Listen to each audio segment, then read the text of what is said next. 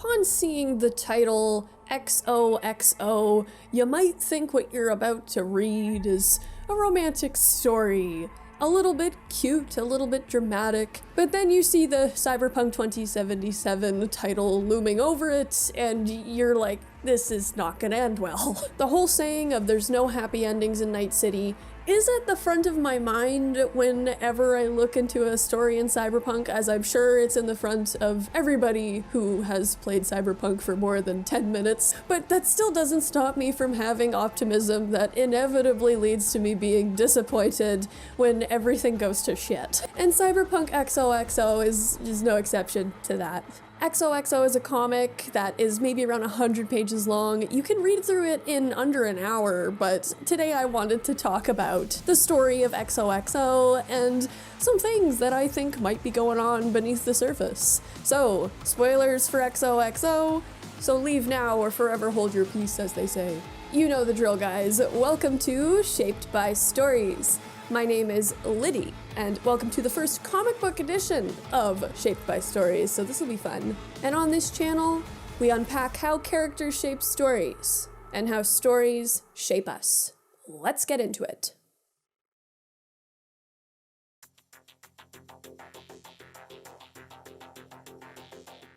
XOXO starts with a Looney Tunes-ish kind of comic book within a comic book. It follows this coyote as he ventures throughout the city to the Romeo Club, where he sees a literal Jessica Rabbit-inspired rabbit lounge singer lady, and wouldn't you know it, he falls in love.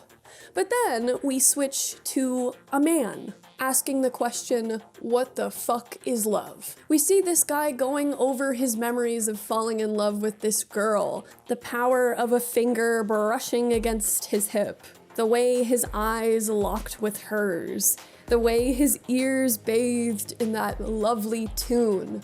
But then something happened to this idyllic dream and the relationship fell apart. And this man, in his despair, trying to drown out all his pain, joined up with Maelstrom. A ripper removed his eyes, his fingers, his arms, his legs, his heart. Everything that served to remind him of the love that he once held and the pain of having lost it. And he takes on the name of Screw. Very fitting. Goes to show that not every Maelstromer joins the gang and chips into the level that they typically do just to escape the mere weakness of their flesh, because they dig the idea of cyberpsychosis. It very well could just be that a lot of people would rather not feel the same stuff they felt before, that they're trying to escape something that is just too painful to face. Screw's been with Maelstrom for some time until 2077, when on one particular day, his group was tasked with taking out a Mox convoy carrying a shard with apparently a lot of cred on it, so why not? Screw goes out with his Maelstrom buddies and they take out the Mox convoy, Screw at the forefront. Screw is daring. He stands right in front of the car, so he's a bit of an adrenaline junkie, he's a bit of a pain junkie. He'll take anything that gets dished out at him if it can distract him from that deep scar he carries within. Screw pretty much annihilates almost all the Mox himself. He is not fucking around. This guy is solid. But there is one survivor of the Mox crawling out of the wreckage. That old question that he'd thought long since snuffed has resurfaced once again. What the fuck is love? Fingers that he doesn't have start twitching.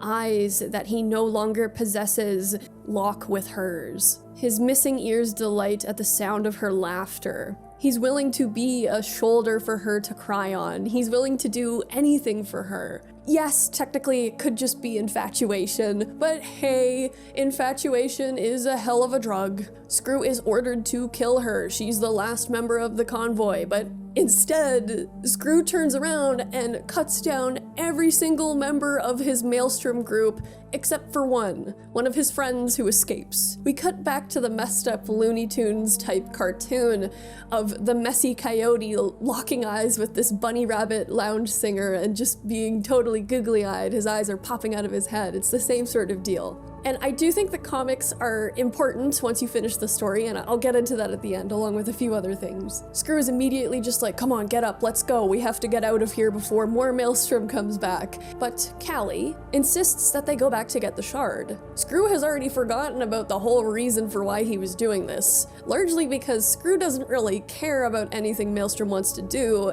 Everything Screw is doing is just to numb the pain of his heartbreak. Screw is the only character in this whole story who seems to have their head screwed on correctly in comparison to most other characters we meet, because immediately he's like, let's get out of here, we need to leave, we need to get out of Night City now. But Callie is insistent. She says, well, this shard's worth a lot of money and I have a buyer, so are you coming or not?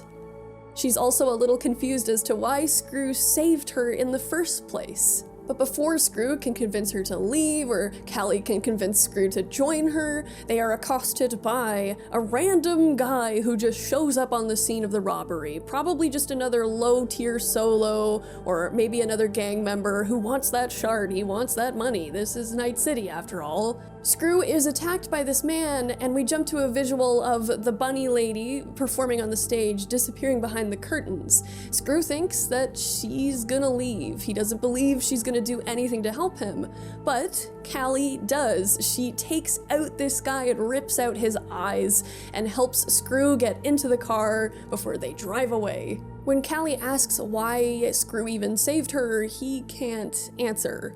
Because how can he explain that a heart that he no longer has beats for her in this moment and only her? And so Screw agrees to go back to Callie's connection so Callie can get her eddies. So Screw doesn't have to get into the reason why he saved her, because he feels probably pretty freaked out by it himself. But you'd never guess who Callie's contact is. As we see Callie and Screw walking into the electric orgasm, we realize that yes indeed, Dino Dinovich is Callie's lover boss extraordinaire. Dino turns on the charm and he kisses his girlfriend, and this just shatters Screw. He's like, ah, shit. We switch over to that cartoon once again of the coyote seeing the bear man with the bunny Jessica Rabbit lady, and he's got revenge on his mind. He wants to make the bear man suffer. As Screw sits in Dino's booth with Callie,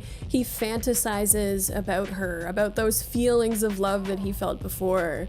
A tongue that turns your core to mush, a hand that sets the butterflies in your gut on fire, an arm that is your armor and shield, and eyes that turn your skin and brain crimson, which I felt that line, that was cute. There's a lot of blood and gore, but every once in a while it's got a little aw thing peppered in. Dino is immediately suspicious. He's just like, why would you save my girl? You're a maelstromer, you're crazy, this makes no sense. And Screw just explains it away by saying, oh, it's just for the money, I just wanted the money, she said she had scratch. Which doesn't entirely make sense, because couldn't he have just taken the shard anyway in the first place? He could have probably found another buyer or fixer to help him out. So it's kind of a weak explanation, and Dino and Callie both know it. Callie does advocate for him. She does say, he saved my life. Dino offers Screw 10 points on the overall value of the shard, and Screw's just like, that's fine, don't need anything more than that. Which is immediately a huge thing for Dino to hear. He's like, okay, this guy can't be for real, there's something going on here. He says, first motherfucker in Night City to not haggle. Like, that alone, while he seems happy in very typical Dino Dinovich style, on the inside he's like, I don't like this is weird. And I think Dino does absolutely know that Screw has an attachment to Callie, his output, because in the very next scene we jump to a very loud sex scene where Dino and Callie are going at it, and he forces her to basically yell over and over again that she loves him. Something that Callie doesn't do of her own volition. She only does it when Dino basically makes her do it. And Screw, meanwhile, is 3 floors down with Doc the Ripper Doc from Edge Runners, which is a cool little cameo, getting his wounds all fixed up from that fight with Maelstrom and that guy who showed up after and shot him in the stomach. Doc is basically asking him questions about, so do Maelstrom people feel pain? Like, what is going on with you guys? You guys are such a mystery to most other Rippers because they have their own Rippers. And obviously, Screw does feel emotions, but his whole reason for joining Maelstrom and ripping apart so much of his own body is to just make himself feel as numb as possible, to take away the pain of heartbreak above anything else. And he says to Doc, "Fix me up, no anesthesia." He's ready for it. And you know, you get the juxtaposed sex scene with Screw getting his organs opened and stitched together with no painkiller, so yeah. It's just interesting to see the stereotype of the Maelstromer having no emotion to being extremely deeply hurt by heartbreak. And it's just like, aw. We also see that too in the novel No Coincidence when Carla is heartbroken over Dum Dum getting injured. So yeah, they're not just heartless psychopaths. They're mostly fucked up, of course, but you know, it's just interesting. After his surgery is done and he's able to get up again, he actually goes up to Dino and Callie's bedroom while we think Dino is asleep. And he asks Callie if she really loves this guy. And Callie just looks at him, obviously concerned about the question. She hesitates before saying, "Yeah." Screw says, "Would you be mad if I killed him?" Callie is perplexed. She says, "Why would you do that?" Screw replies, "If I don't, fucker's gonna kill me." Callie goes, "No way, made a deal, you two." Shook on it. Screw doesn't even bother to argue with that statement. Love is blind, as they say, not the shitty Netflix show. But in Screw's case, he literally kind of is, I guess, blind in that sense. He doesn't have his human eyes anymore. And Screw asks, "Gonna stop loving him if he kills me?" And Callie doesn't answer. And then we see that Dino was awake the whole time, listening to this conversation. We jump back to that cartoonish Looney Tunes comic again, where we see every single one of the plans of the coyote to take out the bear guy fails with him actually screwing himself over, no pun intended. Screw knows no matter what he chooses to do here, he is screwed. Everybody is screwed, except for the people with the power. The next day, Dino leaves Callie and Screw at the electric orgasm while they go out to turn in the shard and get the cred. Callie is disappointed that she's being left behind, but Screw is just like, "Oh yeah, something bad's gonna happen here." Callie actually even says that if Screw is paranoid about Dino trying to kill him, then he could leave now. But Screw is not about to leave Callie alone in what he perceives as a dangerous situation. Screw says, "What if he wants you out of the way too?" Callie insists that there's no way. Dino doesn't. Dino loves her. The corresponding comic with this section covers one of the plans of the Coyote Wolfman going pretty awry when he realizes that the 20-something ton weight that he has poised over the house that the bear man is going into is actually the home of the bunny lady, and he's like, "Oh god, no!" And then a couple scenes later, we do see him running to take their place basically under the weight because he just wants to save her. He even saves the bear man and gets himself crushed. Yeah, Screw would throw himself over the barrel of a gun or over a about to go off grenade if it meant he could save Callie. Callie asks Screw for the truth. Why didn't Screw just kill her, and why is he still there? This is when Screw begins to talk about that cartoon that we've been seeing flashes of, about the wolf-coyote type character and the bunny. He talks about how the wolf saw the bunny one day and something happened to him. Inside him, he says. The kid in me didn't get why, but once he saw her, he just couldn't help himself. Screw says, "I don't know, I just fucking love the cartoon." So he can't admit it. Screw's got the butterflies, he's got the feels for Callie, he just does. Callie asks how the cartoon ends, but as soon as Screw begins to explain, Callie gets a text from Dino. "If you love me, go to bedroom now." Callie had ran off to hide when the doors explode and in walks a bunch of angry maelstromers. They're there to take Screw down, but Screw does hold his own for a bit. He does take out some of his old brethren, but the numbers overwhelm him before long, and Screw is shot the fuck up. In Screw's mind, he's not doing this just to commit a violence. He's doing this because he wants to protect Callie.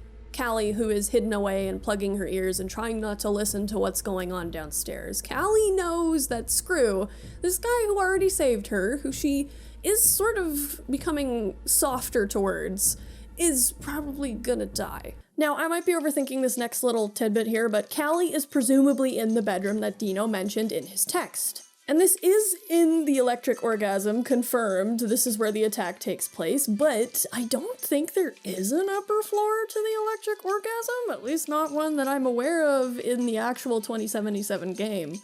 So maybe this is a hint of cut content? I don't know. Unless the club moved, but it looks pretty much the same. The other thing too though is because I'm not sure if I'm receiving these pictures in my brain correctly, that's just a problem I generally have with comics. I'm kind of wondering if she's in a basement rather than a bedroom. I mean, maybe the bedroom is in the basement, but that's kind of gloomy. Either way, it looks like she's in a hallway rather than a bedroom. So is this supposed to be a symbol that she doesn't love Dino truly? That she chose Screw's advice to go to this place rather than Dino's request for her to go to the bedroom? I don't know. I'm probably overthinking it, but it's fun. Some maelstromers demand that they kill Screw, but the boss says no. She says that would be too easy. Fun fact, this character's name is actually Caliber, and she's one of the main leaders of Maelstrom, presumably before Brick took over, which kind of places this comic book's timeline at around maybe 2072, 73. Caliber features more in some other Cyberpunk comics, but in this one she's never really named, she's just the Maelstrom leader. Screw will be fodder for scavs. All of his implants will be ripped out of him alive, awake, so he can feel every single second of the agony. Callie is listening from upstairs, and you can see that she's contemplating just trying to do something to get Screw out of this mess. He did save her life after all, and she's still wondering why he even bothered to do that and why he didn't just run away earlier. But Callie's not just out of the woods yet. So Dino sent his girlfriend to masquerade among the Mox. Perhaps Callie was always a Mox and met Dino and got her eyes set on grander sights. But Callie was supposed to dupe the Mox. She was supposed to take the shard and return it to Dino so Dino could sell it, so Dino could get the money. But with Maelstrom's involvement and Screw killing all the other Maelstrom and saving Callie, with a witness surviving to escape and blabbing to the others, Dino's not stupid, he's dumb as a fox. So to save his own ass and to keep some of the cred, Dino sold out Screw to his Maelstrom bosses and promised half the scratch from the shard as a peace offering. But the thing is, Dino left the electric orgasm knowing this was coming with the shard to get the scratch. And Maelstrom asks Callie, do you think you're actually that important to Dino that he will come back with our half of the money? Callie is obviously not sure, and she's like, of course he will, he'll come back. But she still asks about Screw. And unfortunately, yeah, the Maelstrom leader reveals that Screw is currently being tortured. His final hours on Earth are gonna be absolutely brutal. You can see Callie register that and look disturbed and upset. Caliber also asks Callie if she thinks that Dino loves her and if she even believes in love. And Callie dodges that question at first because even she knows, I think deep down, that the things Screw had done for her over the last 24 hours were miles ahead of what Dino was ever willing to do for her. Like, Screw tried to keep her out of danger, whereas Dino, by the sounds of it, sent her right into it and did the bare minimum of trying to help her in this case. The following cartoon after this scene is Coyote Wolfman awakening and pulling himself out from under that giant weight. Because, you know, this is like Looney Tunes, of course he survived the 20-something ton weight. But of course then a malicious hawk shows up, grabs him, and chucks him into the turbine of a plane, casting his fleshy, torn remains to the ground. We see the horrifically illustrated, and I mean that in a good way, it's incredibly horrific, surgery on Screw. It is torture. They rip out his eye implants, they rip out everything.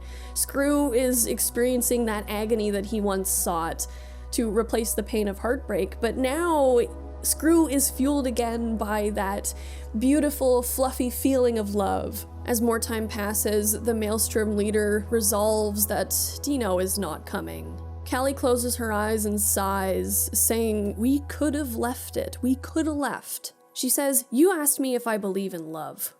Like, yeah, Dino told her to hide from the maelstromers, but if he really, really, really loved her, as Caliber points out, Dino would have come back for her, right? And you can compare this directly to Screw's final scene, which we're about to get to. And as that question hangs, we see on Screw's end of things, his heart has been ripped out, and he's still alive. In fact, Screw then forces himself to stand up, a mess of dripping flesh and gaping holes, and headed for the door. Screw is going to save Callie. That is the last thing that he wants to do. But of course he can't. He is shot in the back of the head by the scavs. And Callie finishes her final statement with this: "What the fuck is love?" Before she too is flatlined, her body taken to the dump, tossed away like so much scrap. Calling back to what happened with the turbine and the shredded remains, we see the coyote wolfman's head goes blasting through the sky. Somehow he manages to find out exactly where the bunny lady is, exactly where the bear man is driving, and he lands on the bear man's head, causing a car accident which kills both the wolfman and the bunny lady. But in their dying moments, their eyes rest upon each other, the lovers that never were. I also kind of like the fact that there's these two predatory animals in the food chain, the bear and the wolf coyote guy, who are both vying for this bunny lady. So that's not to say Callie's helpless in all this, but yeah, you got Dino on one arm and you got Screw the maelstromer on the other. Yeah, these are some dangerous individuals vying for her attention. It's like, there's no way this was ever gonna end well. And then, as the final scene of the whole book, we see a very Hunchback of Notre Dame reminiscent scene where the bodies of Callie and the bodies of Screw, I think, are lying together in the dump. But none of the garbage around them matters. When we see their two bodies together, they're just lying in a sea of blue. And this is a callback to the first little splurge on love when Screw's talking about his failed past relationship. In the scene that says, "Feet that'll lead you to the end of the earth," I think it's the implication that love can take you to unknown places with another person, even unto death. And here they lay. And I say Hunchback of Notre Dame-esque because in the actual ending of Hunchback of Notre Dame, which is a guy going into the ossuary with all the bones, and he sees the body of Quasimodo wrapped around Esmeralda's bones, because, spoiler alert, Esmeralda actually dies. And when they try to disentangle Quasimodo's remains from Esmeralda, they disintegrate. Now, the other thing too about XOXO, this is a little more of a theory, but I kind of think that Callie is actually Screw's ex. My reasons for thinking that are for the fact that you can see a lot of the same cyberware, for one thing, on Screw's ex-girlfriend with Callie. They have those spiky arms. They have some of those chest implants right there, although I will say for Screw's ex-girlfriend, some depictions of her in the comic book have it, and some do not. The colors of her arm joint implants are different, but who says you can't get a cosmetic change? The other thing too is their hairstyle is the same, just different colors. And the other reason too why I kind of think they could literally be the same girl is the fact that for Screw's ex-girlfriend, when her face is in the picture of the early part of the comic, it's scratched out, and what do we see at the end of the book? Callie's head is completely gone. It's gone. It's scratched off by a gun. Of course, it could be used to just convey Screw's own attempt at trying to rip her out of his memory in every way, to try and numb himself to the heartbreak. He doesn't even want to remember this girl, so totally acknowledge that. But I don't know, I just think it would be a lot deeper if he saw her again after all his implants. She doesn't recognize him, but he recognizes her. He has the same sort of series of feelings and sensations and thoughts, all the things that he used to do with this girl that come back the exact same way, despite everything, for Callie, this new girl. The other thing too is that the bunny represents from the very beginning, in my opinion, the ex-girlfriend as well, so the fact that the bunny is consistent in her character design makes me think that Callie and the first girl are one and the same. And that is why he does everything. It's not just simple infatuation, it's that love that he still has for the girl who he screwed up a relationship with. And also the other thing too that makes me think that Callie is the same girl is how Screw opens the story by saying what the fuck is love, and Callie ends the story saying the same thing.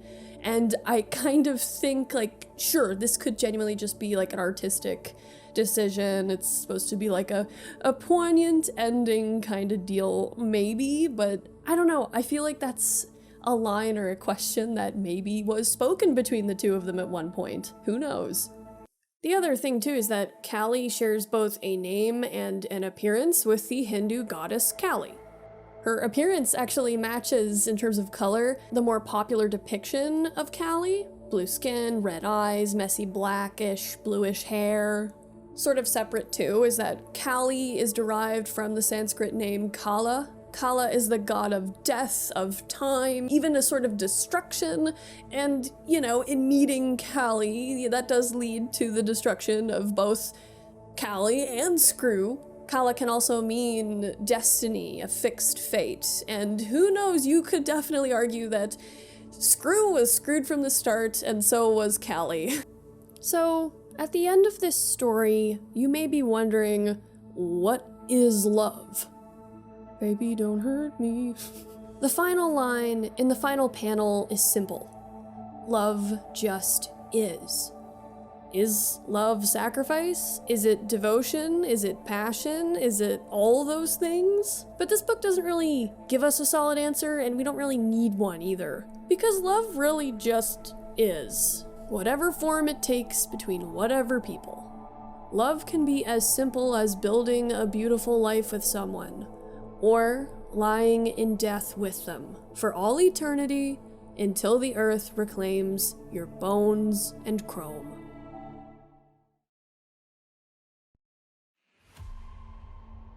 One of the most interesting features of Cyberpunk is its approach to moral complexity. And it doesn't just hit really good because it makes for an interesting story, but tales of moral complexity ring very true to real life. The cyberpunk world, just like ours, is a messy place. And the Cyberpunk 2077 Trauma Team comic is an excellent showcase of that complexity. After my first read, I was just like, what the hell? But then when I went back and reread it again, I couldn't truly wholly despise any character, even the main asshole of this story. Spoilers ahead for Cyberpunk Trauma Team. If you haven't read the comic, it's less than 100 pages long. You could probably get through it in maybe half an hour, 45 minutes. I would recommend giving it a read. You know the drill. My name is Liddy, and welcome to Shaped by Stories, where we unpack how characters shape stories, and how those stories shape us. Let's get into it.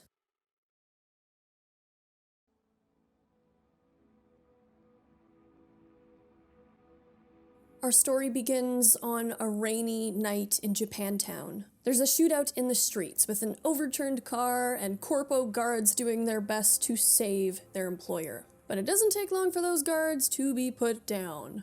However, lucky for the client in the car, Trauma Team arrives. A team consisting of Dodds, Nadia, Mason, Xander, Simmons, and Adson. As Nadia and Xander tend to their patient, things start to go south with the death of Dodds, and Nadia freezes. Not just because she has lost a teammate, but because Dodds was her lover. The other guard is shot by their patient's attackers, and then when evac comes to provide covering fire and to evacuate the patient, they are brought down by an unknown solo, who leaps up and impales the two other surviving members of Nadia's team. The AV flails around, shooting the crowd, even shooting the only other remaining team member on the ground, Xander, the medic, leaving Nadia the only survivor of her entire team, a team she has served with for 2 years, who she has grown close to.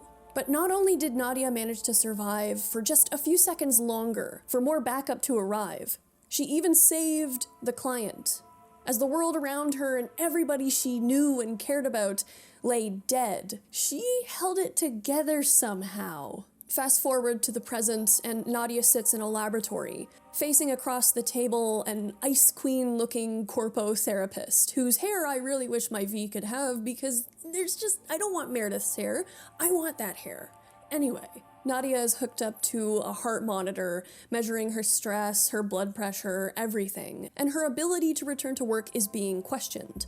However, the questions that Nadia is being asked are not exactly the most compassionate, not exactly focused on her state of mind for her own well-being. Trauma Team is an inhuman entity offering top-of-the-line human care, healthcare, for those who can afford it. All the questions in this psychologist's interview with Nadia shows the company's primary concern in all this. They first ask Nadia about her pay grade. Is she resentful of her pay? Then they ask, is this all just a job to you? Nadia says that she really wants to just get back to work despite everything that she suffered, saying she's ready and that she would rather be anywhere else out there helping patients than sitting in her room being depressed and grieving all day. Nadia says to the therapist, I'm ready. It's been weeks, sitting in my flat, doing nothing. It makes me feel like I died out there too. When they ask if she's restless, Nadia says that she's only restless because she doesn't like being sidelined.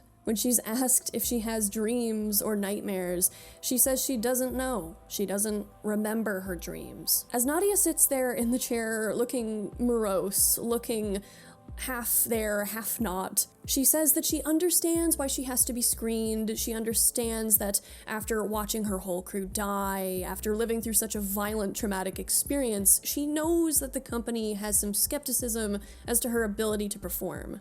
But Nadia says that if she didn't think she could handle it, she wouldn't have been with Trauma Team at all.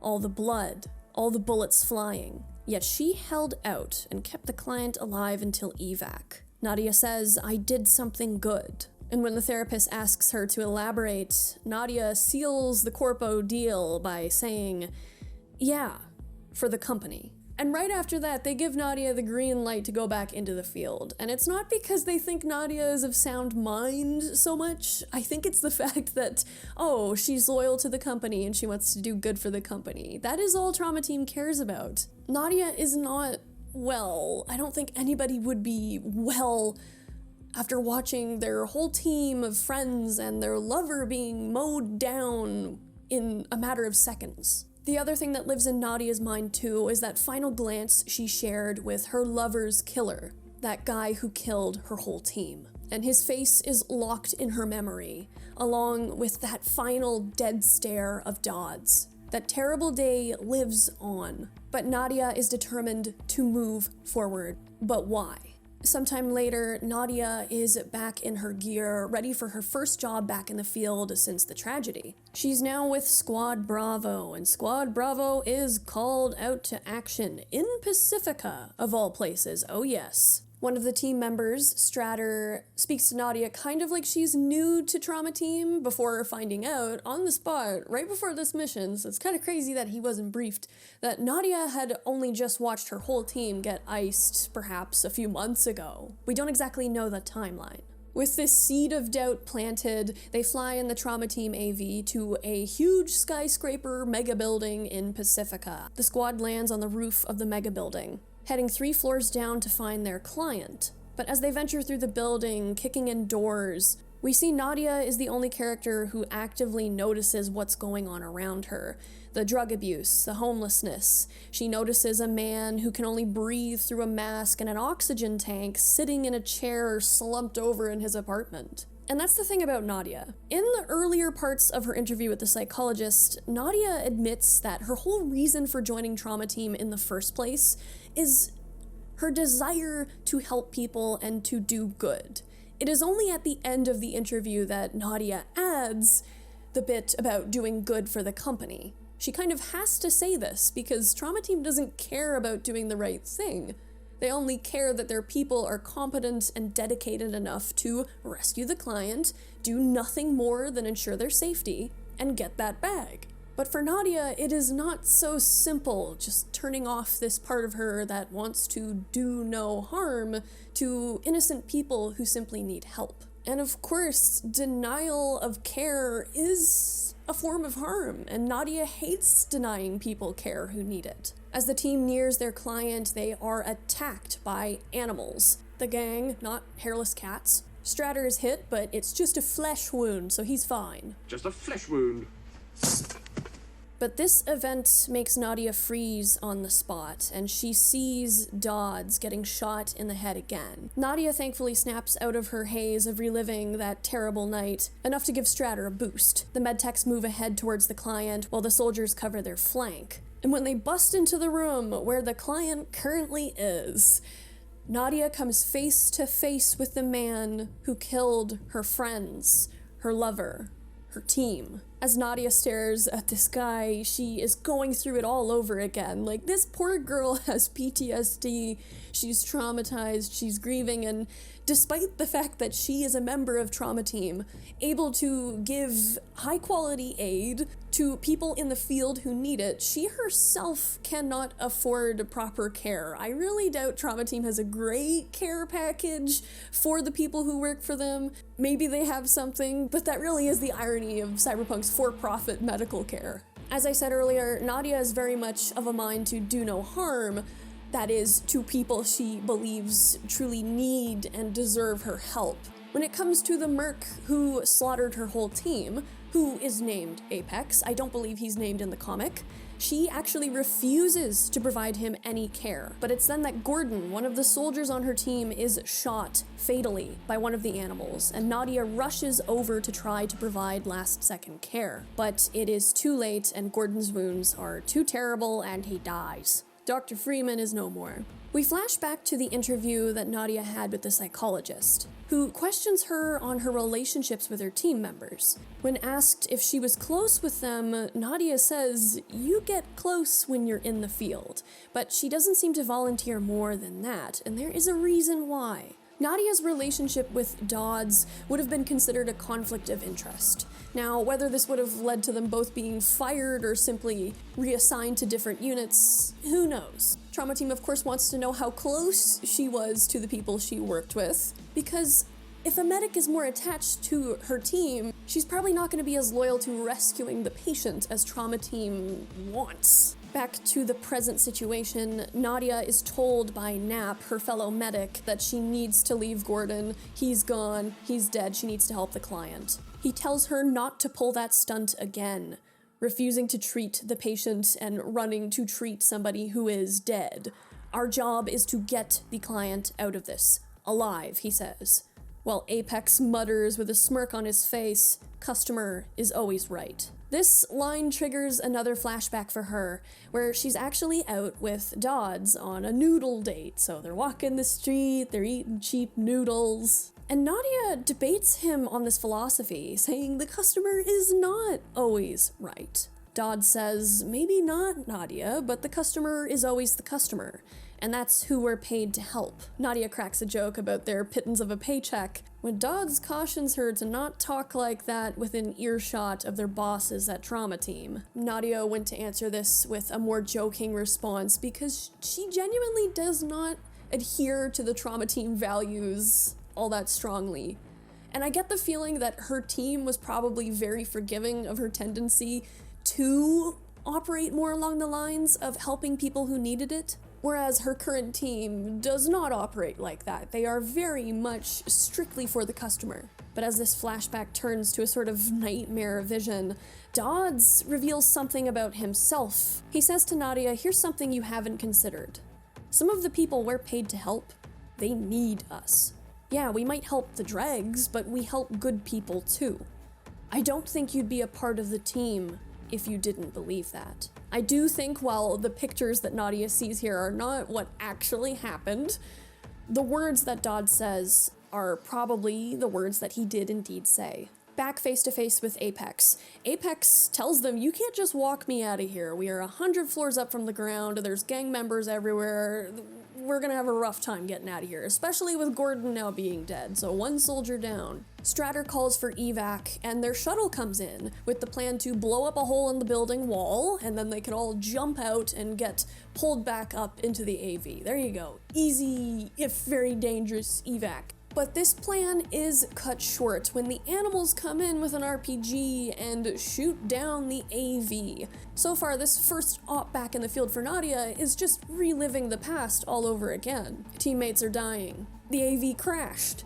What's next? Apex is here, so maybe he'll kill someone next, right? Is probably what she's thinking. So now we're down to Nap, Stratter, and Nadia as the only surviving members of this squad. Mid-firefight, Nadia goes into a wet dream sort of state, I guess, remembering an intimate, close moment with Dodds, which, you know, I do like the art here. It feels very warm and fuzzy, very cute. Nadia's all cheeky with him. She is totally butterflies in love with Dodds here, but Dodds, in the post-nut clarity, is saying that he actually kinda regrets getting with her, and she's hurt by this.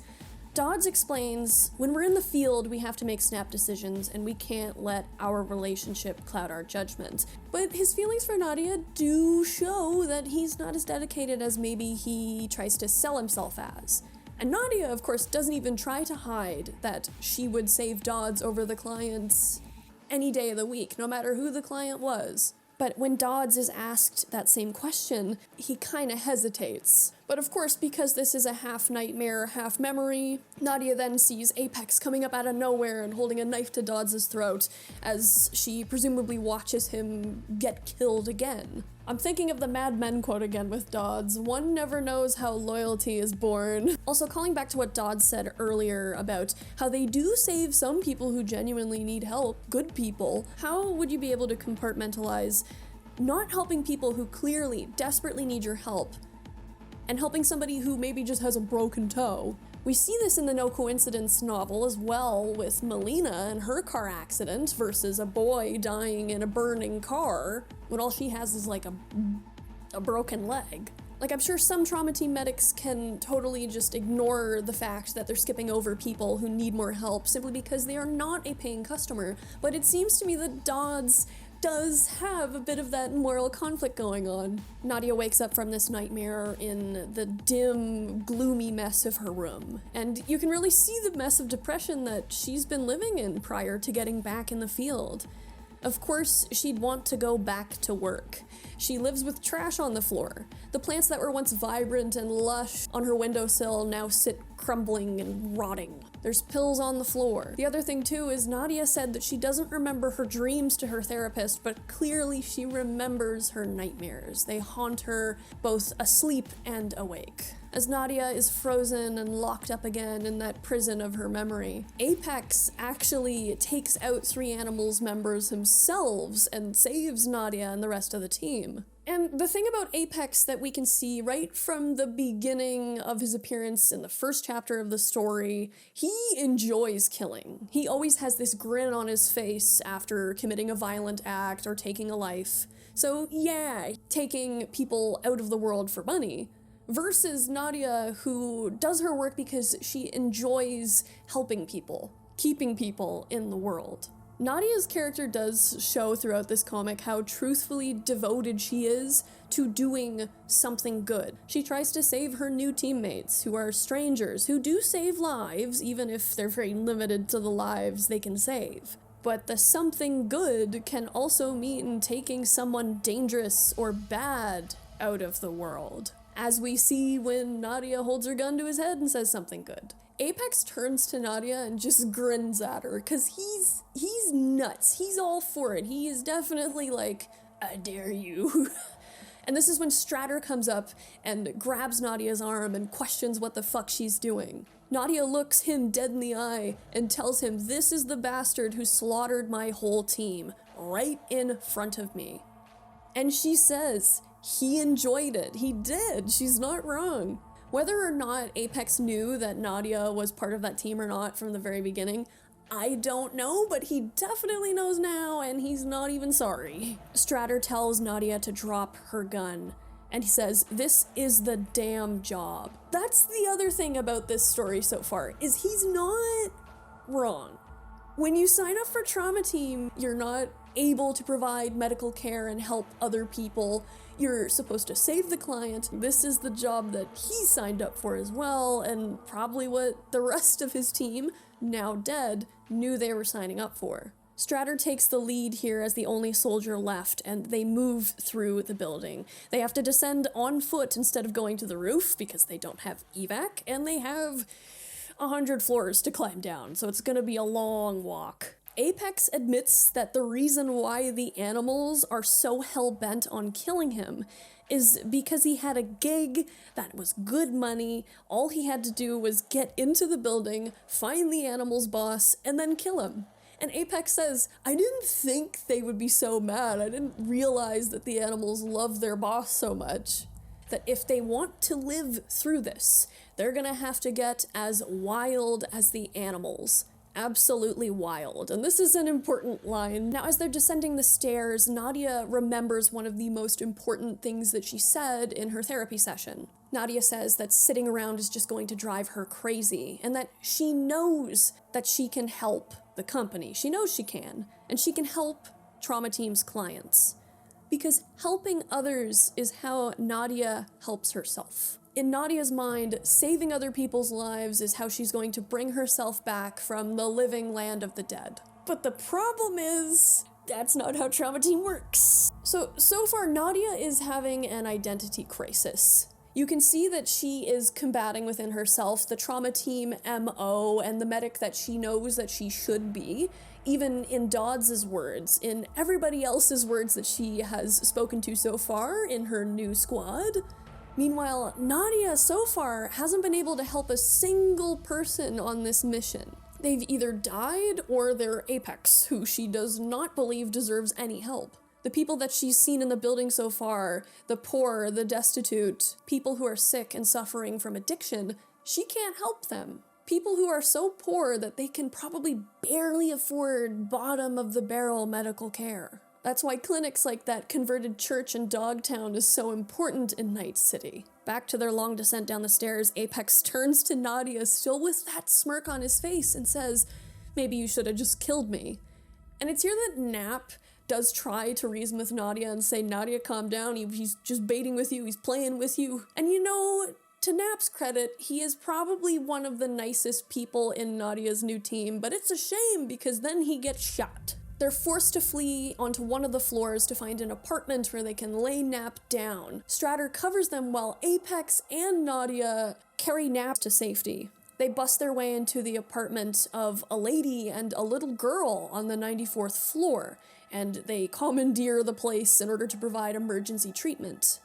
But it's here that the mother in this apartment begs Nadia to help her daughter, who is extremely sick and may very well die from whatever's going on with her. While Nadia is distracted looking at this little girl, Nap takes a nap forever. Stratter is pissed, and he blames Nadia for Nap's death, which isn't exactly fair because Nap may very well have died anyway. It wasn't looking too good for him. But Stratter doesn't really have too much time to be angry with Nadia because the animals have found them. They have busted into the 94th floor. As Stratter is trying to figure out what to do, the mother in this apartment begs Nadia to help her daughter. She says, I'll let you stay here if you help her. Stratter comes over and shoves her away, saying that she's not helping you. You are not part of the mission. And it's here that Nadia just totally goes full on herself in this situation. She says, who cares? That little girl has every right to treatment. If a murderer deserves treatment,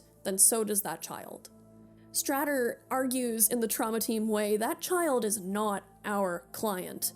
But Apex, of all people, shows up mid-argument and says, let her look after the kid.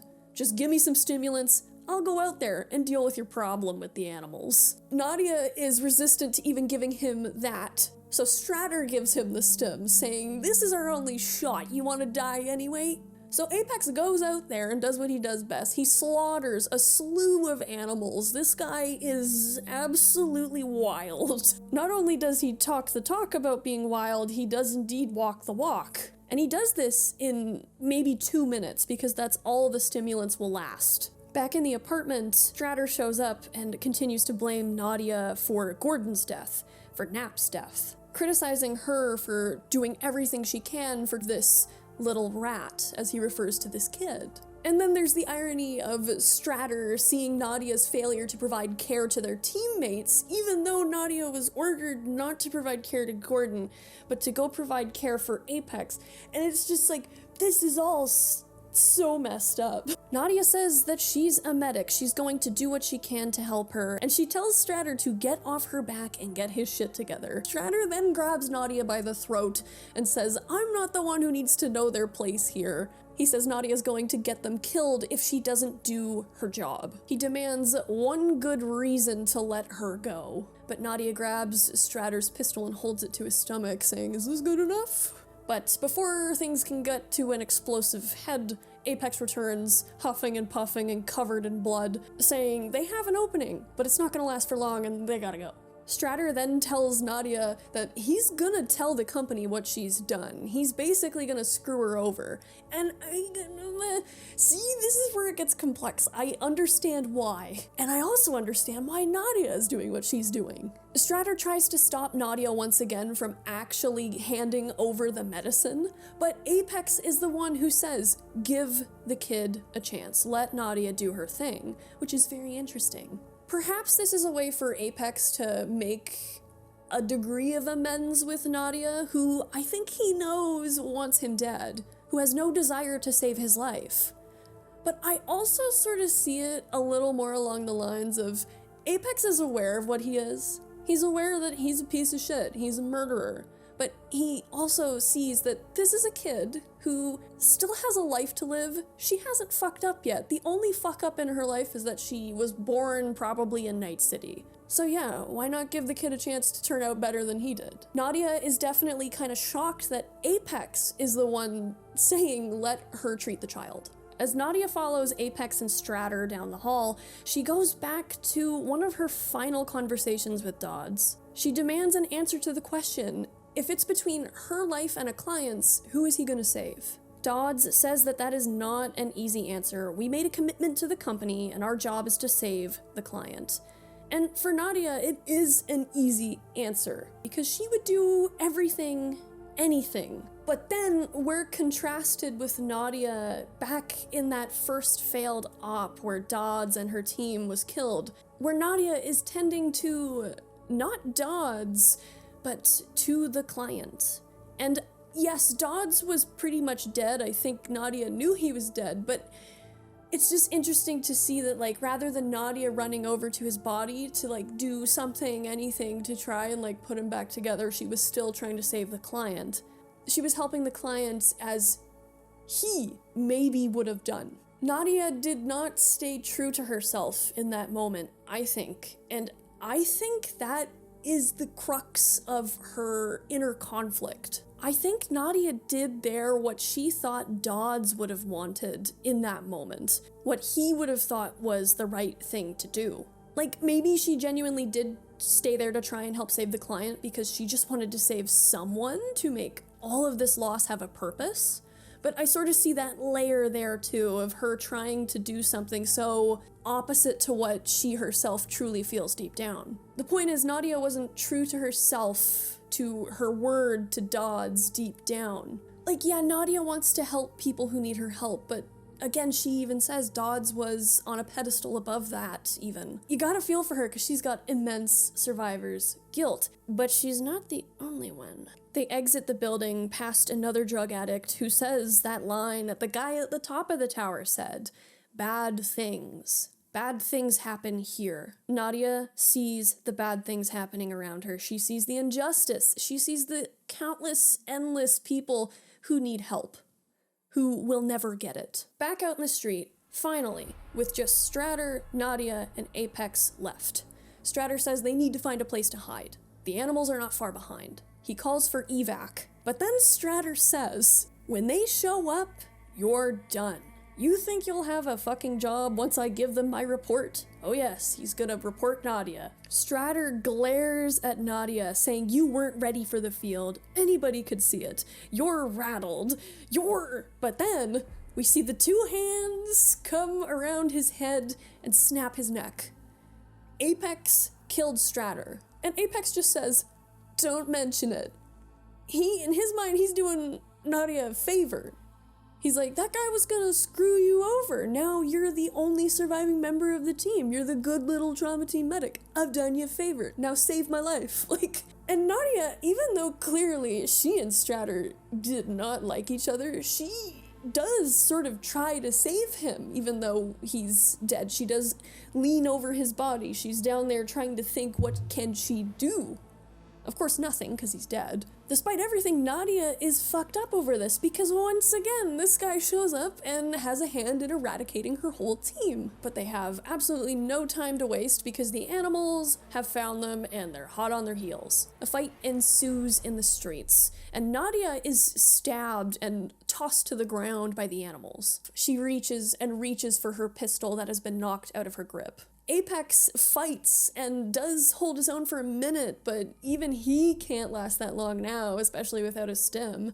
Apex is almost killed by one of the heavy hitter animals that shows up when Nadia picks up her gun and just mows down a bunch of animals, including the big boss. Nadia and Apex try to flee, but they're both injured and they're just hobbling around the streets. They come face to face with another horde of animals, and Apex is like, this is it. But Nadia smiles.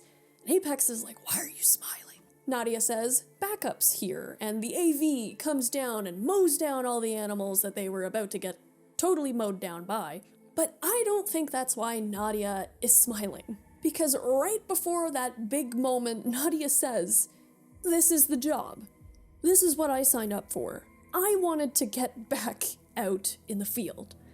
And I think it's in this moment she's realizing how bonkers everything is. Nadia has spent the whole story fighting with herself in trying to move forward and live the trauma team life as Dodds spoke of it. But she, of course, can't do that. She's never been inclined to do it. And you know the Shakespeare quote, to thine own self be true. And I don't even think that that's important on a moral standpoint either. It's because you can only be one person in your life, and that is yourself. And Nadia's deep belief of trying to help people and do good is a deep part of who she is. So yeah, this whole job has been a big, messy joke. Yes, on that last op, when everybody around her died, Nadia did save the client, while everyone lay dead around her. And what did that get her?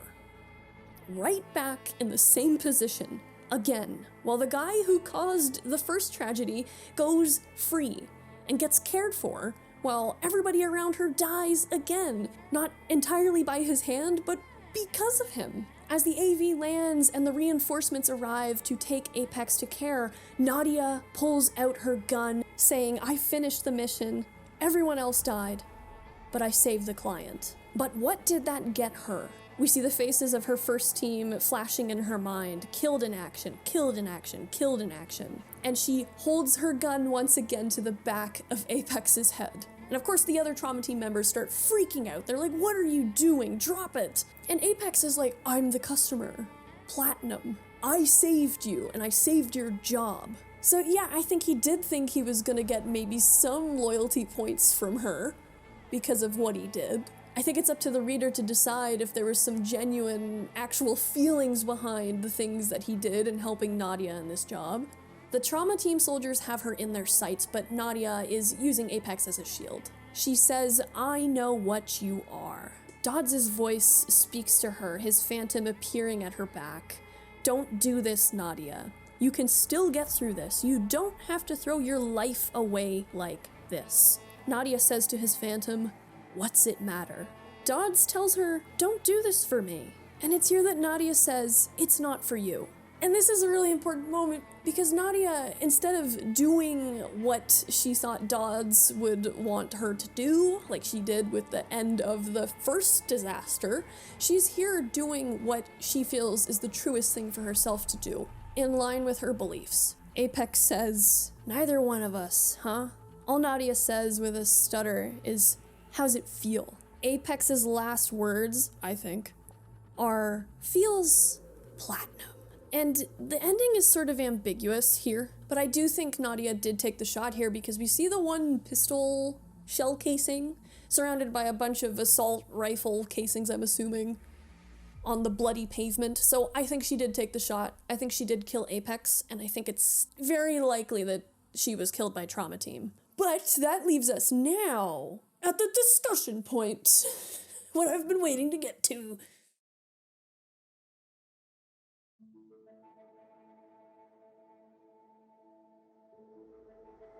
So, first of all, I wanted to talk about the dehumanization that comes with a uniform. Back in retail, I hated wearing any form of uniform. I hated it. Some people are down with it. Some people like the simplicity that comes with, this is my outfit that I have to wear today. Great, one less decision. But I want to talk about how it takes away the kind of autonomy, the kind of humanity in the Trauma Team members. Trauma Team in particular, their helmets look almost kind of frightening and monstrous with all the eyes and stuff like that, with all the little eye circle thingies. Like, they're scary in 2077. You don't want to fuck with Trauma Team, especially when you're at a lower level. But Trauma Team is known for being dangerous and extremely hard to fight. That is why Trauma Team costs so much. They got the firepower and the determination and the skills to do it. And the thing that I like is that while most of the Trauma Team members are alive, they are in their uniforms, they're in their helmets until they're dead. Like, they're all basically just drones, and that is kind of how the company views them, just numbers on a paper, a pay stub to dole out at the end of every month or at every 2 weeks or whatever. Like, for most of Nadia's original team, we never see any of their faces except for in the pictures that she is shown while she is sitting at that table with the therapist, where they're all marked as killed in action. The only character whose face we see from that team ourselves is Dodds' face, but only after he's dead. It's then that the humanity of that soldier that was inside, who is not just a corporate drone, is revealed. They weren't just an intimidating hive mind force of soldiers meant to scare people away, but they were people. And we see this similar sort of thing with their faces revealed after death with her second team. We see Nap and Gordon's face. And we also see that Nadia, as she more and more decides to act more in line with her own self and what she believes and what she values, her helmet comes off. She's not going to try to be a Trauma Team drone, she's going to be Nadia. And I do really like that we don't see Stratter's face, because Stratter is dedicated to the very, very end, to his strong Trauma Team loyalty. And there's a couple things I want to say about Stratter, because Stratter basically just went through the same thing that Nadia did with her first team. He watched his entire team die.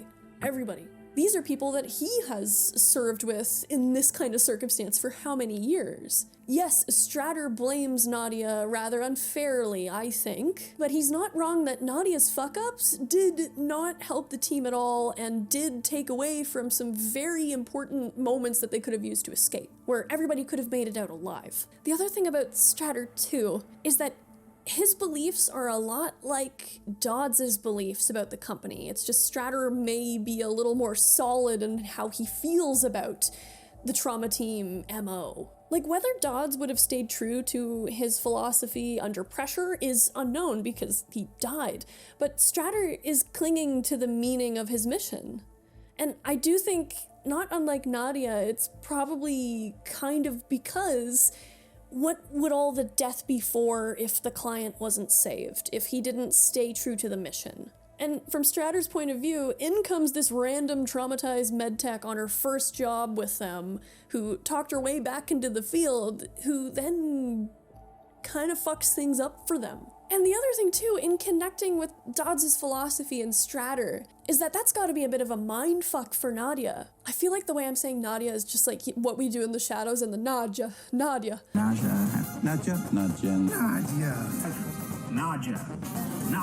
But for Nadia, she's got to recognize that this is very similar to what Dodds used to say. She might be thinking, is this almost like Dodds yelling at me from beyond the grave? Is this what I would be looking at if I did try to do the right thing here? Would Dodds have reacted the same way? Like, that's gotta be a mess for her. She'll never know the answer. And the other thing too is that because we don't see Stratter's face and that he always wears his helmet, it is a lot easier to imagine that that could be the Dodds of another dimension. It's easier for us to sort of picture Dodds in his boots. It's easier for Nadia to see Dodds in Stratter here. And I like that we don't see his face, because when he dies and his head is on his left side, which is a lot like how Dodds died, I do think that part of Nadia's shock of seeing him and laying down next to him and being like, oh my god, is because of how it reminds her of Dodds. And I think it's even more ironic because they clearly did not like each other. They had a strong distaste for one another, Stratter and Nadia. And it's just like, oh my god.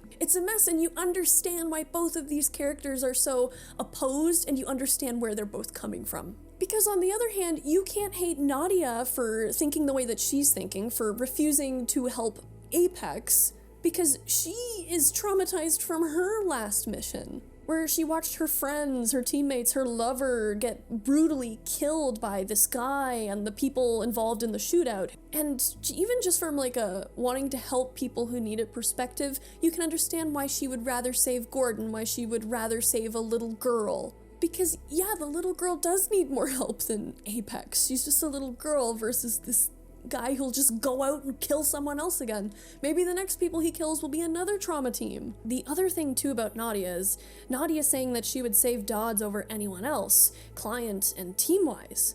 This does go against trauma team's MO. The client is always right or always the most important.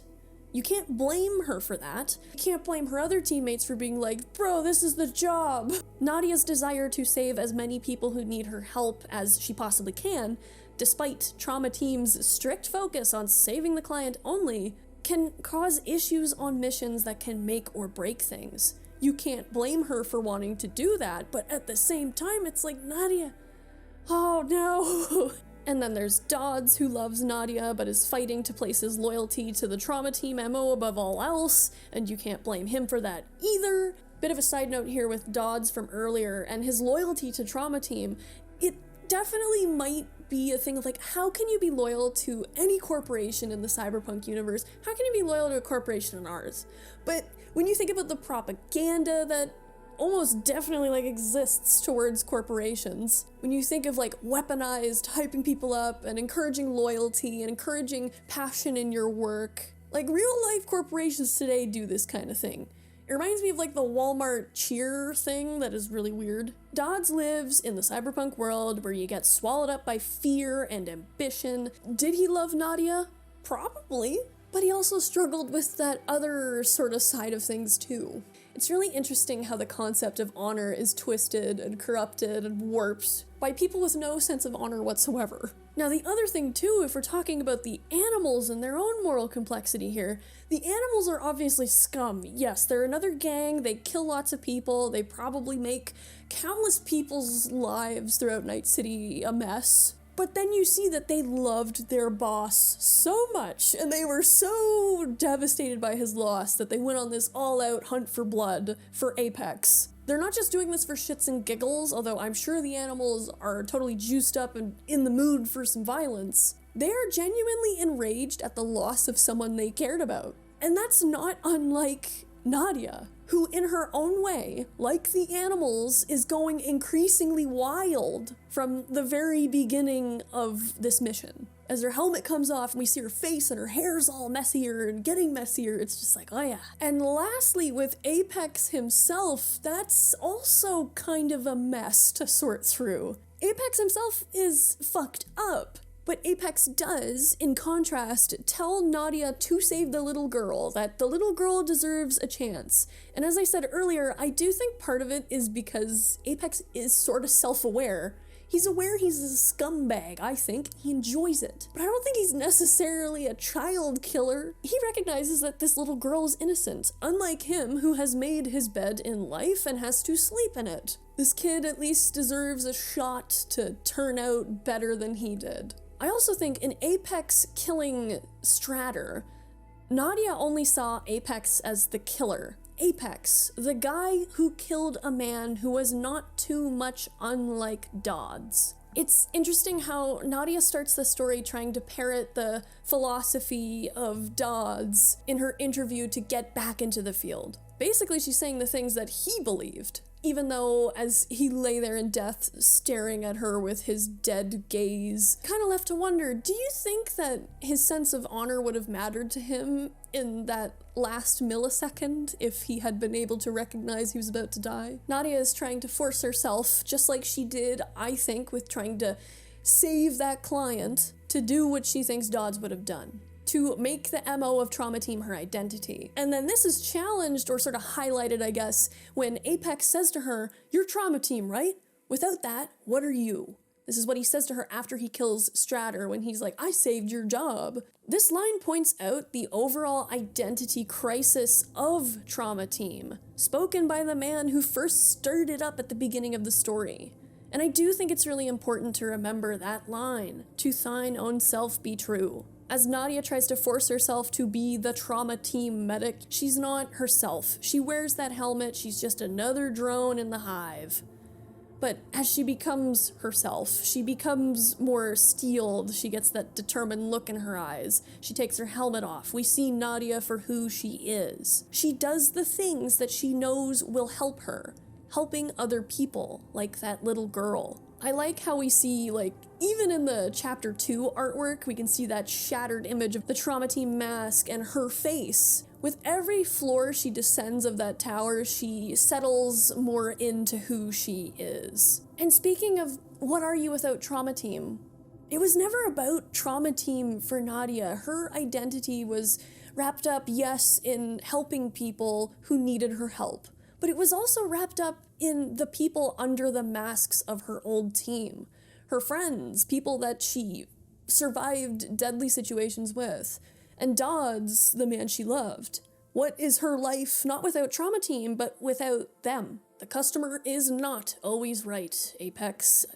Anybody who's worked customer service can attest to that. And Apex was also wrong in assuming that he was guaranteed to survive by having Platinum Trauma Team, because in the end he kind of paid for his own death. The animal almost strangled him with his arm. Well, guess what? Those arms that earned him the money through taking the lives of who knows how many people, including Nadia's family, basically. That's what kind of got him killed. He paid for it. How about that? I'm sure I've missed things in this whole discussion of moral complexity and all the things. Like, it's an amazing comic, but let me know if I missed anything or if there's any details that you noticed. I want to hear it. So what's the moral of the story?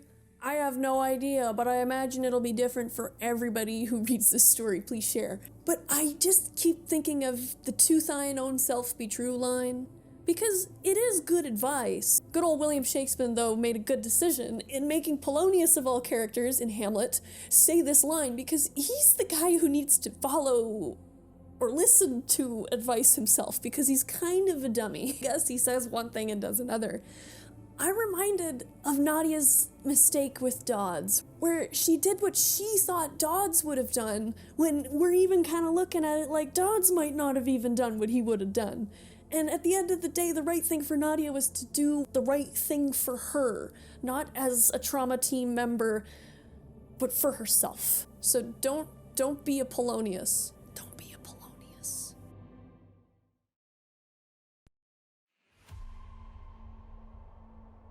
Never trust anyone in Night City. A saying you should keep in mind while reading the Cyberpunk comic, You Have My Word. And I'm sure you already know, judging from the title, just how much someone's word is worth in this story in Night City.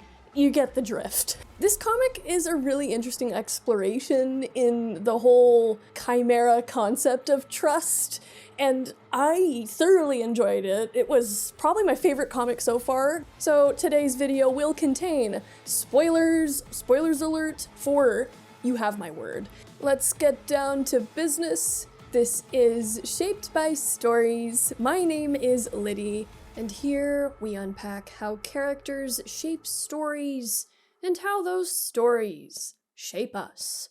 Let's get into it.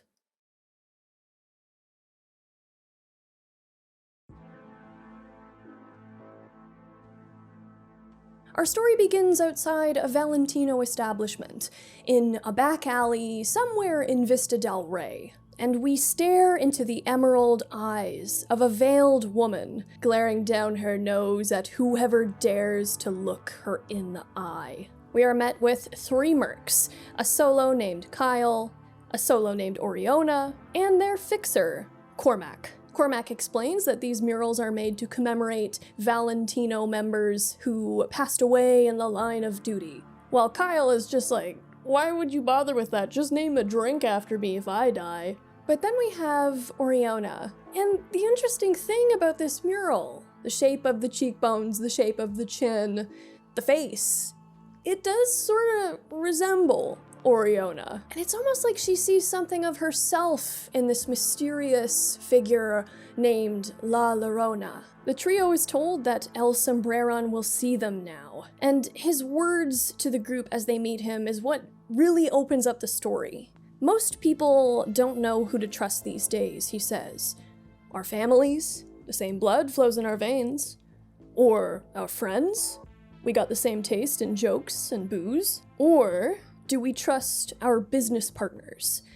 Because in the end, eddies are what bring us together. The story begins with almost like a eulogy for trust in a way. El Sombreron continues to say, back in the old days, all you had was your family, and you had kids, you raised them to care for you when you got old. But then villages became countries, and countries were run by governments, and then the governments got beat out by the corporations, and now the corporations are in charge, and you can't trust the corporations. But El Sombreron establishes from the very beginning that trust is a very important concept for him. Cormac and Kyle are confused while Oriona sits there, hunched over, averting her eyes from this Valentino boss. El Sombreron's interest, however, in meeting these 3 mercs, lies in the connection that Oriona has to Militech. Turns out there is a corpo plan to knock down a bunch of cheap and dilapidated apartment buildings in order to replace it with a top-of-the-line, glittering corpo showroom sort of deal. What he wants is somebody to go in, have a chat with the Militech Corpo in charge of this deal, and be, as he says, muy persuasive. He wants this plan stopped in its tracks. When it is brought up that the Militech insider is connected to Oriona, El Sombreron stops and looks at her and says, "Do I know you?" And Oriona is a little nervous, especially considering she has 2 Valentino thugs at her back. But all she says, jokingly, is that she is still waiting on her ticket to fame and fortune, and that she's also got a twin who's a famous porno BD star. So, you know, El Sombreron lets this subject lie as he goes over his desire to fuck over the corpse who are trying to fuck over the poor and unfortunate and the elderly of his district. Which, you know, one thing has to be said about the Valentinos, they do seem to be the gang out of all the gangs in Cyberpunk 2077 that genuinely do try to do a lot for their communities. Like, Maelstrom certainly isn't doing a lot for the people of Watson. At least the animals like to help people who just want to work out and get jacked and do steroids and other such things. You know, that's help. As we'll see later on in this story, as the trio seals the deal with El Sombreron to go and have a chat with this Militech executive, he says, "Some people think shaking hands cements a bond of trust, but me, I need blood. 'Cause I believe you can only trust somebody whose blood flows in your veins." Interesting. Not just a pact signed in blood, but a pact, a deal, a promise signed in familial blood. Right? That's the impression I'm getting. Our next scene opens with a splotch of red on yellow, very blood-like. But then we realize it's probably ketchup, because here we are with Teresa, who works in a diner somewhere outside Night City. Teresa keeps a grandmotherly smile on her face and does her best to keep up a chipper attitude in her job as a waitress, but this isn't always easy. Her boss appears and pulls her aside, revealing that her coworker, who was late that day, had unfortunately flatlined herself. She wasn't able to scrape the cash together for her serotonin booster, Anton says. And this understandably upsets Teresa. Meanwhile, this other lady is still screaming at her from across the diner to come over and take my order. She says, "Hey, you ugly cow, just a moment, my fucking ass." And it's like, oh my god, service workers put up with a lot. But it's here that we see Teresa's face darken. She gets a scowl. The way the shadows are drawn around her face as she does this death stare, it's almost familiar in the way she's looking down her nose at this lady who's just screaming at her. But just like that, she snaps back into that smiling granny persona that she puts on in order to make it through the day, and happily takes this customer's order. Back in Night City, we see Oriona on the phone, speaking to an unknown individual. She speaks the bullshit of a plan, a shared plan between the two of them. Oriona then says, "Don't worry about me. They don't know nothing. Love you too. I promise I'll be careful." And then she says, "You have my word." But the interesting thing is, Oriona then chucks her phone into the bin. Maybe it is a burner phone, maybe she has multiple burner phones. It just felt odd to me. The act of discarding was amplified on the page intentionally with words of promise like, "You have my word." So clearly, Oriona is up to something, and she's chatting with a secret someone about a big plan. Back in the desert, we see a happy girl named Weira learning how to shoot from her grandfather. And one of the first things we notice about him is his 2 prosthetic legs. And in that sense, he's not unlike his wife. Teresa herself also has a prosthetic right arm. Teresa sees her granddaughter shooting this gun. She is not happy about it, and she tells her husband, "You can't let her do that, she's only a kid." Teresa's husband, Arno, can tell she's upset, and this is when she explains what happened with her coworker and how devastated she is about it. But also just the stress that comes with working the floor of a restaurant by yourself. Her husband says that she can quit this job. They do have a pension from his service in Militech, as Arno is revealed to be a veteran of one of Militech's many martial conflicts. All she says is that she just doesn't want to see Weira, who really is a little girl, holding that rifle ever again. Back in Night City, we are in a club with Oriona, Kyle, and Cormac. They sit huddled in a booth, going over the details of their next job. Oriona reveals that she got this information from her Militech mole. Information about a certain Jack Lars.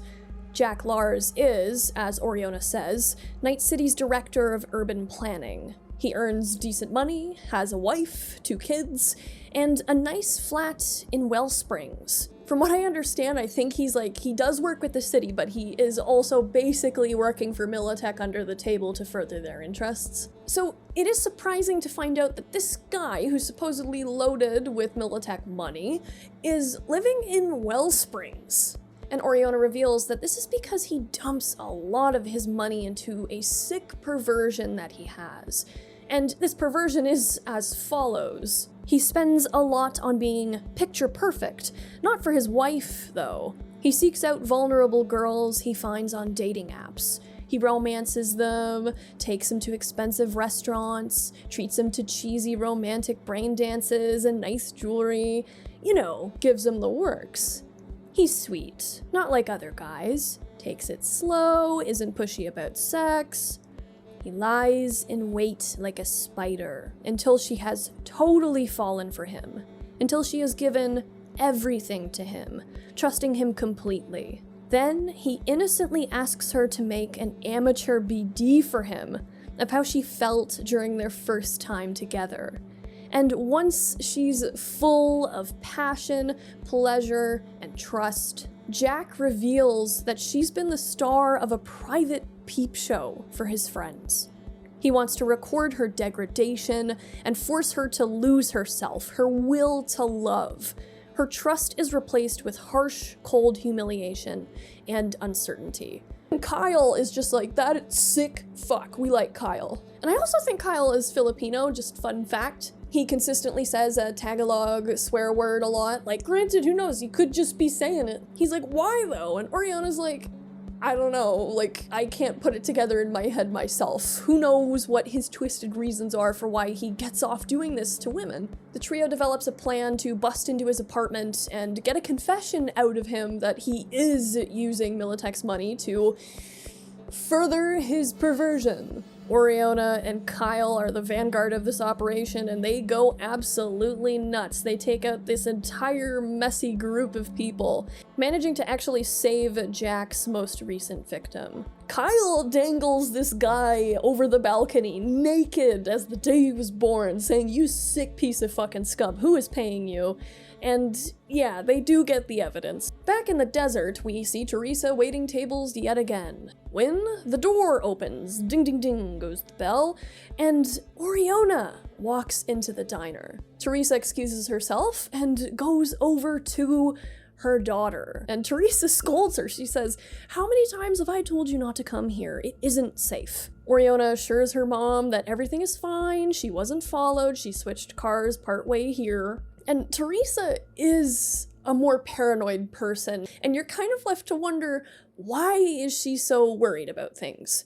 Granted, you know, living in the Cyberpunk universe, I would say caution is a good idea. But Oriona says to her mother, "You should trust people more, mama." Only for Teresa to respond, "Maybe you should trust them less." She actually came here to talk about how work is going with her mother, and she seems very eager and excited. She says to her mother, "Remember that Militek mole I told you about? The ball is rolling. 2, maybe 3 more deals, and I'm taking Weira out of here." Teresa says that, you know, that's great, she's happy for her daughter, but the way she hesitates, you can tell that there is some secrets in this lady. It turns out Oriona had left her daughter in the care of her own parents, showing the immense trust she has towards her own family. It turns out Oriona's dad has an issue with her decision to live life as a cyberpunk rather than a Militek corpo. But before Teresa can explain Arno's reasoning, Oriona gets a call, and it's from Kyle. She's gotta head back to Night City and meet the guys at 10, there's another job coming up, they gotta go. She's out the door before her mother can even finish telling her to be careful. Back in Night City that night, Oriona is waiting in the rain for her ride, and when her ride finally arrives, she darts right over, eager to get out of the rain, when whoever is inside pulls a gun and says, "I know everything." And that's it. Teresa is home with Arno and Weira, probably just cleaning up after breakfast, when a mysterious car comes up the drive. Completely sidelining her family, she just orders them to get in the back room, hide, and if she's not back in 10 minutes, shoot anyone who tries to open their door. Her family is like, "What?" But she doesn't even explain, there's no time to ask questions. Teresa goes and finds a secret compartment, and it is from here she pulls out a pistol with gold filigree and designs that are very familiar if you've ever studied Jackie Wells's pistols. As this mysterious stranger exits her car, Teresa comes up from behind her and pins her up against her vehicle, demanding if she's alone, demanding to know who she is, when the stranger reveals that Oriona is dead. And of course, we already know never to trust anyone in Night City, so the first thought is she really dead? Oriona's father, Arno, is devastated, but Teresa tries to keep him together, telling him to think of Weira. Arno basically damns his daughter's decision to live the cyberpunk life. He says that this is a life without a lick of honor. They killed her, presumably cyberpunks. He says, "She should have listened to me, worked at Militek, she had her in, I would have helped her, would have been a decent life." But as we see throughout this story, Arno believing he had an in at the Corp is definitely questionable. Arno believes that Militek would have been a more honorable career path for his daughter, which is already an interesting thing to say. It's an interesting take for sure. And it's one that Teresa does not share, because she says, "What do you mean? What do you mean a decent life? We live in a trailer in the desert, we don't have anything, we are just barely scraping by." She refers to Militek as a mafia, nothing more. "You lose your legs on the job," she says, "and for what?" Arno says, "They give me a good pension." And it's here that Teresa basically shatters his world by saying, "They don't give you jack, Arno, that was Oriona. She knew you were too proud, so she sent you that dirty cyberpunk money and made it look like a Militech pension. And as these two are arguing, this corpo lady, whose name is Alina, we don't find that out until later on, Alina is crying next to her car. She is bawling her eyes out. And the fact that she drove all the way out to Oriona's parents to give them the news does suggest that she may be more of a genuine person than most. Inside the trailer, Arno continues, "Yeah, well, Teresa, now she's dead 'cause of that money." But then he apologizes to his wife, and she apologizes to him. And the thing is that both parents are pretty quick to come to the conclusion that Oriona is in fact dead. When Arno does sort of question maybe she is alive, he's quick to believe his wife when she says, "It was in the news, Alina showed me. Oriona was found in the street around midnight. They shot her in the head." The fact that these two parents accept so relatively quickly the death of their daughter just shows the harshness of the world they live in. I think most of us already know how harsh the cyberpunk world is, but this is just another piece of the pie here. So their daughter was killed in cold blood, but the question is, by who? And it's here that Teresa says she's going back to Night City. She's gonna find the fucker that killed their daughter. Arno places his hand on his wife's shoulder, looking at her tenderly, asking her if she's sure about this. She said that she would never go back. Teresa says that she knows, but that's how Night City is. She always pulls you back in. Night City, that immovable center of orbit. Teresa and Alina are then driving back to Night City. But all Alina is thinking at this point is that Teresa is going back to go to Oriona's funeral. That's it. She has no idea quite exactly what she has gotten herself into by loading Teresa up in her car. But she does start to get an introduction to the paranoia of Teresa when Teresa forces them to switch cars, stealing somebody else's car in a parking lot. But then there's a car following them, and Teresa pulls out her gun. Alina is just like, "Lady, whoa, whoa, whoa." She says that Oriona told her that she was paranoid, but she had no idea it was quite to this level. Teresa lets the car behind them pass, and it turns out to just be a family with 2 kids. But you know, even if Teresa hasn't been to Night City for how many years now, she still has that mindset of never trust anyone. And you can tell just how much time has passed when Teresa gets her first glimpse of Night City after 30 or so years, remarking at how this city doesn't stop growing. Teresa just says, "Been 30 years since I drove these streets." And when she's asked why she left, she says, "Why didn't you?" They arrive at the funeral home 2 hours before the funeral, and before Alina can get out to go and get a bite to eat to pass the time, Teresa grabs her arm and says, "What do you think you're doing? You're not getting out of this car. We're not here to go to the funeral." She asks Alina, how well did you know her friends and her colleagues?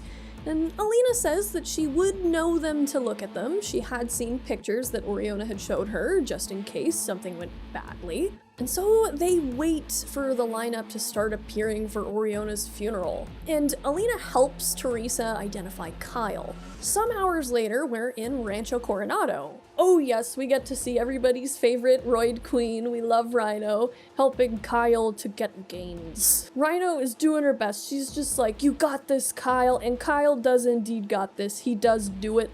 He does lift the weights. Good job, Kyle. In the showers, Kyle is ambushed by the hooded Teresa, who demands to know what happened to Oriona. Kyle is of course like, "What is going on?" But he's also like, "I dare you to try and kill me, lady." And Teresa does, but she can't cut through his skin. Teresa is shocked because back in her day when she was last in Night City, Titan skin, as Kyle says, didn't exist. And when he comes around and ambushes her, he demands, "What the fuck do you want with Oriona?"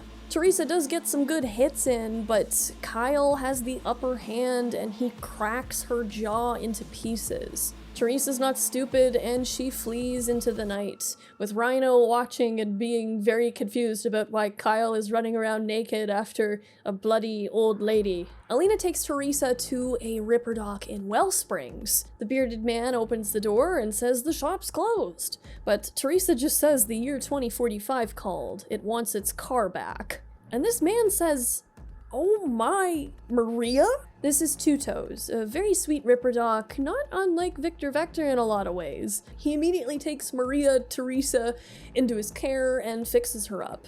Teresa ends up needing a full jaw replacement. Her bones were completely shattered. Not only is Teresa old, she also comes from a generation where cyberware was not nearly as full body and strong as it now is. So she's a bit outmoded in this world in that sense. And there's not nearly enough time or money in the equation right now to chrome her up properly. She's gonna need some hardcore weaponry if she wants to deal with Kyle or any other person connected to him. Two Toes and Teresa come up with a plan to get her Necomata, a hardcore weapon that can shoot through walls. Teresa laments that long ago she would have gutted this guy with a knife, showing just how gritty and personal a killer she was. She was not afraid. You're kind of just wondering, who the hell is this lady?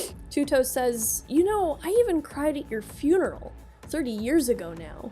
And Teresa says, "Good. Means you won't shed a tear when I die this time." So you're kind of left to wonder if Teresa went to Night City to take on this revenge quest, believing that she was going to die. She's not naive, that's for sure. Of course, the other important thing here that Two Toes reveals is that Teresa is supposed to be dead. Or I guess Maria is supposed to be dead. Meanwhile, Kyle is zooming through Santo Domingo on his bike. He is pissed. He tells Cormac that he doesn't need any help. He's gonna kill this lady himself if she's stupid enough to show her face again. But Kyle is like, who is that lady? She didn't look Militech. Maybe she was a part of a gang. He says to Cormac, something is real wrong with this Oriona business. And he just says, keep him updated. But Kyle will not be getting any updates because moments after he cuts off the call, his leg is blown off by Teresa. She storms towards Kyle as he writhes on the floor, saying Oriona met with you at 10 p.m. 2 hours later, her body's found, dumped in the street. Tell me what you did to her or I will fucking kill you. Kyle says, fuck you, you're gonna kill me anyway. And Teresa says, I won't if you tell me the truth. And then she says, you have my word. And he goes, okay, fine, and he spills. I called her because me and Cormac, he's our fixer, we had a new gig for her. But then Cormac tells me he needs to see her alone. Next day, I hear she's dead. Cormac thinks it was Militech. She had a mole on the inside. Cormac thinks the mole betrayed her. That's all I know, I swear. Let me go, please. And then he says, Oriona, I liked her. She was my friend, But he doesn't get to finish that sentence because Teresa blows his head off. She gives him one last look before walking away, saying, she was my daughter. Now, this is interesting. Teresa did say she would let him live if he was telling the truth.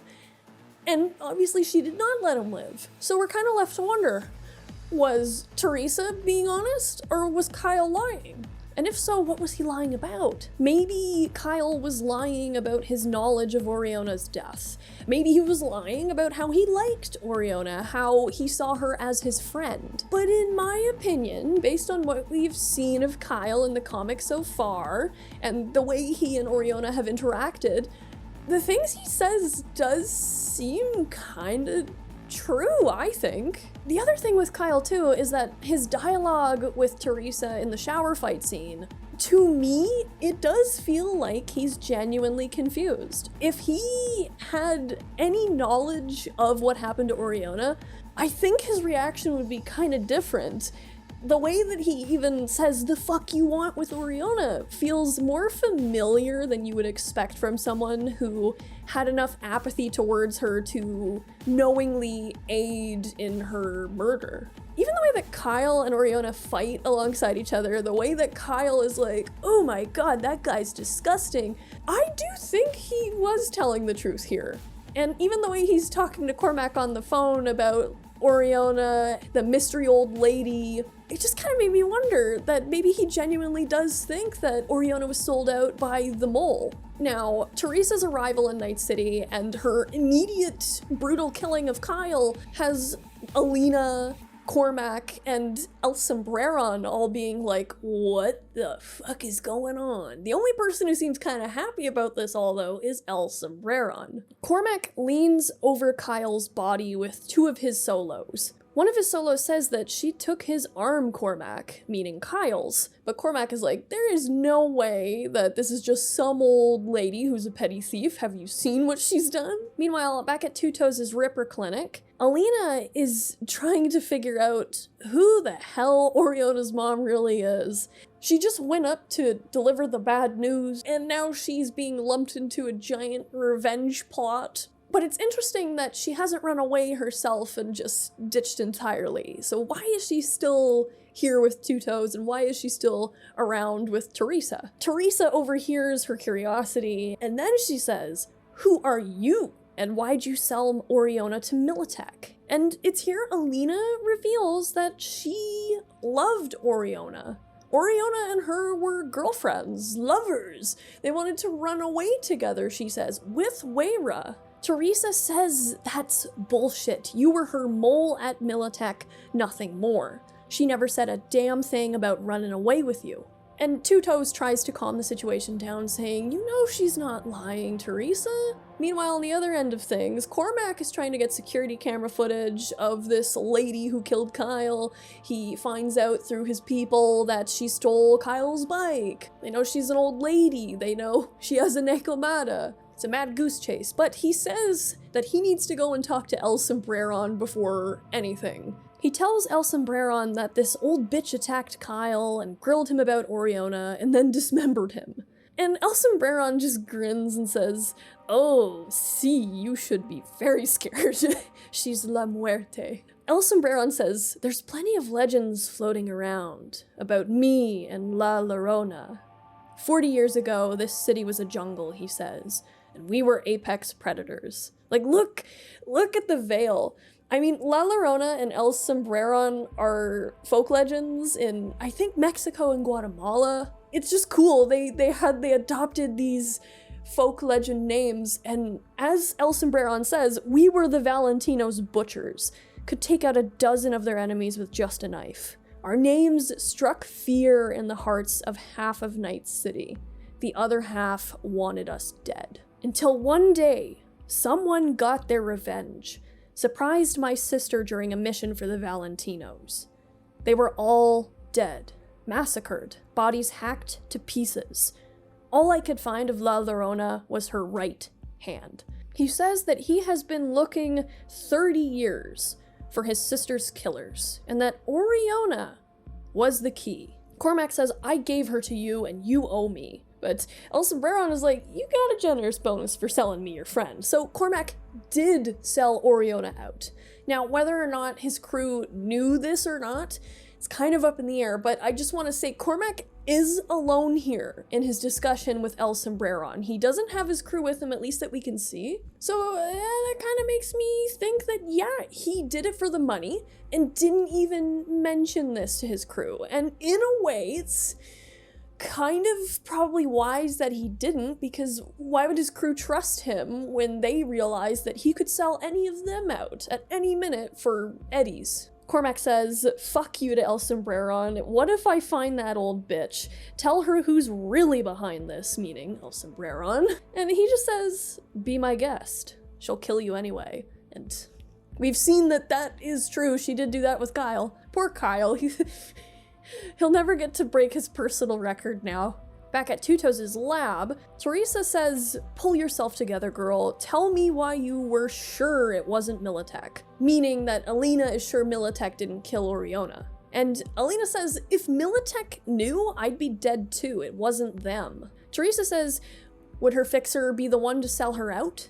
And Alina says that she would know the guy to identify him, and that's the only other person realistically they can think of who would sell Oriona out. Now, before Teresa heads out to go after Cormac, she pulls out Kyle's arm, which she did steal, and she's like, start sewing if you care so much. Poor Two Toes has been trying to talk some sense into Maria Teresa here. He tries to say, don't you have anything to live for? But in her mind, one of those biggest things was brutally taken from her. Through Cormac's point of view, we actually get another really fun cameo of Victor Vector. So Cormac has gone to Victor Vector asking about some grandma trying to buy a Nekomata or sell a high-end cyberarm, and Victor Vector is like, can't say I did hear anything about that. Cormac is like, you wouldn't lie to me, would you, Vic? And Vic says, I never lie to anyone, Cormac. You know me, nothing I hate more than lies, liars, and lying. I can hear that line in his voice. Back on the street, we are with Alina and Teresa again. They are hiding in a back alley, and Teresa takes the time to scare the shit out of this kid who is pissing on a wall, and he runs away. But she has a new arm now, so yeah, you can see she's testing out that impact, and she's like, oh yeah, this is it. This is what I need. Alina interrupts Teresa's moment by saying, she never really told you about me? About us? Meaning Oriona. Tell me it wasn't all a lie. Tell me she loved me. Alina is so far the most genuinely sweet character that I have seen in any of the comics so far. Aw. Poor Alina. But Teresa's just like, snap out of it now. They're coming out. And it turns out that they were actually standing by that back entrance to Victor Vector's clinic. It would have been cool if they'd turned the corner and you could see Misty's esoterica. Now Teresa is ready to tail the convoy of Cormac and his mercs. She's on a new bike, a yellow Arc. But Alina is being obstinate. She's demanding to know if Oriona loved her. Because if Oriona loved her, she would have said something to her mother, right? And Teresa just says, fuck this, no time for this kindergarten shit. And she's about to drive away from Alina, but Alina does eventually relent, and she joins her on the back of the bike. Teresa says, guess they know about Kyle, the Nekomata, the cyberarm. That's why they're asking around at all the ripper docs and arms dealers. And Alina then makes a good point. What happens if they find Two Toes? And Teresa's at first like, nada. If you knew his story, you'd know he's good people. Alina says, you trust him then? Back at Two Toes' clinic, we see him on the floor cleaning up blood that is likely from Teresa. And you know, he does this thing, he spits on a rag, wipes up the blood, clean as a whistle, he says. When it is not, in fact, clean as a whistle. Personally, I really like this little detail because it does show that Two Toes doesn't have as sharp of an eye to detail as maybe Teresa does. He looks up and he sees that Teresa is standing there. He's surprised. And she asks him, do you trust me, Two Toes? And then she holds up her gun and points it at him. She says, do you trust me? And Two Toes says, of course I do. You know that. Good. Then you'll know I'm sorry. And as Alina screams no, Teresa shoots Two Toes in the neck. Fast forward to some hours later, we now see Cormac at Two Toes' clinic with Two Toes remarkably alive. It seems like Cormac and his team arrived just in time to help Two Toes fix himself up. Cormac says, poor Two Toes, always putting his clients first. A relationship built on trust, that's what he promised. But to tell you the truth, I was surprised that Night City's most reliable ripper doc, good old Two Toes, called me to sell out his client. It's here that we learn a bit about Two Toes' past, and Cormac says to his crew, our wounded ripper had a client once upon a time.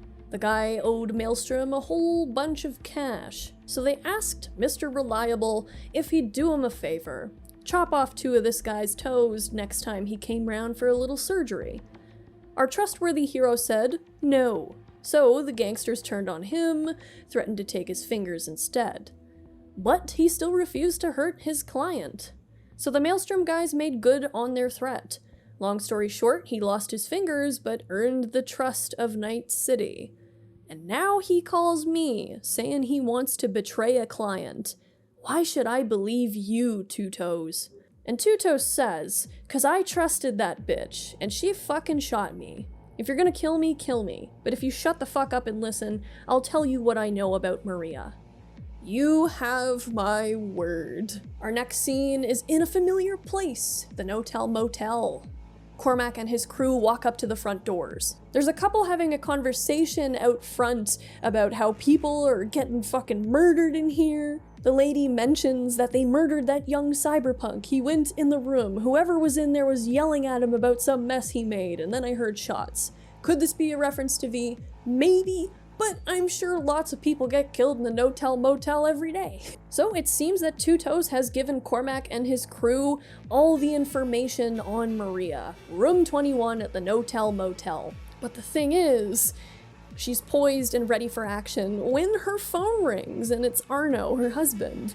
She tells her husband, Arno, I'm a little busy, and he's just like, I just wanted to ask if everything's okay. No, I don't think everything's okay, Arno. Arno says, we're right. And he tells his wife this as she's using the Nekomata to shoot Cormac's crew through the wall. He says, I wasn't getting my pension. Damn it, Teresa, why didn't she tell me it was her money? Was I a bad father? Teresa tells her husband that they both have made mistakes, but she's like, can we do this another time? Arno reveals that Weira knows about her mother's death and that she is afraid of losing her grandmother. And Arno begs his wife to come home, and he says that they both need her. And he hears when Teresa is shot. But this is not it for Teresa. She annihilates the two solos who are approaching her, ready to kill. Cormac then throws in a grenade, which blows her back and busts the whole room up, crushing her under the bed. Teresa manages to stutter, despite being in agony. You killed Oriona. Cormac says, no, I didn't, but I am gonna kill you. Arno is still on the phone. He's trying to speak to his wife. He says, I don't know if you can hear me, hun, but I want to tell you, I love you. I love you with all my heart, Teresa. And this wakes her up as Cormac is strangling her. And she punches up with her new arm and grabs Cormac's throat. She squeezes and he can barely breathe. She demands to know who killed her daughter. And Cormac reveals here, no protest, El Sombreron. 'Cause you murdered his sister, he says.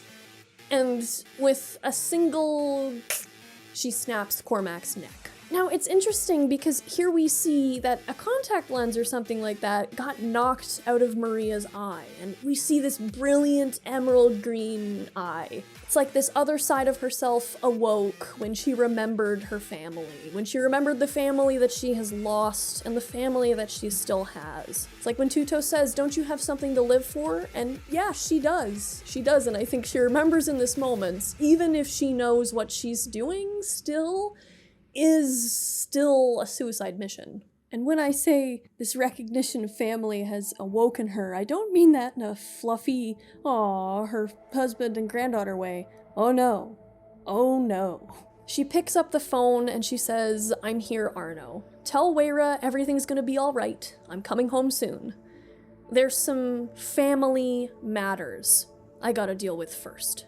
It's Maria walking out the door, her shirt shredded. We can see the tattoos on her back of La Llorona. And surprise, surprise, we're back at Two Toes' clinic. And this was kind of part of the plan, what happened with Two Toes.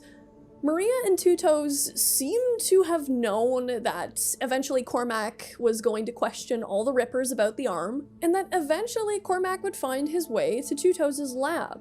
And the thing is that because Two Toes is who he is, because he's so trustworthy, for Two Toes to sell Maria out like that would be so weird and fishy.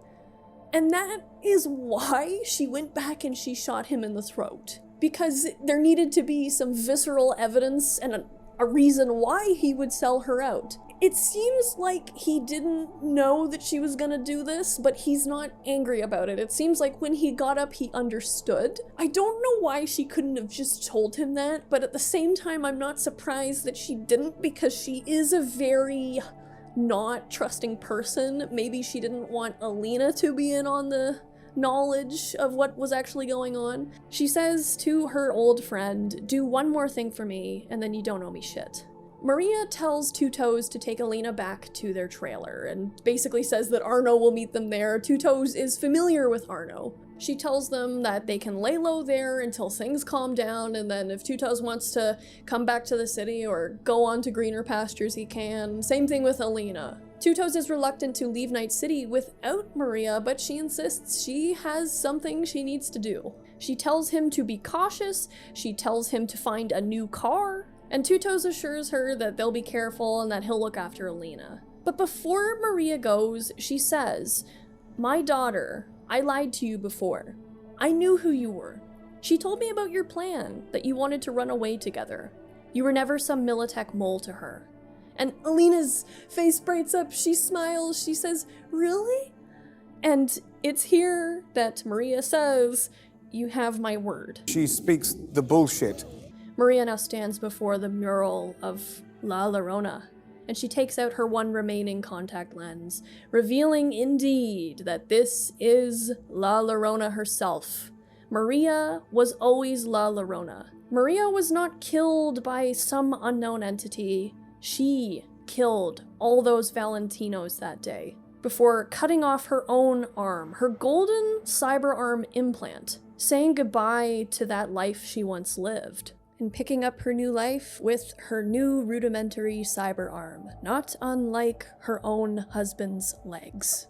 Faking her own death and leaving her brother behind. But why? God, I just love that shot.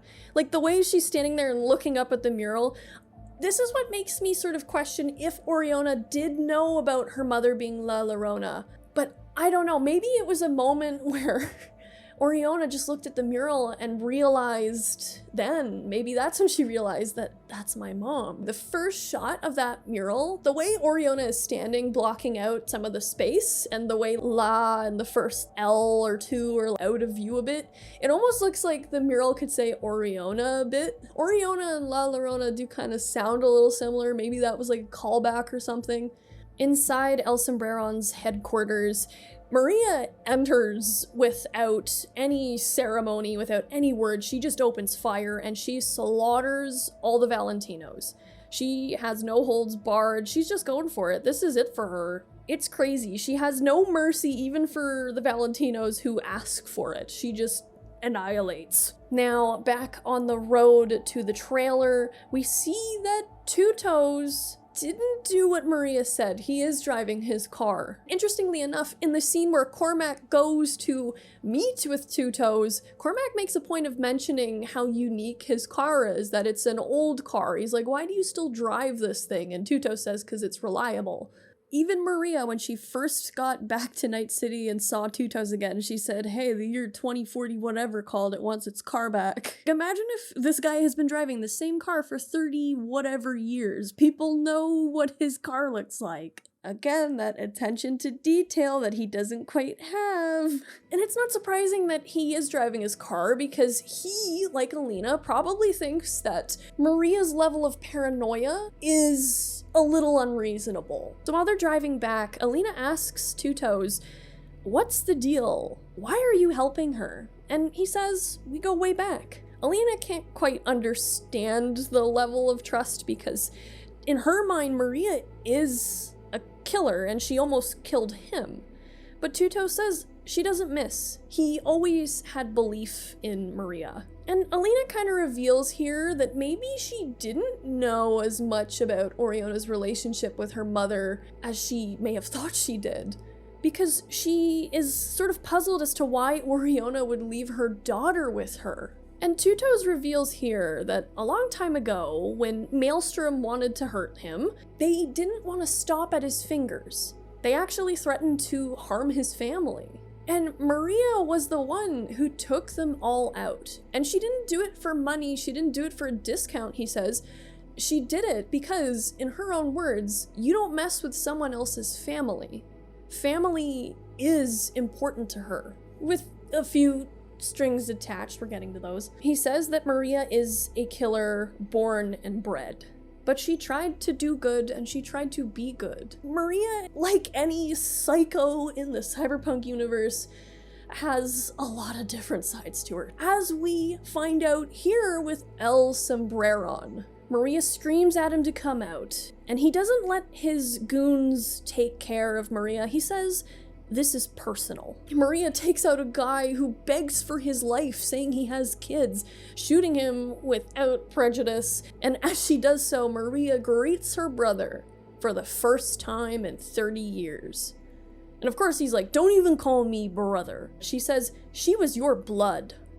And El Sombreron just says, oh, she sure bled. It is a brutal, bloody clash, both dealing devastating blows to the other with their knives. No guns, all personal. Both stabbed each other in the back, but it does seem like the blow that El Sombreron deals to Maria in the end is the most devastating. Ah, the sting of betrayal portrayed through literal backstabbing. We flash over to the trailer when Arno is told that his wife is still in Night City. Arno, in his anger and grief, turns around and blames Alina. And it's here that Alina has a moment where she erupts and sticks up for herself. She says, I loved Oriona. If you'd actually known your daughter, you'd have known how badly she wanted to escape the cyberpunk life. How smart she was. How she changed my opinion on Militech. And Arno stops as soon as he hears the name of his favorite lord in corporation. And Arno says, she must have told you about me if she wanted to work for them. And Alina's like, work for Militech? Shit, no, she would have rather have died than work for a corp. She showed me how fucked the corps are. And Arno is just wide-eyed, completely shocked. What? She hated Militech? So why was she friends with you? And Alina says, love and money, Pops. I was using their intel to get Oriona fat gigs. We wanted to save a boatload of cash, rat her team out to Militech for a huge payout, and get the fuck out of Dodge. He tells Alina that she is a maggot, and he gets in her face, and Two Toes is trying to keep the two of them apart as they argue. Alina says Militech is just a bunch of thieves and murderers with a corporate name. They're just like everybody else, which is something that I feel like Teresa would have agreed with, considering what she told her husband at the beginning of this story. Arno is, of course, in denial about this. Alina says that Oriona gave a fuck about one thing, a better future for BYEEEE, and I gave a fuck about her. And Arno is just done. He leaves. But it's then that BYEEEE comes out of her room and asks sheepishly, you knew my mom. While Two Toes gives them some space and heads outside, Two Toes overhears Arno rambling on the phone at somebody, saying, I don't know her name, it's Alina something, you definitely got her in the system. And when Two Toes is like, what are you doing? Cause, oh no, we all know what he's doing. He says, this is what I believe in, you know? This is what I put my trust in. Back to the fight between Llorona and El Sombreron. Maria is seemingly defeated. Her injuries are far too grave and El Sombreron has the upper hand. He's probably got more up-to-date cyberware, so it's not surprising that he did win. Connecting with El Sombreron's opening statements about trust, he says to his sister, trust is a sacred thing. I've always believed you can only trust your family, your own blood. But you win and fucked it all up. And he demands to know why. And Maria reveals that the reason she ran away was because she found Arno.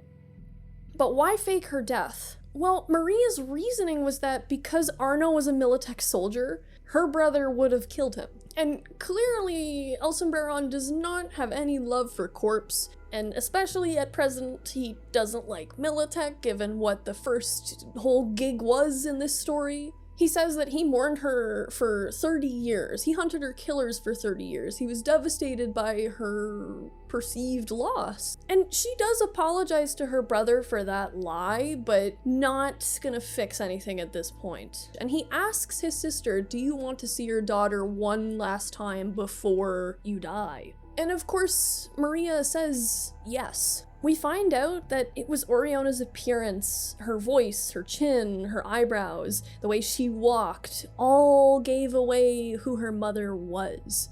He says, the minute she walked into my place, I knew she was a young Llorona, a ghost. That's impossible, I told myself, because my sister is dead. But I had to know for sure. I told her I needed blood to seal our deal.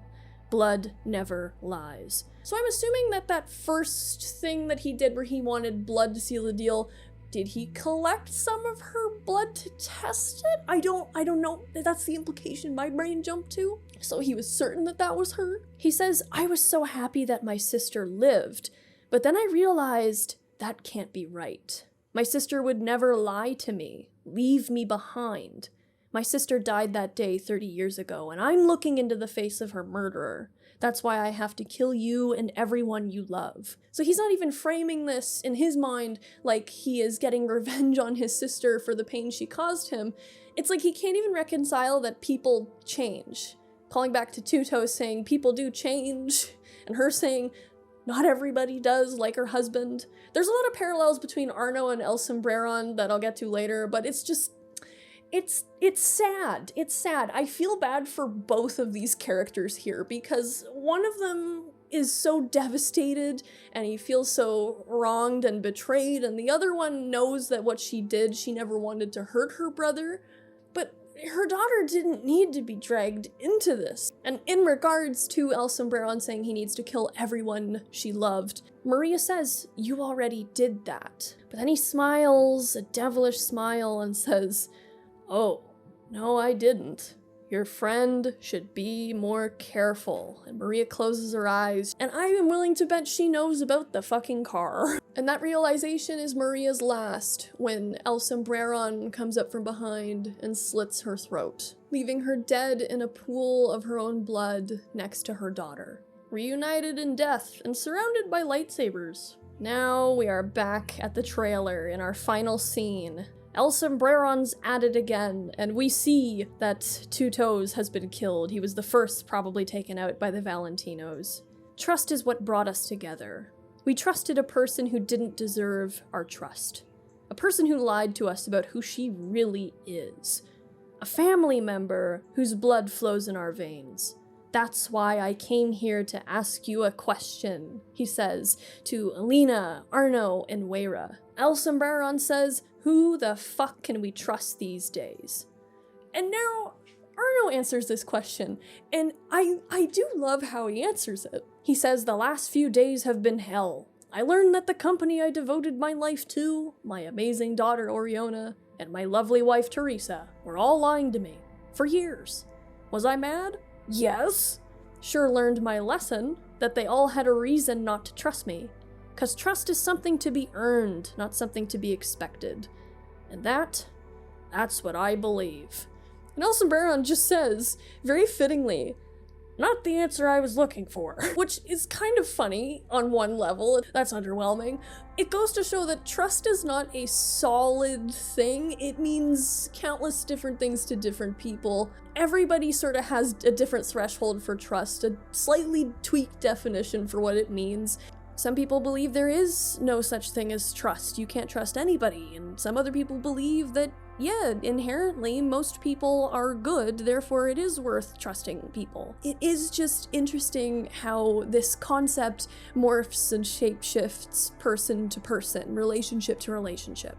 One person thinks that blood constitutes trust. Another person thinks that trust is not just something that is, trust is something that must be earned. I'm thinking back to El Sombreron's opening spiel on blood being trust. And then right in the next scene, we see that splash of red on Teresa's uniform. It's like, blood is trust to her brother, but to her, it's just ketchup. It's not the same thing necessarily. They both have a different view. But, of course, in true cyberpunk fashion, before El Sombreron can annihilate his sister's family, even though she is dead, he is shot in the head, killed just like Oriona, and all the Valentinos get shredded by Militech. Militech calls them all outside, telling them to keep their hands where they can see them. And it is here that Alina is arrested for selling confidential Militech information as ratted out by her lover's father. And she says, you treacherous motherfucker, why? And he says, 'cause I give a fuck about Weira too. One of the Militech soldiers says, heard you were a soldier yourself. Thank you for your service then and now, sir. The soldiers are leaving without any other word, and Arno calls to them, hang on, the lady I spoke to promised me I'd get my veteran pension back. She promised. And the soldier says, "Of course, sir. You're a hero. You'll get what you deserve. You have my word." And our last shot is Arno holding his granddaughter close as she looks on at this hellish horizon, her eyes wide, and her future definitely looking unstable and potentially a bit dark. And now it is time for dog discussion time with Bela.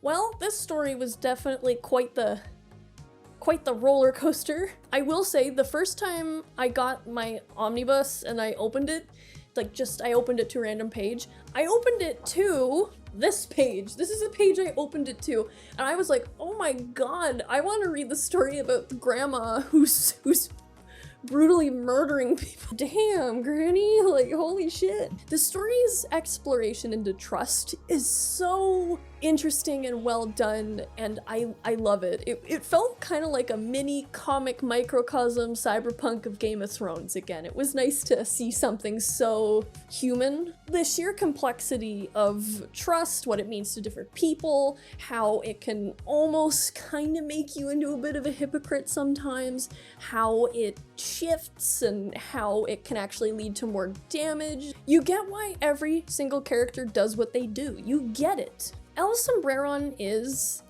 for me at his core, not very different from Maria's husband Arno, in that they both trusted someone or something a lot. They were maybe the most pure in how they wholly trusted this entity or person.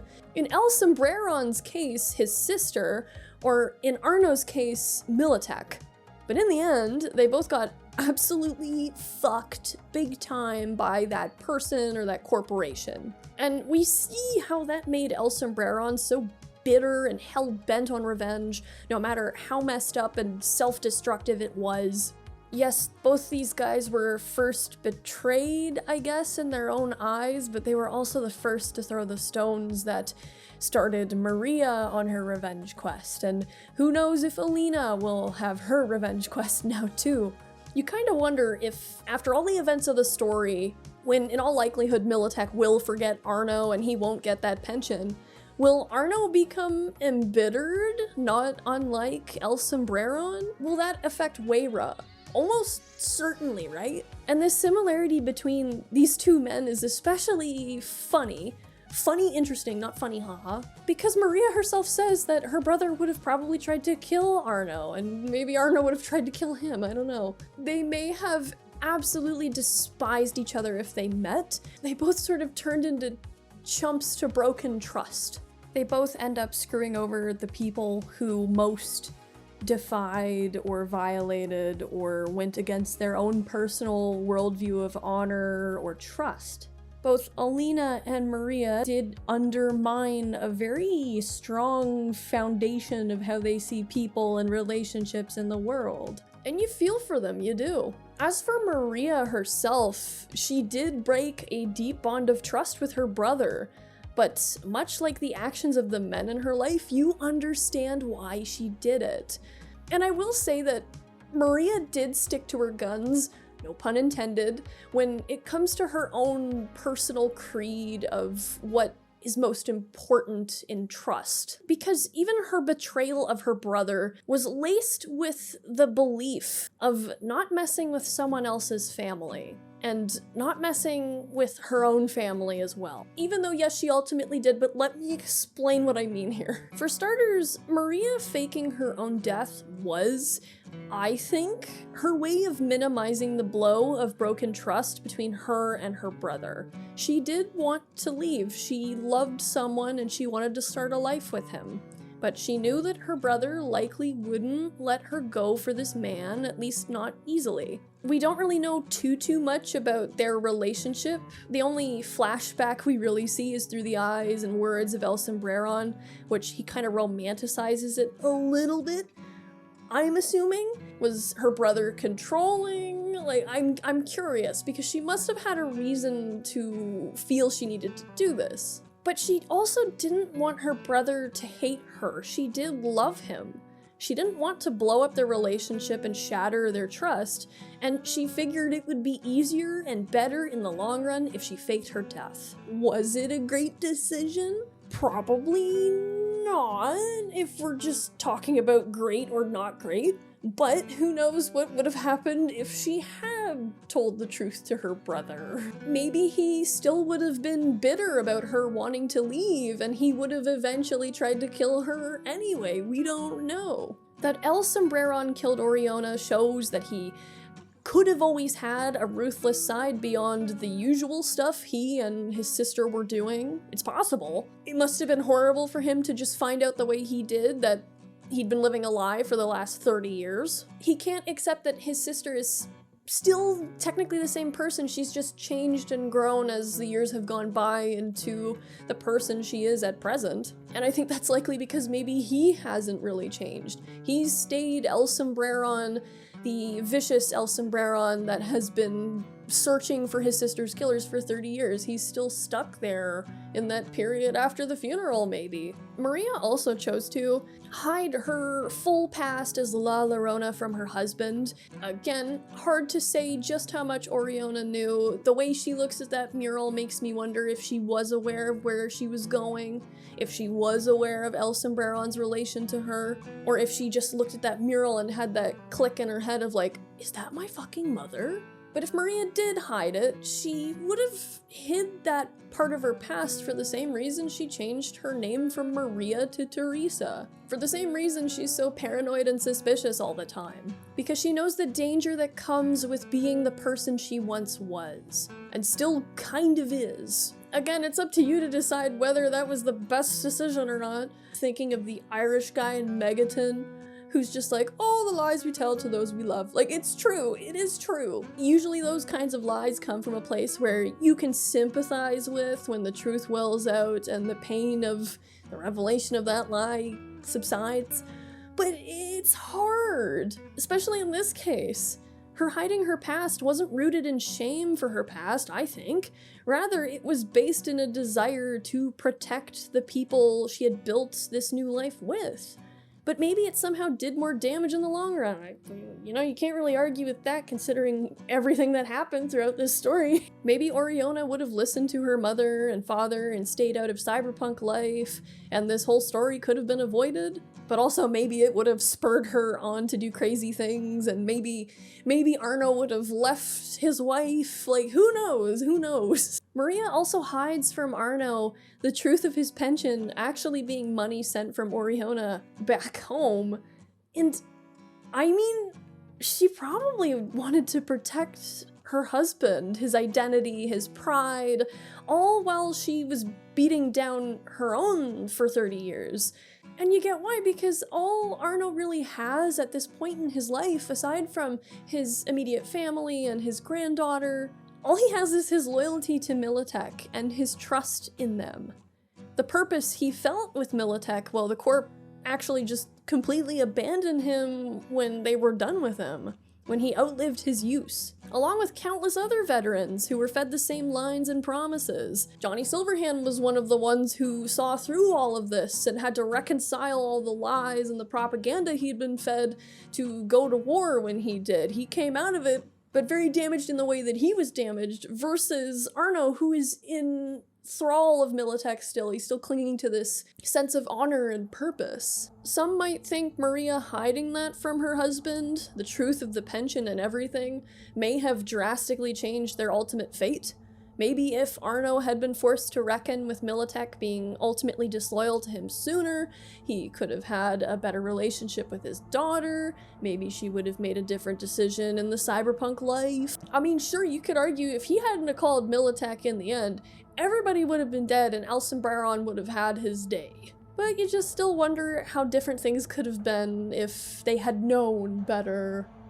But despite the bad ending that befell Maria in the end, you gotta say, if you stood in her way, God help you, because holy shit, she doesn't leave survivors. While she does value people like Two Toes, who are trusting, who try to do right by people, who do value trust in the same way she does, she doesn't really have mercy for anyone else. If she had lived, and if any of the families of the Valentinos or anybody she's killed came after her, would she be completely understanding then that because she messed with someone else's family by killing that person and their loved ones went after her, would she get it and be like, I understand why you're doing this? In the end, sort of side note about Maria, even her own word isn't super trustworthy either. You can't trust what Maria says, as I'll get into shortly. I actually like that Maria is not one of those honorable anti-heroes or whatever who is like, I didn't want to return to my past, but now I will to deliver justice. No, she's going back for vengeance.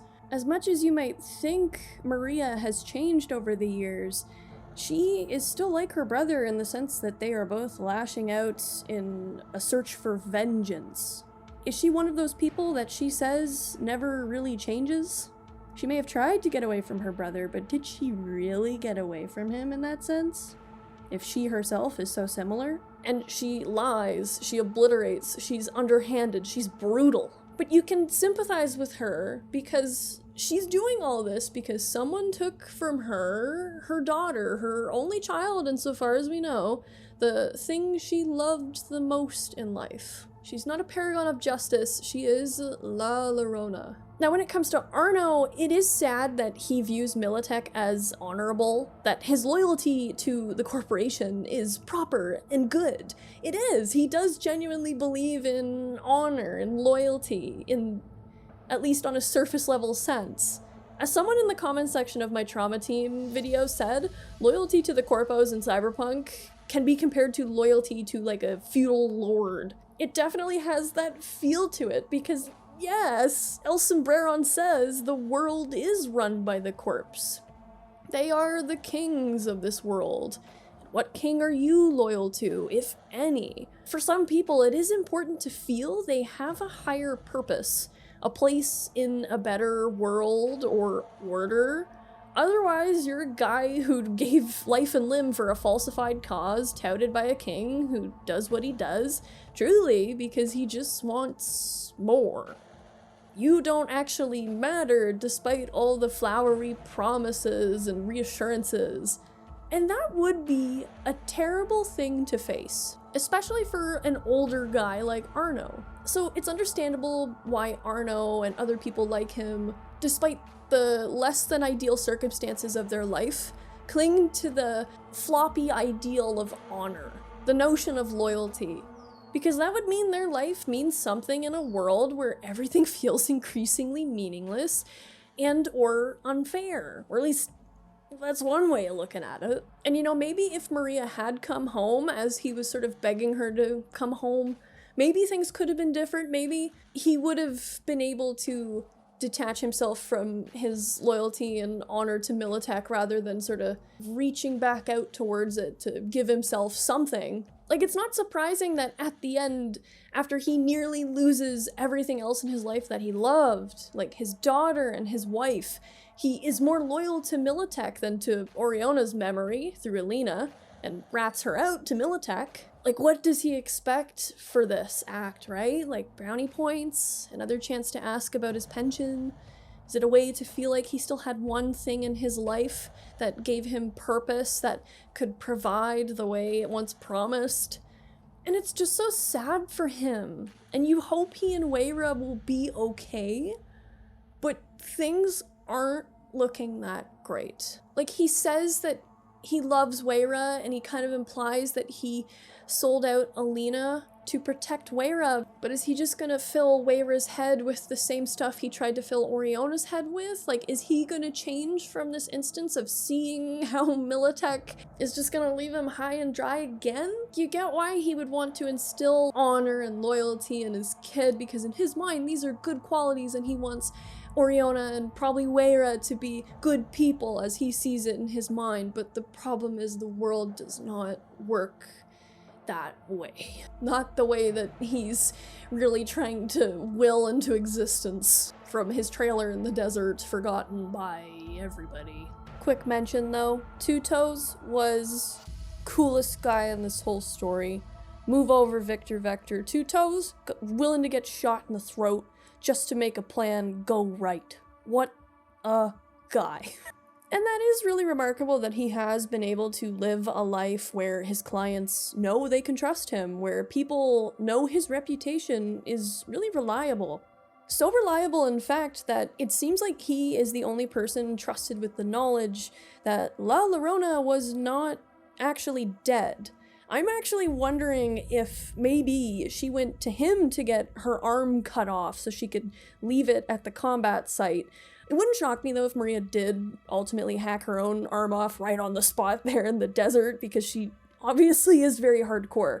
But clearly Two Toes knew some stuff, and I think it says a lot that Maria trusted him completely. But it's just sad that in the end, Two Toes, not meaning to go against her word in a malicious way, he just didn't think he needed to switch cars, and ultimately Maria's trust in him was not followed through upon. Even the most trustworthy person in the whole story ultimately couldn't be relied upon. And that's not me trying to blame Two Toes, because I totally get why he didn't do it. I doubt Alina was exactly super hellbent on switching cars either, committing Grand Theft Auto. There it is, the nail in the coffin. From the most sweetest, likable guy in the whole story. Also, it is kind of ironic that, Two Toes on the drive home is telling the story of how his family was threatened because vengeance against him wasn't enough. And then what do we see? Vengeance against Maria and Oriona isn't enough. Her brother needs to go the extra mile to take out the rest of her family. It's just in this case, Maria isn't the savior, Militech is.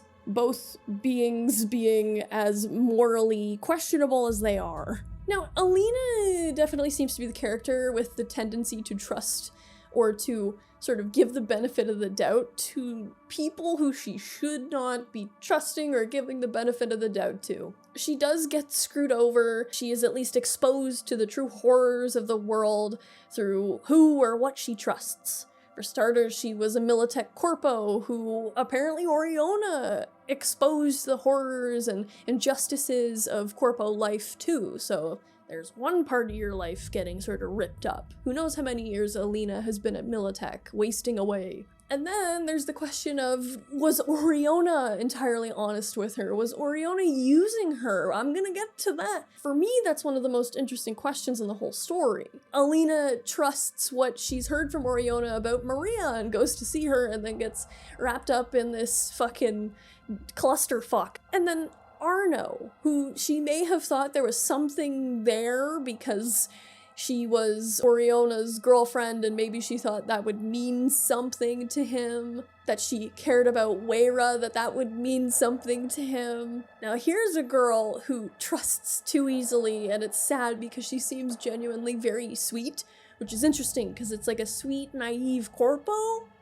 Like, girl, what? Like, maybe she was the secret evil genius the whole time and this is all a lie, but I don't think so. I think she was genuine. But now on the subject of Oriona, was she the two-faced one? The hidden two-faced character in plain sight? Of course we look at her uncle as being maybe the most two-faced because he has two-faced appearance and he does sort of do some underhanded betraying of blood. Like, to me, I don't think El Sombreron was necessarily a two-faced guy. Yeah, he did convince Cormac with money to betray Oriona, so there is that, but it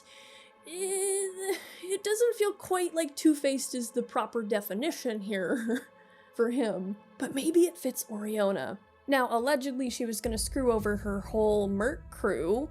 We don't know whether or not Cormac ever found that out, but Cormac does describe the mole as a guy, which makes me think that there is something to this plan being a thing indeed. So I do think it is likely that Oriona was gonna sell out her whole crew. Was Alina going to benefit from this too, or was she going to be left out to dry? I think in the scene where Cormac says from the car, "I know everything," you might immediately think that that is in reference to said plan that Oriona and Melina were discussing on the phone, but I do think that that is in reference to Oriona's relation to La Llorona. I don't think he ever actually knew about the plan. But the only person we ever really hear talk about the plan in detail is Alina. And while I think Alina is telling the truth here, maybe Oriona had a different plan on her end of things. But she's dead, so she can't confirm or deny that. So while I do think Oriona was 100% loyal to her family, she sent all the money, she trusted her mom with the truth of what the money was, she trusted her mom with her plans, Oriona also left her daughter in the care of her parents, which is a big sign of trust. We unfortunately never see Oriona interact with Weira, so it's kind of hard to judge like how close they were. Weira says that she never saw her mom. But regardless of how Oriona may have valued her relationship with her daughter or not, she did still trust her parents to watch her. But what about Alina? Was Oriona actually in love with her? Did she actually intend to run away with her and Weira? If we're talking visual symbolism, I want to go back to when Oriona was sitting at the table with El Sombreron in the first scene. And you can see them both sitting the same way they're stiff, the way their heads are poised the same way.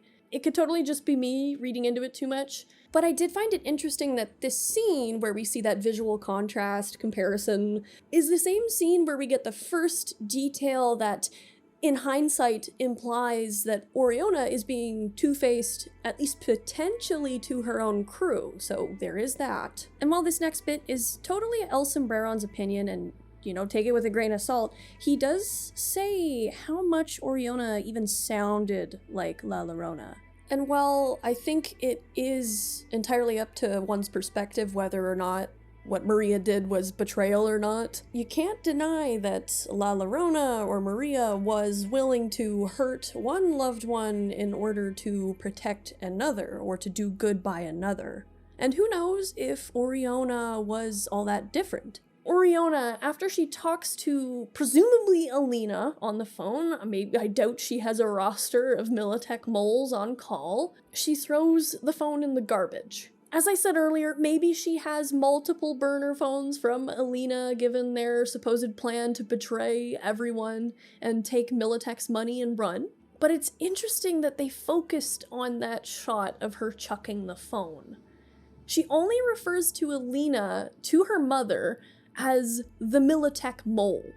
And she refers to their plan as, I will get out of here with Weira, not will get out of here with Weira. You would think Alina would have garnered a mention in this discussion, especially if Oriona had told her mother about her and Alina being more than just accomplices, as Maria says or claims that Oriona did say about Alina. And Oriona apparently didn't tell Alina everything about her parents, like her dad's past with Militech or the full extent of her mother's paranoia. Alina says that Oriona didn't seem to know much about her own mother, but again, that entirely depends on whether or not you think Oriona knew about La Llorona and her mother's past. It would make sense that Oriona would hide that piece of information. But Alina saying that Oriona didn't just let anyone in, with the reasonable assumption that she was one of the rare ones, that could be saying something that Alina doesn't realize is being said.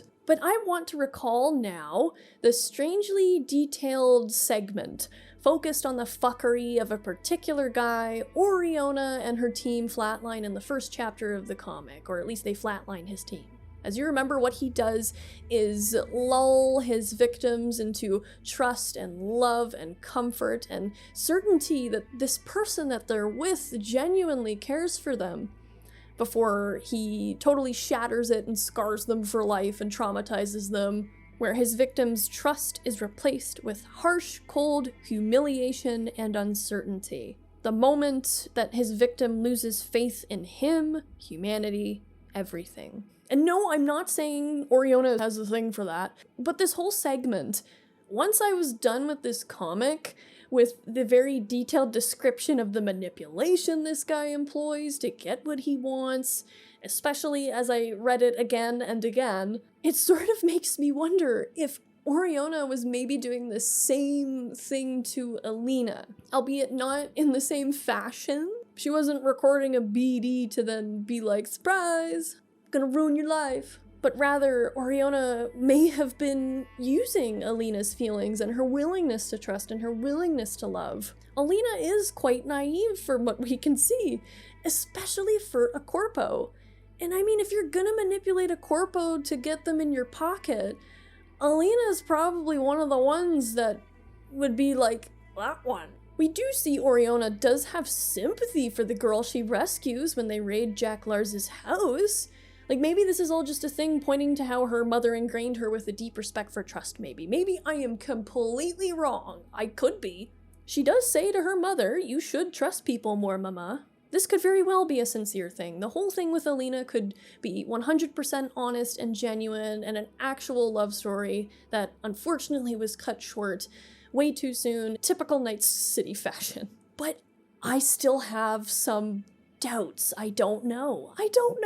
I can't trust anybody in this story. You know, like, people are complicated. Just because Oriona might find the whole Jack Lars situation disgusting, that doesn't mean she's not above doing the same thing and maybe not putting two and two together to someone else. Like, people do that. You're just left to wonder, could this have been a plan that never quite came to fruition, which would have destroyed Alina's sense of trust, while Oriona would have ran away with the money and took her daughter? Like, you know, you don't know. And even if this was true, which would be horrible, you would also be forced to go, well, I get why she did it, I suppose, because she was likely doing it for her child. Alina's trust could have been replaced instead with harsh, cold humiliation and uncertainty. And it really doesn't help that Oriona, like her mother, says that cursed line, you have my word. Because literally almost every time in this story that that line is said, it's either shown to be an outright lie or you're shown something that makes you go, this doesn't feel pure. This doesn't feel right. So the first instance of that line being said was when Oriona says to Alina on the phone, presumably, after saying, love you too, I promise I'll be careful, she says, you have my word. But then we're shown the phone getting binned, which, as I said, feels like an act of discarding. This is the most up in the air instance that that line is said because there's no solid evidence, but it's the way that this line is employed throughout the rest of the story. Maybe every time this line is said, you have my word, there's a big lie going on. So the next time this line is said is when Maria says to Kyle that she won't kill him if he tells the truth. You have my word, she says. And we went over this earlier. I do think Kyle was telling the truth, or at least there's more reason to believe he's telling the truth, at least for me, than he is lying. Kyle is also the only member of Cormac's crew to be at Oriona's funeral. That's the other detail too. I feel bad for Kyle. I do. Poor Kyle. And the time after that is when Tuto says, you have my word, when he's selling out Maria to Cormac and his crew. In reality, this is all a ploy agreed to by Two Toes and Maria to lure Cormac into a specific location, so she can ambush him and get her answers. So Two Toes was being two-faced here, as we see, despite the phrase implying that his word was solid. His reputation lended to that. And I mean, he was technically telling the truth about every bit of information he told them. They did find Maria, it's just that there was a reason why that information was so good. It was all a ploy. And the next time that we hear you have my word is when Maria assures Alina that Oriona did love her and talked about her and that she knew and that she was just lying when she didn't say that Oriona loved her. Maria assures Alina that she was never some Militech mole to her. You have my word. Meanwhile, in the one convo we see between Oriona and Maria, Oriona is like, yeah, you remember that Militech mole I told you about? So that we're seeing that direct reference versus Maria's line of saying, you were never just a Militech mole to her. Well, I kind of think she maybe was. And that is sad for Alina. And also, The other little thing too is that none of what Maria says here is anything new or revealing about the things Oriona may have said to her about Alina. In fact, everything that she said, she very well could have just learned from Alina, as Alina did say exactly what Maria says to her, that they had the plan to run away together. So yeah, that's another little thing that makes me go, But it also goes to show that Maria is not going to throw her dead daughter under the bus because of that bond of trust they have. I do love the blood on Oriona's coffin at the end, where you can see the handprint of her mother sliding off. There is a bond of blood, but it's not just the blood that makes that bond. Maria made her choice with her daughter. If I had to describe a difference between the blood bond that El Sombreron sees and the one that Maria sees, is that for El Sombreron, it is blood. You share blood. But for Maria, I think it's family. And family isn't necessarily blood. You don't need to come from a blended family to know that. Family is often chosen. Families are built. They don't just exist. Blood is thicker than water, they say, but you know what's thicker than blood? Mortar. And you know what mortar's used for? Building things, I think. But also maybe Maria was trying to do a last bit of kindness towards Alina too, because she did believe that Alina did love her daughter very much. Can appreciate Alina and want her to be safe because she did love my family, she loved my daughter, she loved my granddaughter.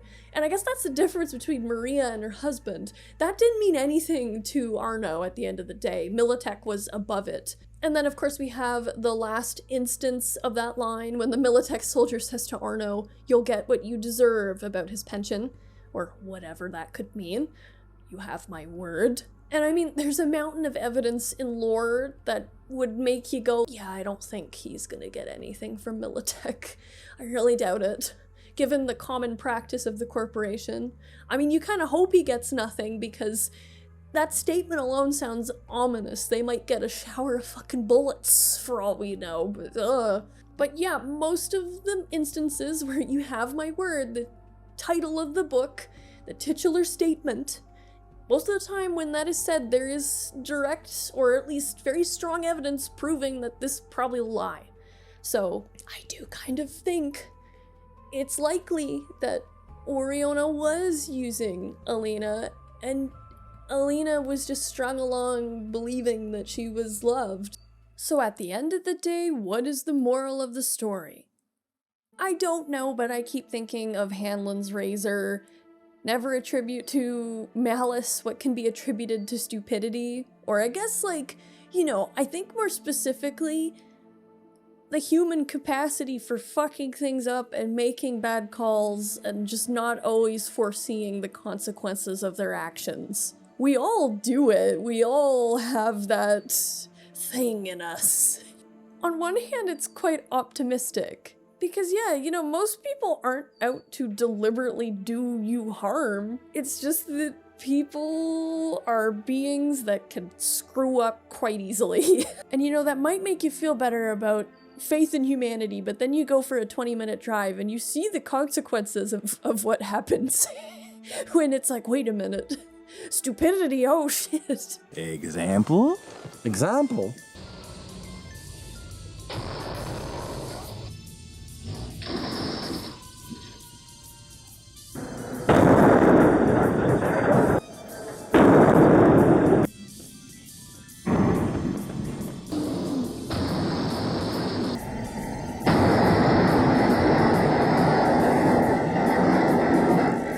One thing you can say about this book is that everybody who sought out to get what they wanted out of their storyline ultimately failed to get what they wanted because of how they chose to go about achieving it, and it all just imploded and it ended terribly for everybody. But that's par for the course with Cyberpunk. Trust is sort of a chimera. It is not an easily defined thing. In the end, I'm most sad because it seems like Weira, the true innocent in this whole story, like that picture of her when she's happy and her braids are all like la la la, like she's happy, is going to have a really fucking rough time because of broken trust, bad loyalties, etc., lies, Choose wisely who you put your trust in. Not in a paranoid way, but just, you know, give yourself a little more worth than that. You're worth it to have good, strong, healthy, trusting relationships with people. And yeah, it is important to be careful, because you never know when your girlfriend's dad will rat you out to your boss for selling company secrets because of his own weird, sad, but completely understandable loyalty to a corporation that gives him nothing, that he gave his legs for. You just don't know. Of all the cyberpunk comics that I have read so far, Blackout is the one that has left me scratching my head the most at the end. It leaves you with more questions than answers in the best possible way. Ultimately, you're left wondering if this is a story of success or the despair that we've become so used to seeing in Night City. And can that despair ever actually be overcome? So, spoiler alert for the Cyberpunk Blackout comic. If you haven't read it, strongly recommend it. But for those of you who don't want to read, let us commence with the recap of Blackout. My name is Liddy, and welcome to Shaped by Stories, where we unpack how characters shape stories, and how those stories shape us. Let's get into it.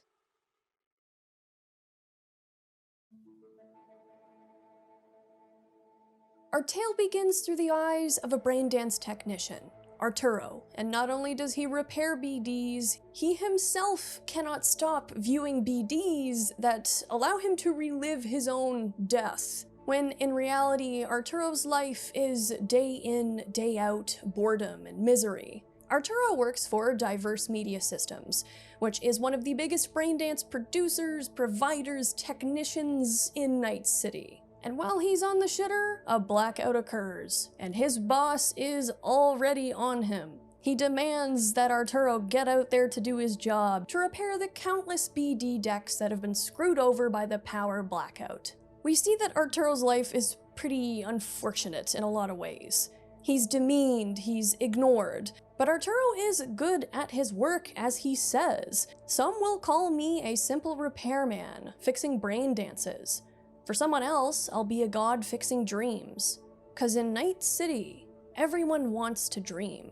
The poor, the middle class, and the rich. And we do get to see how braindance provides that escape for people, just as television and fiction and narrative and movies and video games, they all provide an escape. A creative way for people to forget the troubles of the day-to-day and to just unwind in the face of an engaging story. And it's interesting to see the way that the poor versus the middle class versus the rich view their problems in life or view what's positive in life. Nobody is happy no matter their circumstance, it's just a different thing. As Arturo says, deep inside, everyone in Night City is unhappy with their lives. Arturo is called to a specific apartment in a mega building. At first, the guy living in the apartment says that everything's okay and that he should just get out of here. Arturo should tell his boss that he fixed everything.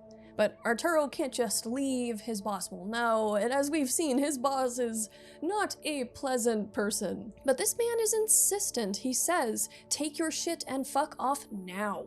But that's when his wife steps in, saying, please come in, fix my brain dance deck. It's been offline since that blackout and I've been waiting for hours. After Arturo does the repair work, he says it'll be 100 eddies. And it's here that the husband says, it's on me. I'm the sucker slaving away, trying to keep us afloat while she spends every eddy I make on a damn lie. Anita used to be the happiest person, he says to Arturo, holding a fistful of bills. Full of life, full of plans. Now, she's in there all the time, 18 hours a day, sometimes more. You assholes say you sell dreams? Bullshit. You're fucking drug dealers. Only thing you sell is death. Now take your dirty fucking money and get out. And we see Arturo once again living through countless brain dances of death, saying, I want to die, die, die, die. Arturo makes his way to a friend's house, and this friend is Albeda. And Albeda's pretty chill. She asks her friend what's wrong, and Arturo laments that he is a goddamn drug dealer. Nothing more, nothing less. Arturo is deeply affected by what that husband said to him, saying, "I'm paid to feed their addictions. I'm helping them waste their lives." But Albeda has a different perspective on responsibility in situations like these. Is that sweet lady from groceries here that sells booze responsible for alcoholism? No, she just sells the bottle, but they pop the cap. You feel me? So quit your whining and work your magic. Let's shoot some motherfuckers. And then we see the first of a pause sign in the middle of the screen, like the story's been paused. And Arturo says, almost like an omniscient narrator, "Hold on a second. Someone needs an introduction. Albeda's an edge runner. Well, was an edge runner. She loves talking about her forced retirement. But most of all, she loves to plan her glorious comeback. That's why she loves me. 'Cause I make brain dance magic." Brain dance allows you to live in someone else's memory. You feel everything they felt, from heat to heartbreak. Sometimes the memories are real. Sometimes we record them with actors. I can hack any BD, tailor it so you can't tell if it's a real memory or the tech. It feels like we've jumped to a different perspective within the story. But anyway, back to Albeda. Albeda is absolutely swallowed up by this BD that Arturo has made for her, where now she's one of the best mercs in Night City, and she owns the afterlife. She's having the time of her life. She's a big dreamer, and she misses her glory days. Why Albeda had an early retirement? We don't know, but she clearly wants to get back in on the action. Arturo still sees his work as destructive, and he wishes that he could be using his talents to help people.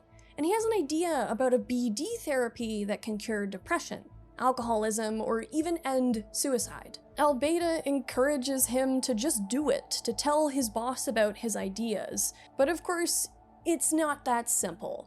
Arturo owes all he has to DMS, his education, his hardware. There's really no shortcut to being his own boss. He's basically stuck as an indentured servant at this point. Albeda says, "You poor baby. You're waiting for someone to help you." But they won't, and that's the fucking truth. Everyone's responsible for their own shit. Remember, they might sell you the bottle, but only you can pop the cap. Cause and effect, Chumba. Cause and effect. Back at Arturo's apartment, he walks past his drunken neighbor, an NCPD officer who is rambling on about the corpse. "Fuck the corpse," he slurs. So Arturo takes the time to help the guy to his bed. He ends up staying the night on his floor to make sure he's okay. And thankfully nothing bad happens overnight, aside from the fact that Arturo has slept in and he is late for work. Arturo tries to get into the elevator with the CEO of DMS, whose bodyguards once again stop him from entering the elevator. But Arturo shouts at the CEO, taking Albeda's word to heart. "Sir, just 1 second, I have an idea for you. It could revolutionize DMS." And the CEO actually does say, "Hold the door. I'd like to hear what this guy has to say." And Arturo takes his chance. He says, "I've come up with a personalized therapy BD that could cure depression. DMS could be the company that finally ends suffering. It could change the world." Mr. Charles Foster Wren has that manufactured smirk on his face, saying, "DMS stands for Diverse Media Systems. But for me, the D in DMS stands for dreams. Happy people with perfect lives don't dream, and we're a company for the dreamers." Before leaving Arturo alone in the foyer, once again late for work with the added sting of rejection. Eventually Arturo did make it to the office, but his boss is again really mad at him. He's mad at him all the time. He asks Arturo if he's stupid or if he's crazy. "You're always late. You waste our CEO's precious time, and for some reason, you're here in front of me instead of out there, fixing customers' shit after another blackout." And so off Arturo goes. The news drones on, blackout after blackout in the last 2 weeks. Again, the whole city lost power for 10 minutes. It was chaos, people are angry. They want to know who's responsible. And Arturo chimes in again as the narrator, asking, "Responsible? Yeah, who's responsible? The rich? The middle class? The poor? And everybody, of course, has a different thing to say about who's responsible for blackouts, who's responsible for this, who's responsible for that. The rich say it's the homeless, the everyday people who are consuming things. The middle class guy says that the corps are overproducing their crap. They're killing the planet, and they're killing all of us. But then the poor old lady says, it's all of us. It's the whole human race. We're all guilty. And we see this security guard at the Asukaga and Finch Bank saying, these damn blackouts bring the NCPD out here in swarms. They make fun of me, cause I ain't a real cop. The security guard, though, is definitely a bit of a blabbermouth because he does say to Arturo that every time there's a blackout, all the passwords for the bank accounts and the safety deposit boxes, they all reset. He says that there is some important corpo stuff in the vaults and that it's very vulnerable in that 10-minute period before they can get everything back up and running with security. So the NCPD show up to bolster the ranks. He just told a very big secret. I guess it's a good thing this man's not in law enforcement because he just tells somebody the code to all the prison cells in Night City Prison or something. Arturo's boss is back to yelling at him again, saying, you don't get paid to stitch and bitch with clients. Arturo is told to return to Mega Building H10, the same from yesterday, which is V's building, so I guess these people are V's neighbors. But as he gets to his destination, Arturo chimes in. On the way here, I started thinking about what Albeda said. Is it true that everyone is responsible for only themselves? Is your addiction your fault? I don't know about that, but Albeda was right about one thing. There's always cause and effect. And here we see that lady from yesterday, whose husband tried to shoo Arturo away, dead. Her husband is in tears, and he lashes out at Arturo, saying, you did this to her. You should have stopped her. Now she's dead because of you. You killed her, motherfucker, and I'm gonna kill you. But the NCPD are there to hold him back from committing a murder. And this moment is one of the biggest moments in Arturo's whole story. He doesn't know what to say, except to himself that he wants to die. Flash forward to his next job, Arturo is at the NC prison, where the warden is saying, dying's wonderfully helpful, ain't it? Mama Warsaw says, we love to treat our guests to these beautiful BDs. I've seen the hardest murderers cry for their mommies after reliving their own death for the 10th time in an hour. Dying is wonderfully helpful, eh, kid? And this is definitely a strange moment for Arturo. Here he is being entrusted to repair a system that puts prisoners through BDs of their own death over and over and over again as part of their sentence, as part of their punishment. Meanwhile, these are BDs that he watches in his spare time, not for fun, but almost because he's addicted to them. We see one of these prisoners screaming that he doesn't want to die anymore. He even says, just kill me. And in this specific prisoner's cell, Arturo sees that the wall is plastered with pictures of a woman and said prisoner. And all of these pictures are happy memories. And Arturo sees this, and he pauses. And then we see what he did when his boss is screaming at him again. Night City Prison is now threatening to sue DMS for 500,000 eddies, because Arturo coded the death BDs so the prisoners can only watch normal memories.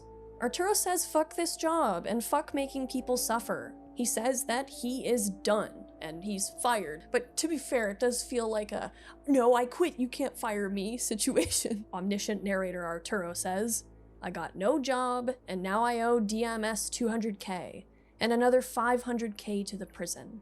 But as the sun rose the next day, I realized that for the first time in my life, I don't want to die. And it's here that we see he's knocking on Albeda's door at 5 in the morning and says with a smile on his face, wanna rob a bank? Now here we are in another scene, Arturo saying, everyone's responsible for their own shit. Albeda told me that. Whatever you do, there's always consequences. Cause, effect. We see a yellow car zooming down the streets of Night City, the police in hot pursuit. And who is in this car? Arturo continues, aggressive urban expansion causes the destruction of nature. Destroying nature causes sudden blackouts. Cause, effect. Arturo is haunted by that lady, the lady whose husband blamed him for her death. But we realize that the scene we saw with the yellow car is actually a memory being relived by that prisoner at NC prison. And we see him smile because he's reliving that police chase with that girl from the pictures. Arturo says, maybe Albeda's wrong. Just because there's consequences doesn't mean it's your fault. Sometimes someone else's actions create impossible choices for you.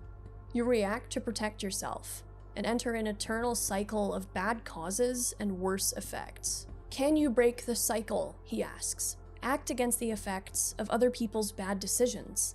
Back to Arturo's new bank robbery plan, Albeda is, of course, immediately, are you crazy? He also has 700,000 eddies to pay in 1 week. But Arturo is still happy for the first time in ages, and he just goes, we're fine, we're planning a bank robbery heist, aren't we? Albeda tries to bring him back down to earth, saying, you're my friend, but you're also either stupid or crazy.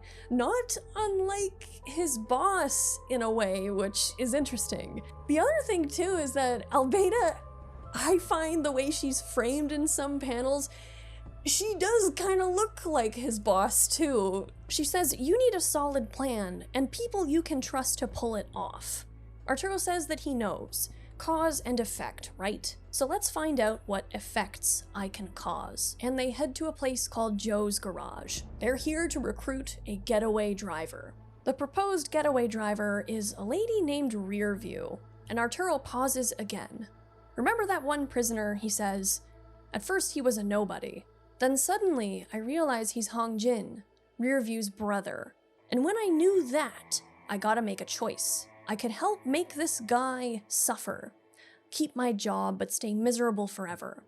Or end his suffering for a day or two, lose my job, and have the best driver in Night City owe me big time.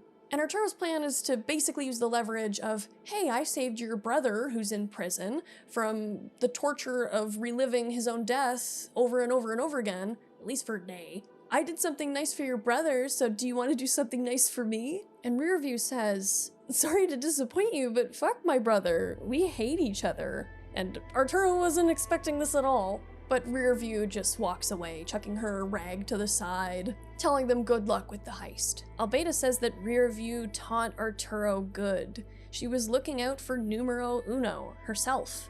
She's responsible for her own shit. Take a page from her book, kiddo. And then she thinks he might be crying, and she apologizes, and she says that she was too hard on him. Albeda does genuinely care for Arturo, as rough as she might be with how plainly she speaks to him. Albeda says, I mean, cry if you wanna, I don't judge. Crying's totally normal, especially if you're this fucking fucked. Speaking of which, you should go back to DMS on your hands and knees. Maybe if you beg for mercy, they won't ruin you for life. But Arturo resolves to never return to DMS. He will not be a death dealer. Arturo stands up and resolves that Rearview will join them eventually. He just knows it. And he says, get up, we got people to meet. After another trip across Night City, we are at Tom's Diner, likely in Watson. And it's here that we see once again Arturo's NCPD neighbor. This is Kashyap. But it does seem that Kashyap and Albeda are familiar with each other, and they do not like each other. But Kashyap and her are like the ultimate duo of knuckleheads. They're probably my two favorite characters in terms of dynamic in all the comics so far. Back to the diner, we realize why Kashyap and Albeda don't even want to work together. For one thing, Albeda sees him as a pig. He's just gonna sell them out to his pig buddies, as she says. Never trust a cop. But then Kashyap says, well, hold on, don't trust Albeda because she's sold out everybody that she's ever worked with. Albeda has always spoken of her past and her relationships with other edge runners as, oh, they're just jealous. They hate me because they ain't me. But now we get to see that there may be another layer to the story. Arturo has to separate the two before they get into a scuffle in the diner. He says, we can only make this work as a team. But Kashyap says, a team? Arturo, you know I got you. Look, I'm dry as a bone. I owe you big time. But nobody, and I mean nobody, wants to work with Albeda. Every gig she ever had ended the same way. sold everyone and their mother out for no reason. It's in her nature, like she can't help it, and I would think twice before you trust her. Now Beta is not happy about this at all, and she storms off out of the diner. Cassiope says, "Sorry Arturo, I trust you. It's not my intention to ruin your plans, but you know I gotta be honest with you." Arturo runs after Albeda in the street. She says, "Do you believe him? Yes or no?" But Arturo's hesitation to answer is enough of an indicator for what he thinks, and she storms off again, and she just says, "Fuck that." We see Arturo back at the DMS building. "Maybe Albeda's right," he says. "I should stop giving a fuck about anybody else. I should just die." And again, Arturo is reliving more of those brain dances, this time one where Albeda even kills him, where he gets ran over by Rearview, and where he dies at the Asukaga and Finch Bank. He's feeling particularly hopeless about all of this. Back at his apartment, he opens the door and he sees a whole gang of scavs looting the place. And their leader explains that DMS has sold his debt to them. And not only are they there to take all of his shit for whatever they can get for it, they're also there to take him too. Arturo experiences his own sort of blackout after getting punched in the face. He wakes up strapped to a chair in a scav lair, where they tell him that while he doesn't have much cyberware, his organs are in good condition and they can get something out of it. Along with the snuff BD they're going to make of his death. Oh joy. But before they can start harvesting his organs while he's strapped to the chair, awake, with no painkillers or anything, the scavs are killed by none other than Albeda. "Do you still think I'm a traitor," she says, knocking him in the head, "that I'd sell you out because it's in my nature?" And Arturo says, "No, Albeda, of course not. You're good as gold, girl, and my best friend." But of course, what else is he gonna say in this situation? Albeda says, "I know, bud. Pals for life. You can't lose me that easily, especially not before the heist of the millennium." But as they leave, we see that one scav is still alive, one who is plugged into a BD. Back at the diner, Cassiope and Albeda and Arturo sit, waiting for Rearview. And to everybody but Arturo's surprise, Rearview actually does show up at the diner. Rearview doesn't promise to be a part of it, but she does want to hear the plan. Now, Arturo says, "We wait for the next blackout. They're weekly now. Night City goes completely dark for about 10 minutes. Every time the power shuts off, the passwords of the safety deposit boxes at Asukaga and Finch are reset. Will arrive moments after the blackout starts, before NCPD shows up. We gotta look official, so we're gonna cosplay as corpos. Bobby, one of the security guys, got our back. He'll open up for us. We can trust him. Bobby always wanted to be a cop, so I created a BD for him to live his fantasy. He owes me." Arturo says, "I only need one safety deposit box from the vault. Albeda can take the rest." NCPD arrives at Asukaga and Finch 3 minutes after the blackout starts, which means we have 3 minutes to pull this off. Soon as they enter the vault, they'll know we were there. That's when the hunt begins. We'll be miles away thanks to the unrivaled talents of Rearview. Of course, NCPD will blockade the whole city. But we got Cassiope who's gonna clear the way for us. And once we're clear, Albeda will get the best Night City fixers to scalp our treasures on the black market. There's a lot of assumptions that things are gonna go good here. Rearview stops and asks if her brother really did have all those pics in his cell, and Arturo slides one over to her, and we see her steady it. Arturo chimes in again, "Break the cycle. Act against the effects of other people's bad decisions. Create a new cycle, where everyone's really responsible for their own decisions. Cause, effect." And Rearview says that she's in. The heist is a go. "But what if you can't break the cycle?" Arturo continues. "What if you can't change your behavior? There's some things out there too strong for us. Things we so badly want to fight. But we just can't." And here we see Albeda, to celebrate prematurely, she orders a 5th of liquor, and we all know that Cassiope has a drinking problem. And it's that dreadful moment when you see him pick up the shot glass and that smile of like, uh-oh, I know what I'm about to do and it's not good. And then we jump back to Cassiop's apartment, and he says that he wants to stop drinking, but I can't, I just can't. Arturo insists that he's there to listen. He wants to hear about his problem and he wants to know how he can help his neighbor. And after some prodding from Arturo, he says that anger is the feeling that he most wants to drown out with alcohol. He says he's a caretaker at heart. It's why he became a cop. He needs to help people. And when he can't, he gets angry. And as an NCPD officer, yeah, there's gonna be a lot of moments every day where you just can't help people, or you're stopped literally by red tape. The other thing too that this reveals about Kashyap's character is that he himself is totally fine with robbing that bank because that is a corpo bank. At the end of the day, he despises the corpse for roadblocking his own efforts to do good for the everyday people in place of the corpse that corrupt his very job. Arturo tells him to wait, stay put. He has an idea, and he runs off back to his apartment. We see him back at his desk, typing away at something, likely something to do with BDs. Some people are incapable of making their own decisions, he says. Their urges and triggers make decisions for them. We see Kashyap fighting to stay put in his room, to not go to the fridge, to not have another drink, but he can't resist. He goes and downs whatever he can find. Arturo continues, if someone sells them the bottle, they will always pop the cap. But me, I guess I'm a caretaker too. As Kashyap stumbles out of his apartment, drunk and lumbering, he hears another neighbor screaming for help.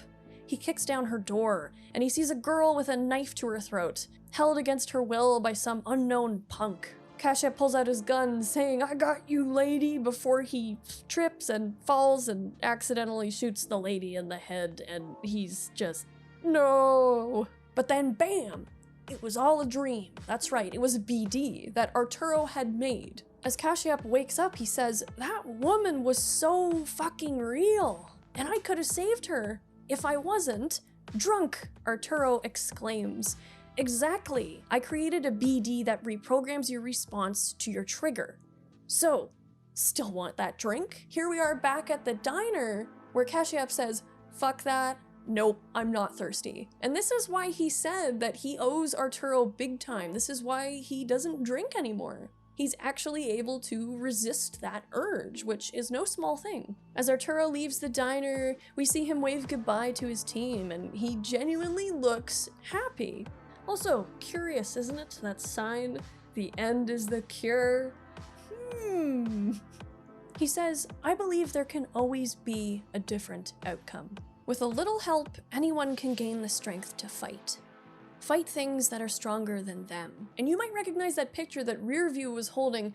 That's a picture that featured in the story long before we even met Rearview, which is interesting that it appeared before I think Arturo had even seen it? Yeah, no, we saw that picture before he even went to the prison, so that's interesting. Arturo continues, with a little help, anyone can gain the strength to fight things that make decisions for them, to fight things that will kill them. And there is Arturo, this time not in one of his BDs as we have become accustomed to, standing on the edge of a building, overlooking the city, thinking, saying, die, die, die.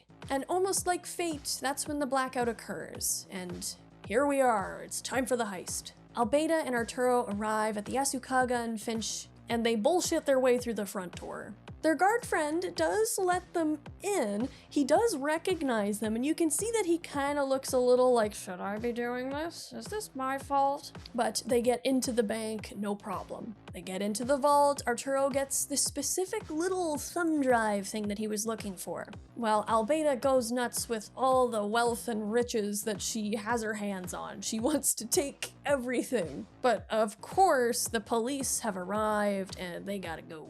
Everything seems fine on their way out of the bank. Albeda behaves herself. Arturo can't quite believe his luck. But as the police walk past Arturo's guard friend, they are mocking him. They say, the fuck are those fat ass guards for if we're here doing their fucking job? And this is where the cop BD becomes real life. And the security guard points his gun and tells Albeda and Arturo to put their hands up. Arturo says, why are you smiling? We're screwed. But Albeda says, everyone's responsible for their own shit, you feel me? Now hold this. And she pulls out her gun and just fires at everybody, screaming, "Get down, piglets! Hands where I can see them, and don't fucking move." The security guard begs for his life, and she just says, "You're not worth the bullets. You're filth and you can't be trusted, just like those hogs." And the security guard says, "Thanks?" And I don't know, I almost kind of see this as, wow, somebody compared me to the police and said I was just like them. That's a win for me, isn't it? They all cowered in the shadow of Albeda anyway, so there you go. Equal under the shadow of death. Albeda continues to go absolutely nuts, and she shoots at all the police cars that are outside the Asukaga and Finch building. She just goes for it. It's quite insane that she's able to do it. They race to the car and they jump in, but Rearview is listening to the radio right now of all times. The radio drones. Last week, DMS delivered new hardware to an NC prison. It contained newly developed resocialization brain dances. After just 3 days of access to normal BDs, some prisoners were unable to withstand the experience. According to the official NC prison report, 13 prisoners have committed suicide. Among those are KF Ullman, Hong Jin, and we flash back to that cause and effect moment. Arturo doing what he did with the brain dances leads to, in his mind, Hong Jin taking his own life. Arturo says that it's his fault. Rearview says, "Our mom wanted me and my brother to be the best criminals Night City ever saw. She'd humiliate one of us if the other pulled a big job. When Hong Jin got 3 life terms, she told me I could never measure up to him. I always thought he hated me. The photo you gave me. Guess I didn't know how much he loved me. And I loved him," she says, as she puts the car into gear and reverses all over those NCPD officers. "You gave him joy," she says, "with that BD, Arturo. So don't you dare apologize." And off we go. The chase, the escape is on. Rearview says it's going to be a crazy ride, and Arturo hands out some BD wreaths.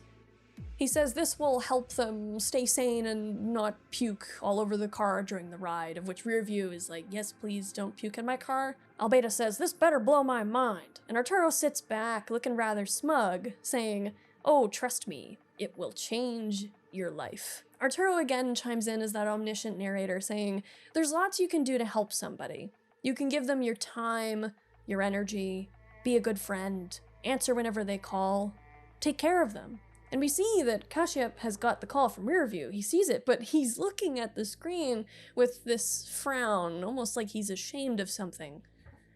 And then we see that he's at the bar, drinking. Arturo says, "But they will still lose, 'cause some things are stronger than them. And then their failure can become yours. Because in the end, it's always cause and effect." Through Rearview's expert maneuvering skills, she manages to cause the police to crash into each other and blow up their own cars. She pulls into a parking garage. "Everyone's responsible for their own shit," Arturo recites. Rearview tells Arturo and Albeda that Kashyap didn't pick up. Rearview volunteers to go and distract them, while Albeda and Arturo get away with the good stuff. Rearview zooms away, leaving Albeda and Arturo in the garage to make a break for it. "So keep your distance," Arturo says. "Don't break the cycle." That's what Albeda was saying from the very beginning. And it's here that we see Albeda has that crisis within herself. She pulls out a gun, and she says, "I'm sorry, man. I'll take that briefcase now." And he just asks her why, as she points her gun in his face. If we recall the harsh words that Albeda used to describe the security guard at the bank, we see a reflection of how she may very well feel about herself. Arturo tries to point the gun away to get her to change her mind. He says, "You don't have to do this." But in the struggle, Albeda accidentally shoots him. In this moment, he's going through all those times he died in the face of his true death. The death at the hands of a friend, of a betrayal. One that he refused to see coming. Despite the warnings, he believed and trusted in this person, his best friend. And not even that friendship was enough to make Albeda make a different choice. She cradles Arturo as he passes away, begging him not to die, all in vain. We flash forward to the afterlife, of all places, very fitting, where Albeda sits in a fancy corpo suit now, wearing shades to hide the redness in her eyes. And who else do we see but Cormac? That's right, Cormac the Fixer from You Have My Word, the last comic I reviewed on this channel. Cormac asks Albeida if she's crying, not unlike how she asked Arturo that just a few days ago, but it's less comforting now as it is mocking. Albeida doesn't actually have anybody to really care about how she's feeling because she killed the only other person who ever really did.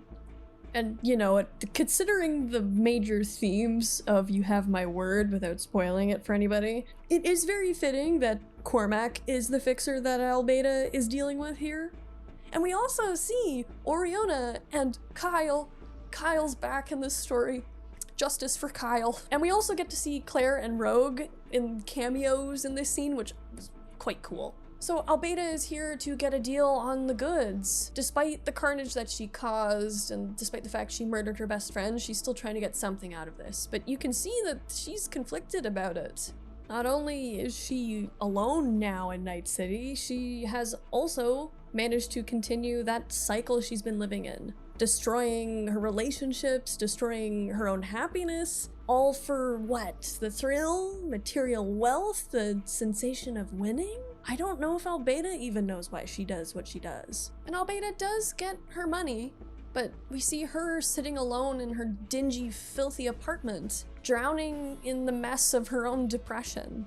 Narrator Arturo chimes in, "Some things are too strong for us. They stop us from breaking the cycle.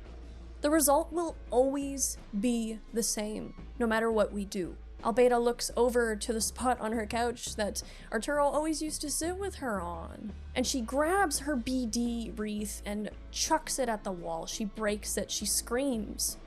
"So," narrator Arturo says, "how can some of us break through?" We flash back to that moment he saw that woman's body in the apartment back in the beginning of the story. I believe that in everyone's life there are a few turning points. We see Kashyap in his big moment where in that brain dance, he killed that lady who was screaming for him to help her. We see Rearview's big moment, the moment where she hears of her brother's death. Arturo says that these turning points are moments when fate, the gods, or some other crazy higher power step in to let you know that you're on the wrong path. Those moments are signs that you need a reality check, that you've hit rock bottom and you better take a good hard look at your life. And you're left with that feeling that you're being given one chance to make a change. And guess what? It was all a dream. That's right, it was a brain dance. And Arturo pauses again, saying, "Let's stop for a second. You probably also want to know what the fuck is going on. Remember what Kashyap told me about the bit of how she sold everybody out no matter what?" Arturo says he confirmed what I had suspected for a long time, and I could have just kicked her out of the team, but she's my friend. So I created a BD to confront her with her weakness and help her overcome it. That urge to betray her friends, to be hated and lonely. Then we see the play sign again. And Albeida is just completely marveling at this because she no longer feels that deep desire or need to make people hate her, to throw the people she works with or cares about under the bus. She says, "You got brains, my friend, but what's the status? We actually pulled off the Asukaga move?" And Arturo confirms that, yeah, no, that did happen.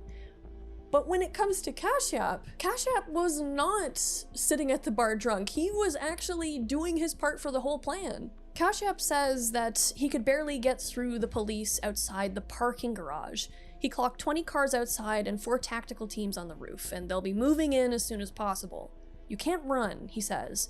"At least I can distract them, but one of you definitely needs to help me." Now, Rearview is the first to volunteer here, and her motivation is because of her mother, always trying to pit her and her brother against each other to make one outshine the other, so they would always both go to crazy points to try and get her approval. Now, we've seen where that led Hong Jin, but here Rearview says prison doesn't scare me when it very well should. Arturo pleads with her, "Don't do this. You got nothing to prove to your mom." She pictures herself breaking the record for the most dangerous, highest speed chase in Night City, and dreams of her mother seeing her on the TV and saying, "That's my girl." But Rearview then says, "Fuck her.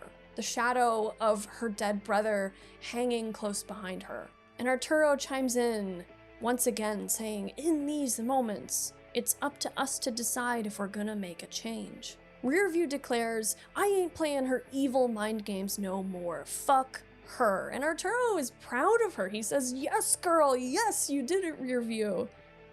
And it's a really sweet moment, uncharacteristically sweet for this genre. But Kashyap is then like, I hate to interrupt, but we got a pressing matter here. We're fucked. And it's here that Albeda says, no, we're not fucked. Your shit, Arturo, it really fucking works. I'll do it. I'll help the piglet distract the cavalry. I got one condition, Albeda says, and she pokes Kashyap in the chest. She says, we're doing this in style, piggy. You're getting a promotion after this. And then we jump to Albeda driving Rearview's car up each ramp to the top level of the parking garage while Kashyap clings to the top of it, screaming for his life. It's a beautiful moment where these two work together. Absolutely beautiful.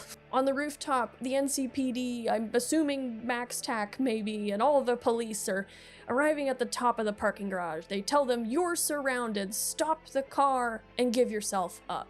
And Kashyap is probably hoping that, yeah, she will give herself up here because he is clinging to the top of this car. He says, he's right, let's end it here, the distraction worked. But Albeda says, I said, in style, piglet, and I meant it. And she floors it. She flies off the parking garage into the neighboring skyscraper, much to the shock and amazement of the police and all onlookers. This is quite the event. And it's here we see on the evening news with Arif Iqbal, after robbing Asukaga and Finch, destroying several police cars and private property, causing damages of more than 161 million euro, she was finally apprehended. Officer Dinesh Kashyap arrested infamous edgerunner Albeda and recovered a briefcase full of valuables from the vaults of Asukaga and Finch early yesterday. This morning, CEO Charles Foster Wren announced his resignation from DMS, the biggest braindance company in the world. His resignation came after an anonymous source released a chip owned by Wren containing a contract between DMS and some major Night City clients. Officials have confirmed that DMS was being paid to code subliminal advertisements into their BDs, causing consumers to buy products exclusively from DMS's clients. Oh yes, that's right, Arturo is playing the big game here. And he pauses again to explain. I knew Mr. Big Shot CEO had a secret. And if we recall from one of the first panels of the story where the CEO says, I want a full unit guarding 1301, and 1301 was the little safety deposit box in the Asukaga and Finch building. And this was right after a blackout, so that's how he knew. Arturo was the one who leaked all this information about DMS's shady business dealings. He says, I know DMS will recover from this. All I want is to give some people that turning point, the chance to break the cycle. And now here we are. Some months later in Night City Prison, and Albeda's shooting hoops in the lot. Albeda has a visitor and she goes to the visiting area and she picks up the phone. And there is Kashyap there to see her. He says that he did indeed get that promotion from their big stunt. And Albeda says, no need to thank me. How's the boss? And it's through Kashyap that Arturo is actually able to talk to Albeda. She tells him not to feel guilty for her being in prison as it wasn't his fault, she says. You really helped me break the cycle, dude. Your idea worked. You did it. You really did it. But how? What's the secret, she says. And Arturo reveals it all clicked when I met Kashyap and created a BD for him that worked. It's all about hitting the worst rock bottom you can ever hit. About seeing there's only one way out. Up.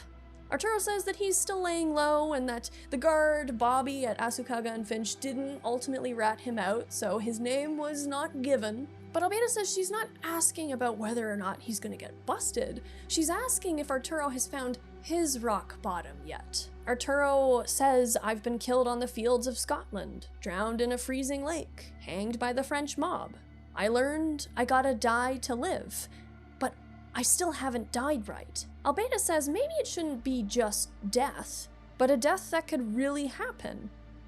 Arturo says, maybe, I still gotta find, but then he's cut off. And it's that scav from back when he was captured, the one scav that survived. He found him in the diner and he holds a gun to him and he says, you remember me? You killed my crew and you still owe me 200 fucking thousand eddies. And bang, bang, bang, Arturo is dead. Or is he? Flip to the next page and we're back to the scene that we just read through.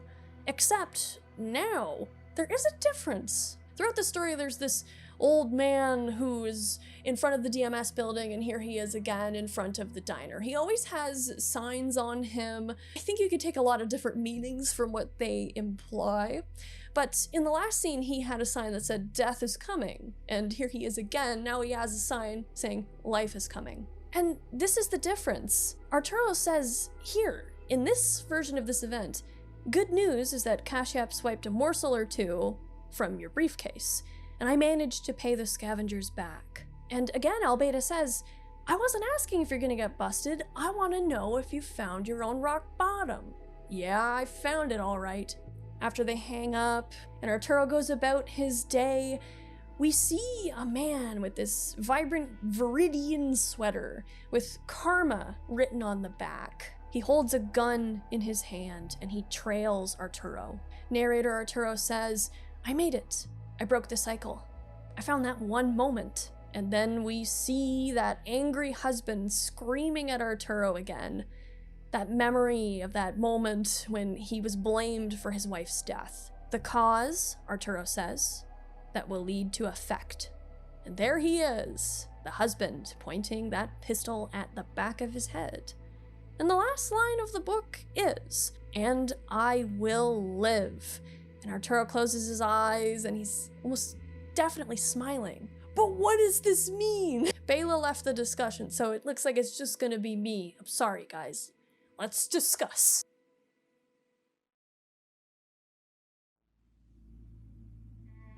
I'm gonna start with the biggest subject that I want to discuss about this comic, and it is that I don't think any of this is real. I think it's all a BD.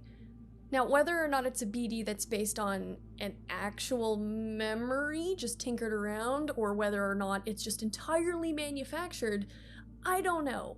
The beginning explanation that Arturo gives about his abilities with brain dances and whatnot, where he says that you wouldn't even be able to tell the difference if it was a legitimate memory or not. That's how good he is at programming. That made me stop and wonder.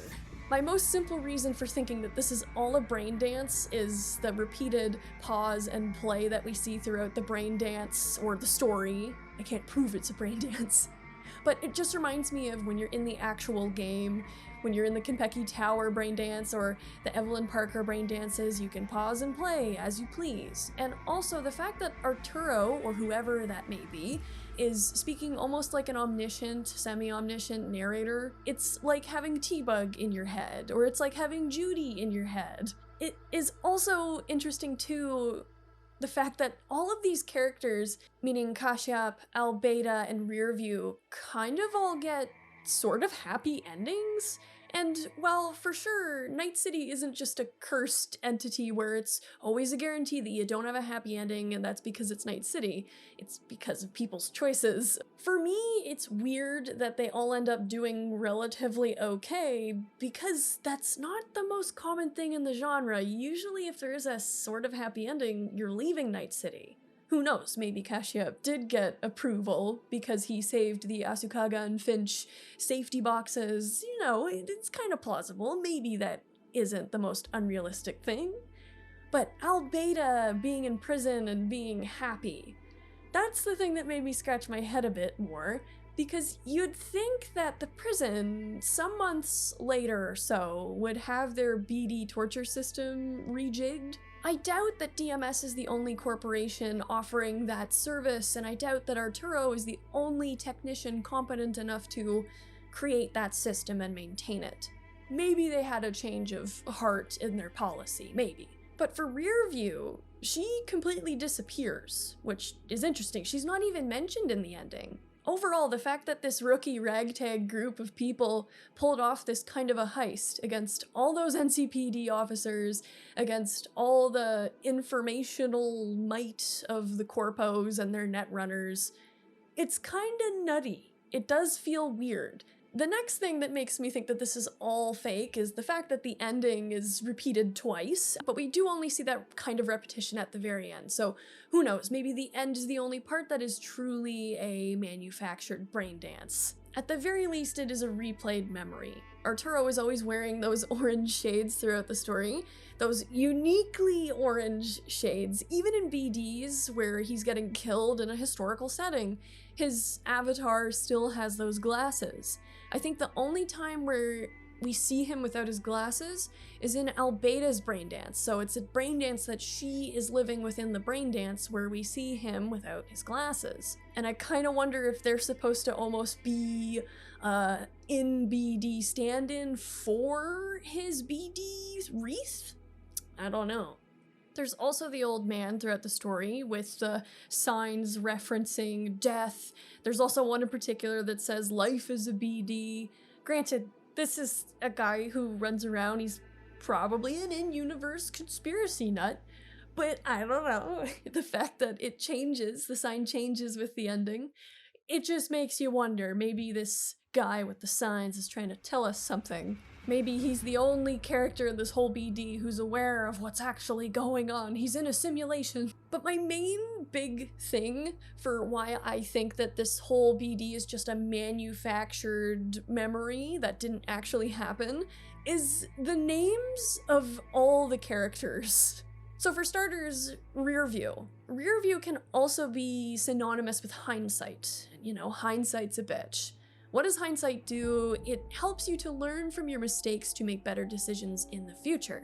Hindsight is an important thing with understanding cause and effect, because there you are after the fact, understanding how those things work together. You can correct mistakes. I also really like that literal image of hindsight in a way when she's pictured with her brother's hanging silhouette behind her. That shadow looming over her, behind her, hangs over her decision to say no to this need for her mother's acceptance and approval in order to do better for herself. Next is Kashyap.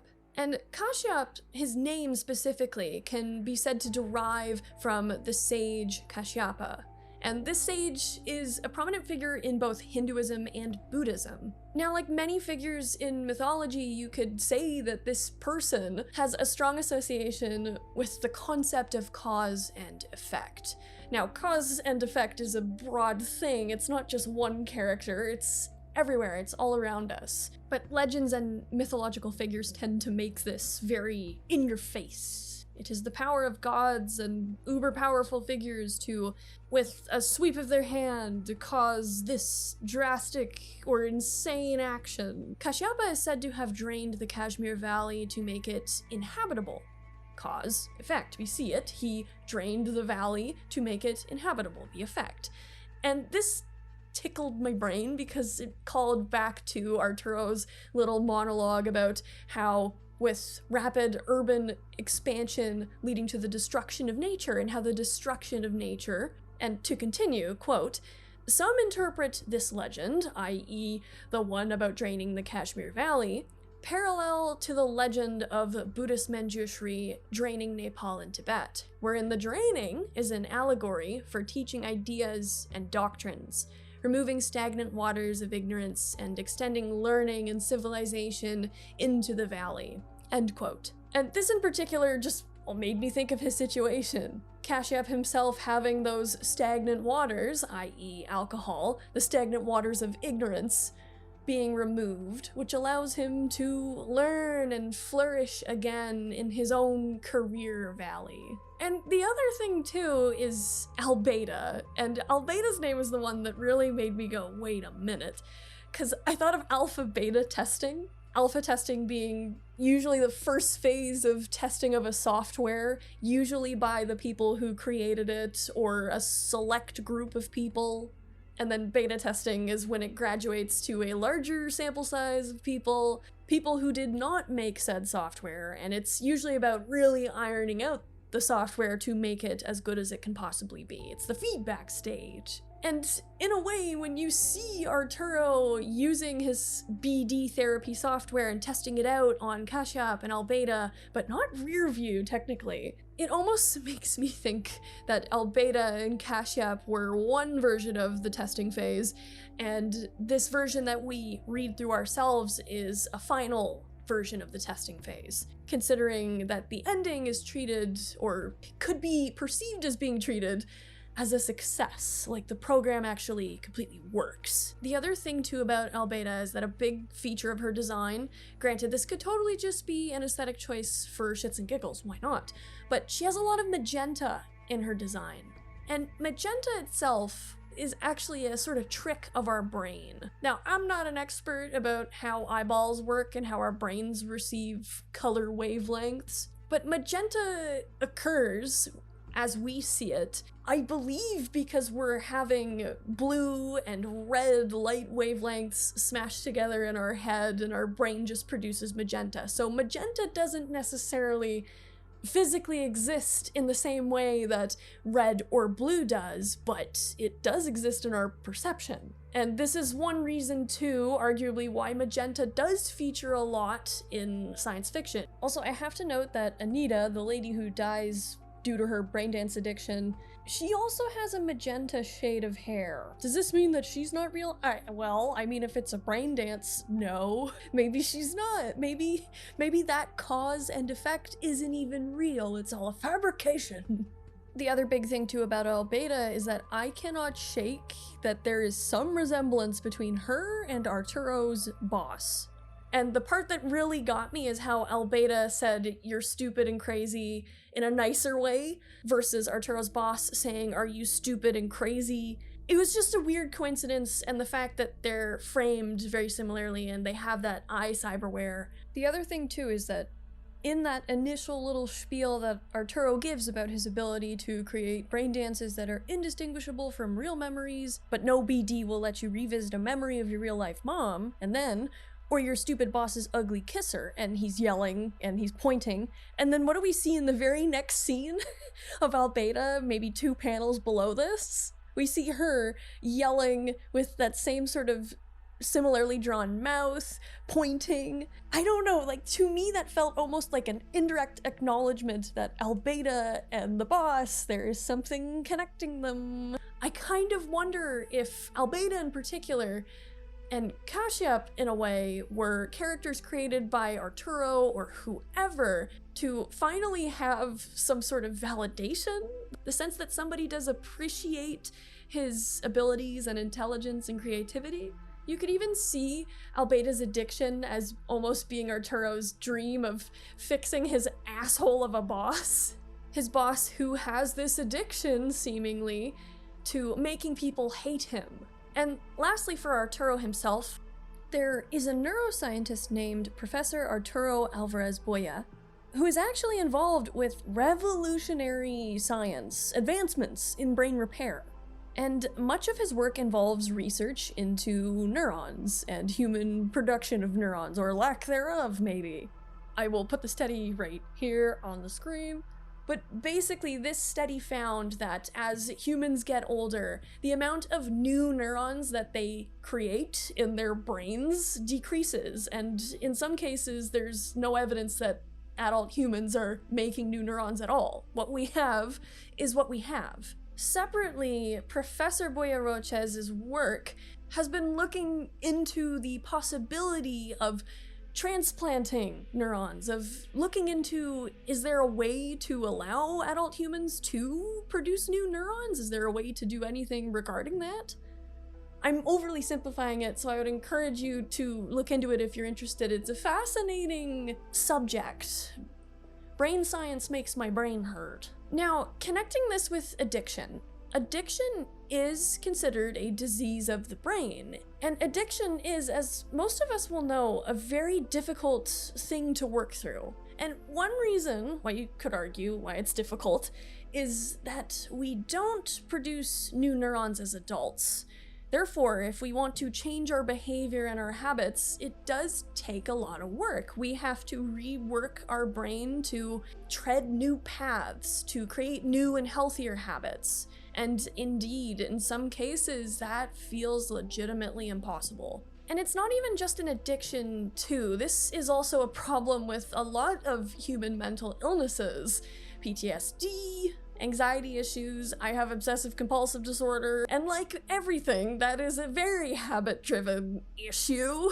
But to connect it with Arturo's idea, as in comic Arturo's idea, of using brain dances to revolutionize addiction and depression and mental illness, that's not a super crazy idea. In fact, in modern day, in our world, PTSD, among many other mental illnesses, can be treated in part with VR. This basically creates a safe environment to try and react or train the brain to handle things in a healthier way. And who knows, if BD did become a thing, that would be the next level of that kind of therapy. Anyway, I just thought that all those names, the coincidences of them, was just too interesting and convenient, and I can't shake the feeling that this whole story was a BD of fake memories drawn together by Arturo or whoever is behind the character of Arturo in this situation. Let me know if you think that this story is all fake, or if it's partially fake, or if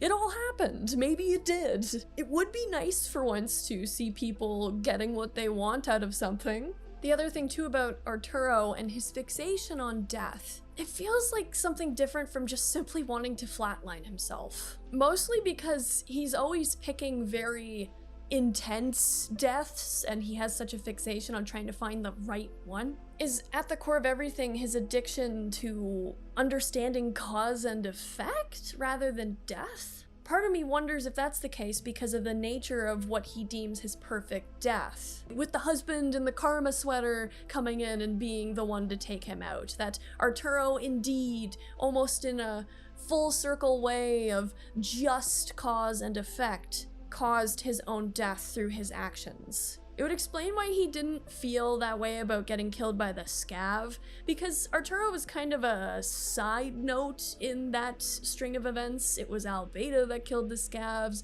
Arturo was kind of just a plot device, I guess, to get her there to do that. In the case of Anita's death and her husband's desire for revenge, Arturo can at least feel like he was fully responsible for that. That was entirely his cause leading to that effect. But of course, you're left to wonder if that truly is the death, the rock bottom that will stop his addiction, whatever it truly is at its core. Is it just going to be a really good fix that he'll then have to find an even better fix to match in the future?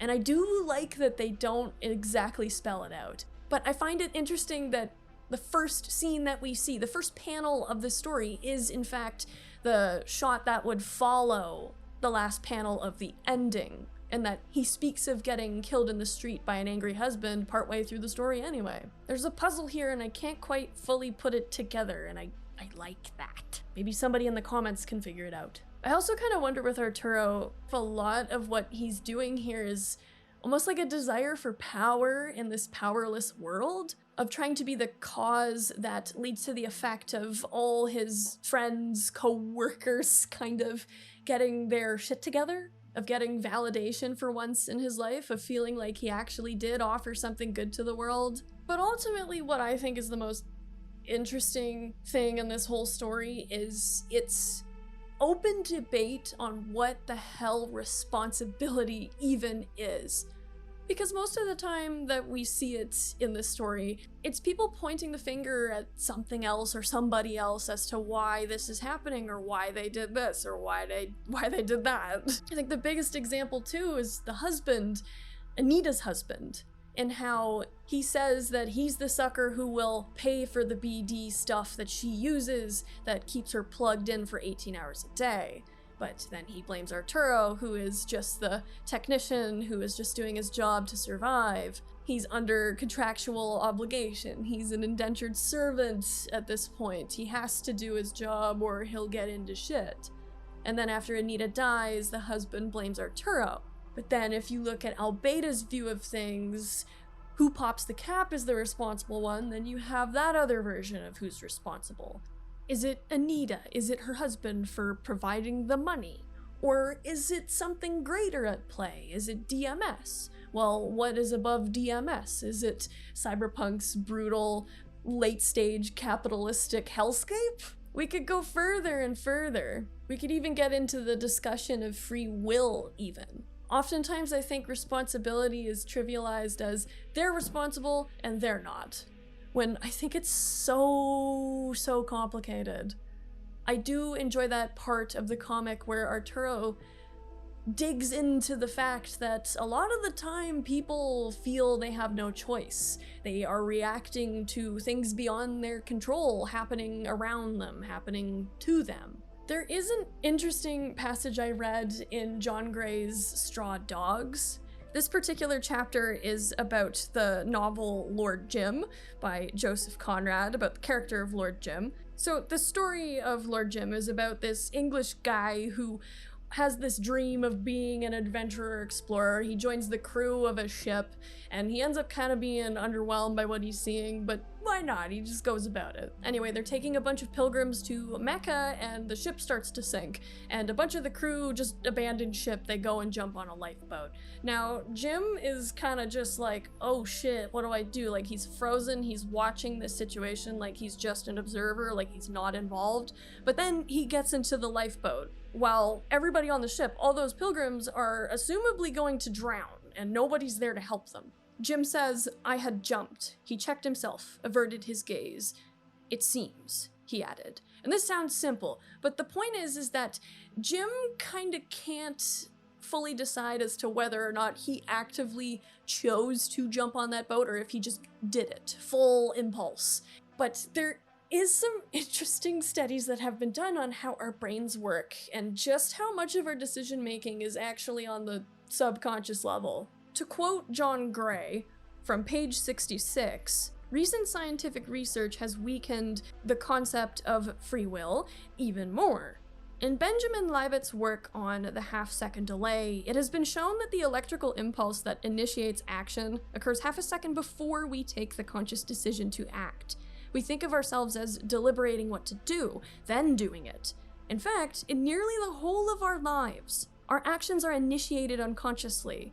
The brain makes us ready for action, then we have the experience of acting. As Libet and his colleagues put it, the brain evidently decides to initiate, or at the least prepare to initiate the act at a time before there is any reportable subjective awareness that such a decision has taken place. Now, what does this mean for the idea of responsibility? Does this mean that our conscious selves are not responsible for anything?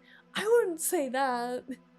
But it definitely does mean that there's a lot more to how the human brain functions than many people might be inclined to immediately go, that, you're responsible for that, you're responsible for that, but it's even more complicated. For your information, there's a lot more to ogres than people think. I just found that to be really enlightening, and also how responsibility is never decided or defined clearly throughout the events of Blackout.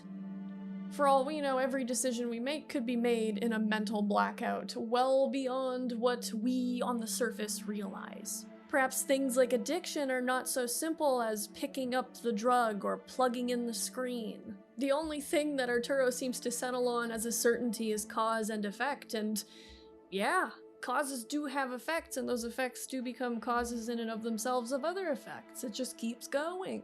It keeps going until the inevitable heat death of the universe, if it is indeed inevitable. I don't know things. I also like that the husband is wearing that karma sweater in that final scene. It almost implies that there really is no responsibility here in this moment, at least in Arturo's mind. It's just the forces of the universe coming together to give him his fair deserts. The self is overrated. It is simply cause and effect, a cycle that never ends. At the end of the day, shit's complicated. You can only hope that we're all strong enough to get through our toughest moments, to make a better decision for ourselves after a bout of not making the best of them. Does happen. sometimes multiple times. Not to be depressing about that tangent of responsibility and how it almost feels like a fresh concept as science furthers, but I think it can be a nice reassurance that most things are out of our control. Maybe everything is. I don't know. Existential crisis ensues. But I think it can be very reassuring to know that as humans, we don't have to bear the weight of the sky falling down. We could just take it one decision at a time. One good decision that can lead to another good decision that can make our lives better. You don't even have to hit rock bottom, per se. We don't have to black out. But even if you do, no matter how dark a blackout you might live through. You know, Rodney, even though you had a discouraging day, remember, there's another one coming tomorrow. Which might be depressing to some and reassuring to others.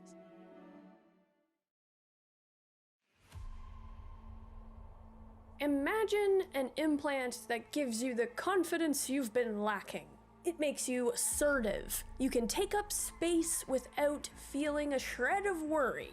Your old little fears no longer hold you back from doing what you've always wanted. It sounds nice. Cybernetics that remove all the roadblocks and mud from your head. But what if it was all a lie? And because this is a cyberpunk comic, we know that this is gonna go in a very downhill way, as is normal. Spoiler warning for Cyberpunk 2077's Your Voice comic. I would recommend giving it a read, even just for the art. It has probably the most remarkable art of all the comics that I've personally read so far in this series. But if you don't want to read it, today we will be going over the story and taking a deeper, closer look at what the hell is going on? My name is Liddy, and welcome to Shaped by Stories, where we unpack how characters shape stories, and how those stories shape us. Let's get into it.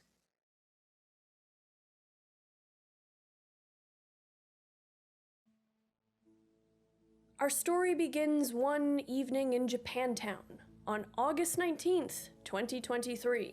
Todd, an N-cart techie, I say N-cart throughout this, I'm not sure if it's supposed to be NC-art or if I have to say NCART, but I just say N-cart, I don't know, is just about done with the monotonous, repetitive events of his day. As a techie, Todd's job is to make sure the N-cart metro and transportation lines are all functioning, and every day that just involves fixing busted circuits, tinkering with this bit of software. A far cry from the characters we are used to following around in Night City stories. But as he's just about to finish up his day, Todd sees her.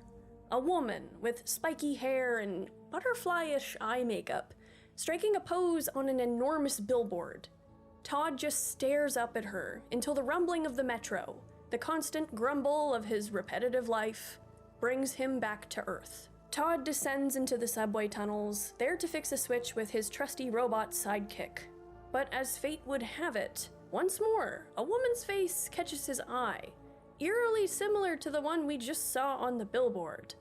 It's only for a split second that their eyes meet, as her train roars past Todd towards its stop. But this girl's got some very maelstrom-shaped problems at her back. At the station, the girl makes a break for it, shoving into Todd's hands a shard.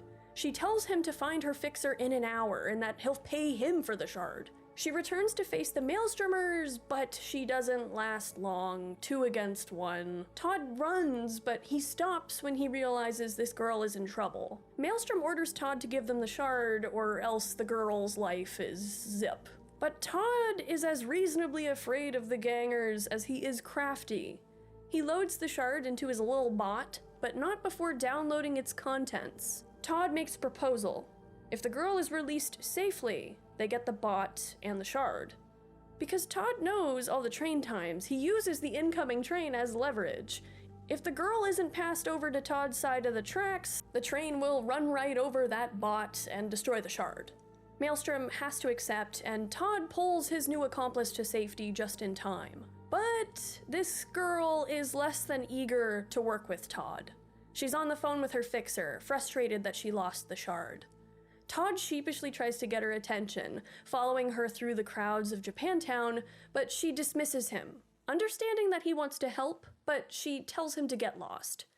She vanishes into the crowd, and Todd just freezes in the spot, unsure of what to do. Todd is definitely a more shy character than we are used to. He's probably the most normal protagonist we've encountered in any Cyberpunk story, at least of 2077's stories. He doesn't really have any special ability. He's probably what we would all be if we were in Night City. But Todd can't just simply get lost. That's kind of a joke because Todd does have software in his head that lets him read the map of Night City so he can do his work on the transportation lines. Haha. But this actually has relevance. Todd downloads camera footage from his little bot of this girl. He wants to find her, but he doesn't know how he's gonna be able to do that. Maybe he's simply infatuated with her. Maybe he simply wants to help and give her the data that he downloaded.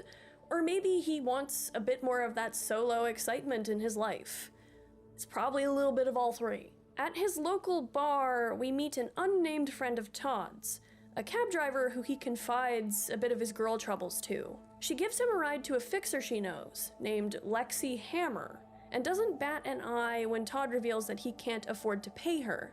She's totally chill about it, but she does warn Todd to watch himself around Hammer. Hammer is probably the only fixer who could find this mysterious girl with that camera footage, but he will want payment, and his work doesn't come without quite the price tag. Todd's friend describes this fixer as a real pain in the ass. But Lexi Hammer, when Todd shuffles into his headquarters, is anything but a pain in the ass. He's quite polite and relatively welcoming, inviting Todd inside to sit with him in front of his dozens of monitors. Before Todd can really ask about the price of tracking down this girl, though, Hammer gets right to work. It's like he has access to all the cameras in Night City, and he's able to find out everything about this mystery woman. That she is in fact named Yishan Ri. We meet Yishan in one of Johnny Silverhand's 2013 flashbacks in Cyberpunk 2077, when he goes to the Atlantis looking for Rogue. She is that lady at the vending machine who clearly doesn't really like Johnny, but Johnny helps her fix the vending machine. There's a history there between them, we just don't know exactly what it is. Yishan's spunkiness and her abrasiveness carries over to the comic as well. Hammer has a list of Yishan's cyberware, right down to the fact that she has real skin. He knows that she's a mercenary working on a contract for Prothero, another fixer. The data shard she has been fleeing Maelstrom with was, in fact, property of the Zeta Tech ZMO. So yeah, she's in some big shit. And now Todd happens to have this very valuable software in his brain. Hammer also reveals that Yishan is now at the afterlife, but any more info than that will cost Todd extra. Todd is already sitting at a 3K Eddie bill. Todd panics as he doesn't have that kind of money on him, which, you know, Hammer did kind of just steamroll him there. He didn't even let him ask about the price or how it works or anything like that. He just kind of got right to work and threw Todd under the bus there. This is another thing that shows that Todd, as he is right now, is meek. People do tend to just walk right over him. He's probably used to that happening in his day-to-day. We've seen Yishan do it, we've seen Hammer do it. Who's next? But Hammer is still surprisingly generous to Todd. He says that Todd can work off his debt and gives him a state-of-the-art shard, an amygdala stimulator, he calls it. It, quote, makes your brain make quicker decisions, he says. Hammer says this is totally safe. He's tried it on all kinds of other people. He's just doing this for the corporation that made it so they can gather promo footage for advertising and all that stuff. It sounds like a good deal, which means it probably isn't. But at this point, what other choice does the naive Todd have? So Todd agrees and inserts the shard. And immediately, his brain does a 180 from meek to assertive. Already he's got a calculated route to the afterlife. Timing, everything. Hammer tells him, better do as he says. And off Todd goes. Todd races through the city and shoves his way to the front of a bus. He's zooming, he's jumping around, he's confident. He rushes into the afterlife right when Yishan's about to enter an uneven fight with Prothero's goons, when, at the Shard's encouragement, he breaks a bottle, yelling at Yishan that he has the data. Prothero, classic fixer, orders his men to stand down while he, Yishan, and Todd head to a back room. But it's not so simple as downloading the data in Todd's head. It's there to stay. Unfortunately for the fixer and his hired help, the software is stuck in Todd's head. And not only that, Todd is the only person they really have who can read it. And this is due to the map software he has in his head for work. And this is because the info on that shard is a map of comm networks for Zetatech military bases. Now, side note, I have to stop here. Apparently this comic, according to the wiki and some other people, there's a lot of debate about this. Apparently when this comic is discussing Zetatech military stuff, it actually was meant to say Militech. Some sources say that this is error, that it was supposed to say Militech. Some people say that why can't it be Zetatech? I don't really know, but to avoid confusion, because all the art says Zetatech, not Militech, when apparently it should be saying Militech, I'm just gonna say Zetatech. I feel like if I'd say Militech, it's just gonna be confusing, so Zetatech it is. Take that statement about potential errors with a grain of salt, I don't know, but Now at this point, Yishan has really no choice but to work with Todd if she wants to complete her job. And we still don't really know exactly what her job is about or who hired her. So Yishan reluctantly agrees to work with Todd, and Todd is probably kind of like, okay. But we have problems on the other end of things. The Zetatech CMO isn't happy that Maelstrom let Yishan get away. Sure, Maelstrom got that shard back, but her motives and who hired her, etc., are unknown, and the CMO wants her dead. And Maelstrom, if they want their full paycheck, has to finish the job. Todd and Yishan, on their side of things, jump into the back of a Zetatech laundry truck that Todd is able to track down. Yishan doesn't really divulge the details of her gig even now, but Todd is taking a bit of a lead for once, in his own way. The implant is really making him into less of a background character and more of a protagonist. Yishan tries to coordinate with some nomad friends of hers an assault on a Zetatech convoy at 4:30 that morning. As the laundry truck pulls into a Zetatech base in the Badlands, Yishan and Todd slip out into the darkness, commandeering a military-grade AV using the codes in Todd's head. As the two are flying to the rendezvous point far in the Badlands, Maelstrom appears. It turns out they put a tracker on Yishan when they let her go. Todd listens to Yishan and that new voice in his head and buckles up. Yishan does manage to take out the enemy AV by shooting the Maelstrom pilot square in the face, but their own ride ends up crashing as well. For a moment, Todd thinks that Yishan is done for. He starts talking to himself. The voice isn't speaking to him. He thinks something is wrong. He doesn't know what to do. He's kind of reverting back to the person he is on a day-to-day. But Yishan wakes up, saying, "Little crisis of faith." Todd probably does sound a bit nutty when she catches him talking to himself, as she has no idea about the shard in his head. Todd helps Yishan to the nearby Silver Mungo, a bar in the middle of the Badlands frequented by nomads. Yishan tries to arrange a meetup there instead, now that they don't have a ride, but a firefight breaks out when some wraiths come into the bar, and they happen to recognize Yishan. Once again, Todd's implants direct him to be a hero. He saves Yishan from the wraiths, though she does get a nasty shot in her shoulder. But Todd also shoots a dancer when the voice says, shoot, either her or Yishan. And I have some ideas about this dancer's importance because I think there is some.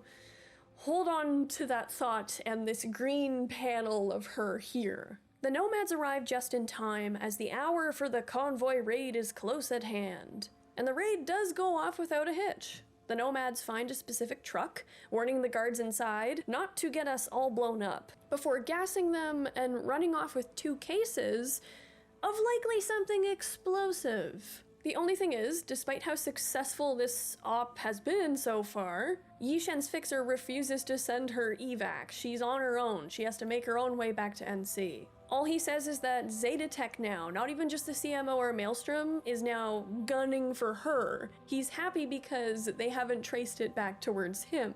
The Nomads try to convince Yishan to just leave her fixer behind and join them instead. But she says she can't. This job she took on is a job from a friend, she says, with some hesitation. Todd's new voice warns him to get Yishan to a Ripper.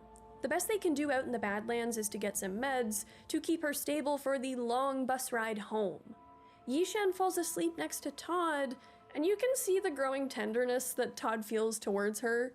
He does care about her, and she's definitely comfortable with him now too. Todd certainly has a lot more confidence in showing Yishan that side of him since he got that shard. But as he watches her, Todd notices her strange necklace. Next to them sits an old man holding some chickens, and he notices it too. He says Yishan is a member of the Red Willow Nomads. He even tells Todd where the clan will be riding next, if Todd wanted to go to them, to take Yishan home. One wonders why Yishan left her nomad family. Maybe she's kind of like Pan Am. They both kind of have that fiery personality. They both ventured into the realm of being a merc. Todd simply says, "I don't think so. Can't even say where I'll be tomorrow." And the old man looks at his chickens and says, "Now these chickens here, they don't know where they're gonna be tomorrow. But you?" I mean, yeah, chickens are just sort of where they are. There's that is true. Unless chickens do understand the construct of time, which would imply that the dinosaurs maybe did. It always comes back to dinosaurs. But yeah, people can know if they're gonna spend the next day on a bus with chickens. They can know if they're gonna eat chickens for tomorrow's supper. They're gonna have it for leftovers at lunch. But in all seriousness, that is the main thing about Todd's life. Todd always knows where he's gonna be the next day and what he's gonna be doing, because it's always the same thing every day in that miserable cycle of life in NC. Knowing can be nice in some cases, but in Todd's case, he knows what he's probably gonna be doing tomorrow and for the rest of his life, and that alone should make him eager to join the Nomads, to embrace not knowing where he's gonna be tomorrow. Back in Night City, Yishan's condition is worsening. There is no way she can finish her gig, so Todd takes over for her. At this point, of his own volition, I think, not just because his new voice is telling him to take over. Todd is sort of growing into that voice himself. Prothero says that in the meantime, he will take Yishan to get patched up somewhere. Todd asks Yishan if she'll be okay when the voice urges Todd to kiss her, and he does. And Yishan does kiss him back. They share a little fluffy moment in the street together, briefly kind of just holding each other. And it's so cute. Todd goes to the Atlantis to meet the client there. A lone guy at a table by the bar. And guess who the client is? Johnny Silverhand himself turns to face Todd, but he's a little confused. "Where's that nice piece of ass from Prothero, the one I ordered? What, didn't like it the last time?" Maybe Johnny hired her for another job before and she almost died and she's never quite been able to let it go. But Yishan does describe him as, with hesitation, a friend. So maybe that vending machine incident did get Johnny some points back. Todd tries to explain what happened, but Johnny just says, "Never mind, fuck her," and takes one of the two cases. I don't know where the second one went. I think the Nomads took the case, that's my assumption. But before Johnny can walk away, he turns and asks Todd to wait. "Know your way around a gun, kid?" he asks. The voice in Todd's head screams at him to say yes, say yes. But as he meets Johnny's eyes, Todd says no. The voice is like, "What?" And off Johnny goes. "Go back! Do you even know who that was?" Todd leaves the bar, taking the chip out of his head. He says, "Your 24 hours are up," and he crushes the shard beneath his boot. Todd returns to the afterlife, looking for Prothero. He wants to get in contact with Yishan. The idea of a tomorrow he doesn't know lays before him, and that must be equally exciting and nerve-wracking, especially now that that voice is gone. A voice that seemed really separately opinionated by the end there, especially for a voice that was supposed to be his brain making its own better decisions, or faster decisions. Todd waits all night, but Prothero never shows. He heads out into the streets as dawn breaks, passing by billboards yet again. But wait, what day is it? August 21st, 2023. And the news is appropriately on fire, with an event we all probably know fairly well at this point. The bombing of Arasaka Tower. Johnny Silverhand's face, cigarette hanging from his lips, stares blankly on the screen, next to the smoking Arasaka Towers. So I guess now we know why Johnny asked Todd if he knew his way around a gun. It's probably a good thing that Todd said no. And I guess we also now know what was in that suitcase, hence the explosives discussion back during the actual raid to get them. And we do know from lore that those bombs are Militech bombs, so I guess that's one reason why people believe that it's not supposed to be Zetatech in this comic, it's supposed to be Militech.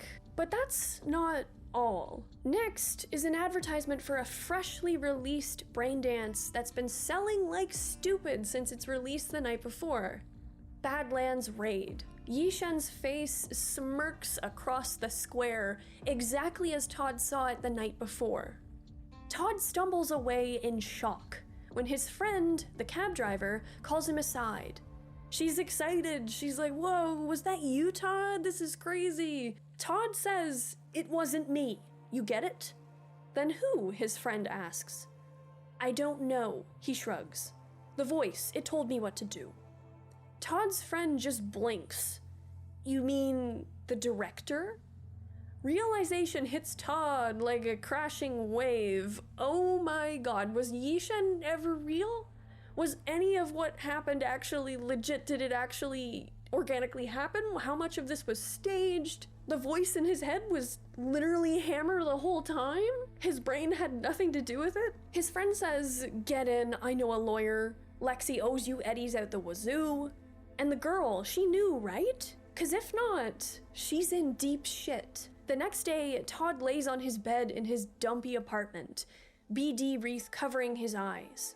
He's watching the Braindance for himself, going over every moment with Yishan.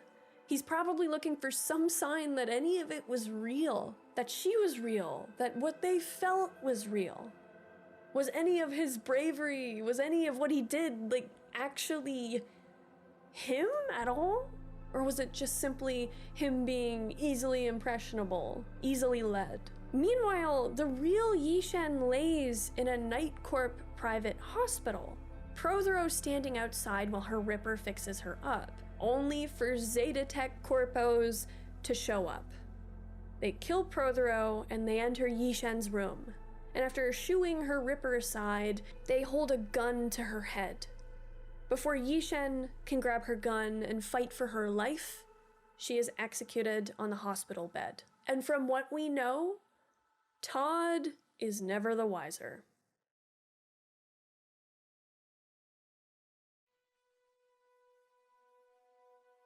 Okay, so that was a short comic, therefore a short discussion, but there's a lot going on and I have too many questions. First of all, the art style, amazing. It's very striking. It's so different from the other comics that I've read in this series so far. I haven't read all of them, but yeah, no, this one is beautiful. Especially the last page with the wolf on the car, like that's great. I would put that on my wall. And I'm not even an art on walls person. I'm a Christmas lights on walls person. But speaking of the last page, let's start with that. It's reminding me of the Moon Tarot card, which, to quote the 2077 Codex entry for the Moon card, the moon reminds us that reality is not always what it seems at first glance. In a world of appearances and illusions, the best course is often charted by one's own intuition. The moon is also the card of dreams, desires, and of course, sleep, death's nightly ritual. And this whole story involves every bit of that moon card. Poor Todd. None of it is what it actually seemed to be at all.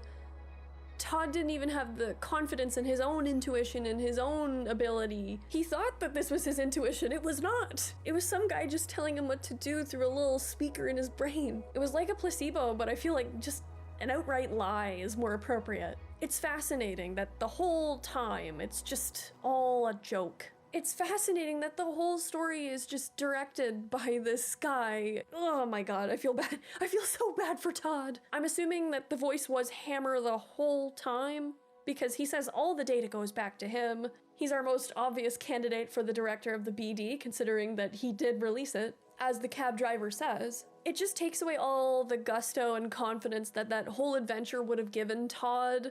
It's terrible.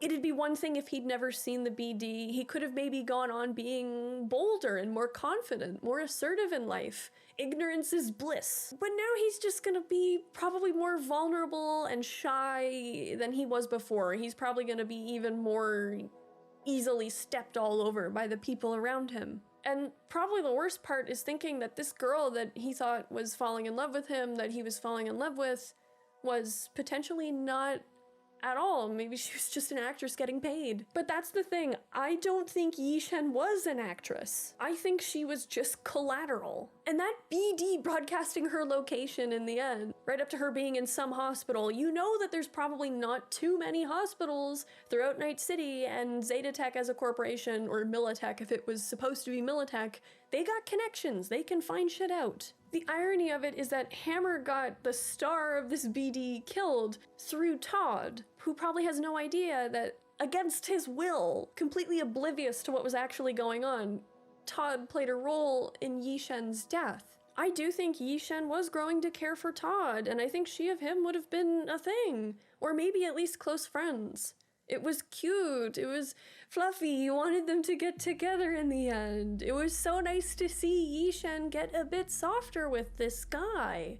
And Todd to grow from being this quote-unquote nobody who doesn't really have a high opinion of himself probably, to be more confident around her, to be brave enough to do things that he wants to do. But it was all just destroyed by Hammer. And from the start we know that Hammer is super devious and tricky. Todd's friend warned him about that. But just watch, Todd's friend was in on it the whole time. Maybe she's responsible for driving random people to Hammer and getting them involved in his weird BD recording industry. I can't really prove that, but I wonder. She is a little sus to me because she does seem to know right away that Todd was in the BD and that Hammer owes him money. Like, how does she know all this? I don't know. I could just be looking too much into it.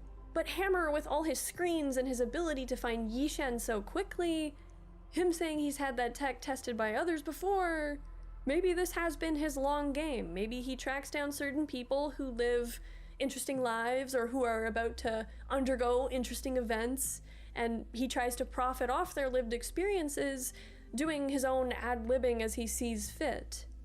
The other thing too, with the green panels that we see, occasionally matching up with that ad from the beginning with Todd's goggles, the color is the same. Now, the girl in the billboard looks a lot like Yishan, but try as I might, I personally can't reason that she is Yishan. I do think she is someone else. The only way that I think it could be Yishan is if Yishan was at some point in her life actress or a dancer or something like that, and I have a reason. And it connects to that dancer that we see at the Silver Mungo. So there's two dancers at the Silver Mungo, one we focus on in particular. So the first one, who I'll get out of the way now, we only really see her in silhouette. She actually has a similar hairstyle to the girl in the billboard. Like, her hair has the big spikes and everything. But the other girl who we do actually see in that firefight has the same outfit as the billboard girl. She also has a very similar face to billboard girl, just not with the butterfly eye makeup. This girl also has a green panel of her own in that bar firefight, right when Todd chooses to shoot her rather than shooting Yishan. He doesn't even hesitate. Of course he's gonna try to save Yishan over this girl. Unless I'm reading that line wrong, maybe what he meant is if you don't shoot now, it's either gonna be Yishan or that girl who gets shot by the wraiths. I feel like I'm correct with the first read of the line. I only have doubts because I am a self-professed comic illiterate individual. I get confused with the art and the dialogue sometimes, so like let me know if I'm wrong, because I very well could be. Anyway, my thought is maybe the dancer was one of Hammer's previous subjects for a BD. That's one thought. Maybe that billboard was just an ad for the bar, but that feels weird to have like this small Badlands bar has the money or the desire to even advertise in Night City. That's weird. It's possible, but I think it's unlikely. I mean, maybe this girl was highlighted because this was a potential plot fork in the road or something. Maybe Hammer was wondering if maybe there could be a new plot line. If Yishan was killed by Todd, maybe Todd would rescue the dancer, or maybe Todd would work with the Wraiths. That would be another crazy BD. Choose your own adventure in real time with the help of Hammer in your head. Hammerhead. I do have another idea though, and this does connect to the fact that the bar seems to be frequented by nomads. And I also find it interesting that Yishan talks to the girl that got shot after the fight, saying, "Nice moves, gotta learn how to do that." The dancing, is that what Yishan means? She hands this girl a drink too. And I realize that this is a baseless theory, but my mind has it anyway. I'm sure other people have had this thought as well. But the fact that these two women look so similar, the fact that the dancer starts shooting alongside Yishan and Todd, but on whose side, ultimately I don't know. Is it the Wraiths or Yishan and Todd? That's kind of unclear to me because she clearly had open shots at Yishan and Todd from the very beginning. You'd think that if she was on the Wraiths side, she would have shot as soon as possible. I feel like Todd was just doing exactly what he was told or something by the director. That doesn't necessarily mean that the dancer was with the Wraiths. And there's also the fact that she has that green panel like Yishan. I think the only time we see other characters in a greenish panel is when the Zetatech CMO is talking with Maelstrom, but it's different. It's not the same sort of green style. The Shard is also in a green panel earlier too, but those are really the only two characters we see in that style. Yishan and this dancer girl. Are they sisters? Do they know each other? Were they both in the Red Willow clan? The dancer has that dragon tattoo, and I don't know, could that be an emblem for a nomad band, or is it just a tattoo? Since I've entered tinfoil hat territory, I might as well just say, for me, I think there's a similarity between the hair of the girl on the sign for the Silver Mungo and the Red Willow necklace that Yishan wears. I know this sounds crazy, but I do see some similarity there. I just thought the hair was a weird thing to focus on in the panel that really focused on the end of the hair with the spikes. Maybe Yishan was a dancer there once upon a time. Maybe that's how she met Johnny when Johnny was out there. Maybe it's not the first time he's crashed a car with a dancer in it. Maybe Yishan was that dancer. But I can't shake the feeling that the dancer was important somehow. Maybe not in the way that I am wondering, but it's fun to speculate. I feel like I'm missing something with this, so let me know your own thoughts on this. I'm stumped. I also find it really weird too that towards the end of the story, in the Night Corp hospital, we see a face in green, a woman's face with like connect the dots numbers. Like, is it like supposed to be like plastic surgery type mapping and whatnot? I don't know. And the fact that the hospital is Night Corp, but I don't know if Night Corp is as sus in the 2020s as they are by the 2070s. They probably are still pretty sus, considering Richard Knight's weird, mysterious death. Were they gonna give Yishan a new face? We see the way when she's injured, her skin is kind of peeled over the face she has underneath. She has real skin, so I'm sure they could just sculpt whatever they want for her. Which I know that insinuation is kind of contrary to what I've said of how I don't think she was an actress. I think she was genuinely just a mercenary who got roped up as collateral in this whole thing. But still, I genuinely don't know. I'm trying to entertain as many even conflicting avenues here. I guess we'd only know if she changed her face before, if Johnny didn't recognize her, if she had shown up to drop off the suitcases herself instead of Todd. We'll never know. Okay, and that's where I need to leave the discussion for now. Considering the events that this comic leads up to, I'm probably going to be bringing it up again in the future. So please, by all means, leave your own opinions on it in the thought section below. The thought section. I mean, the comments are a thought section. I gotta go before I start questioning my reality and my own intuition, before I start questioning the voice in my head, unless it's not mine, but someone else's. Just like Johnny and V. How about that?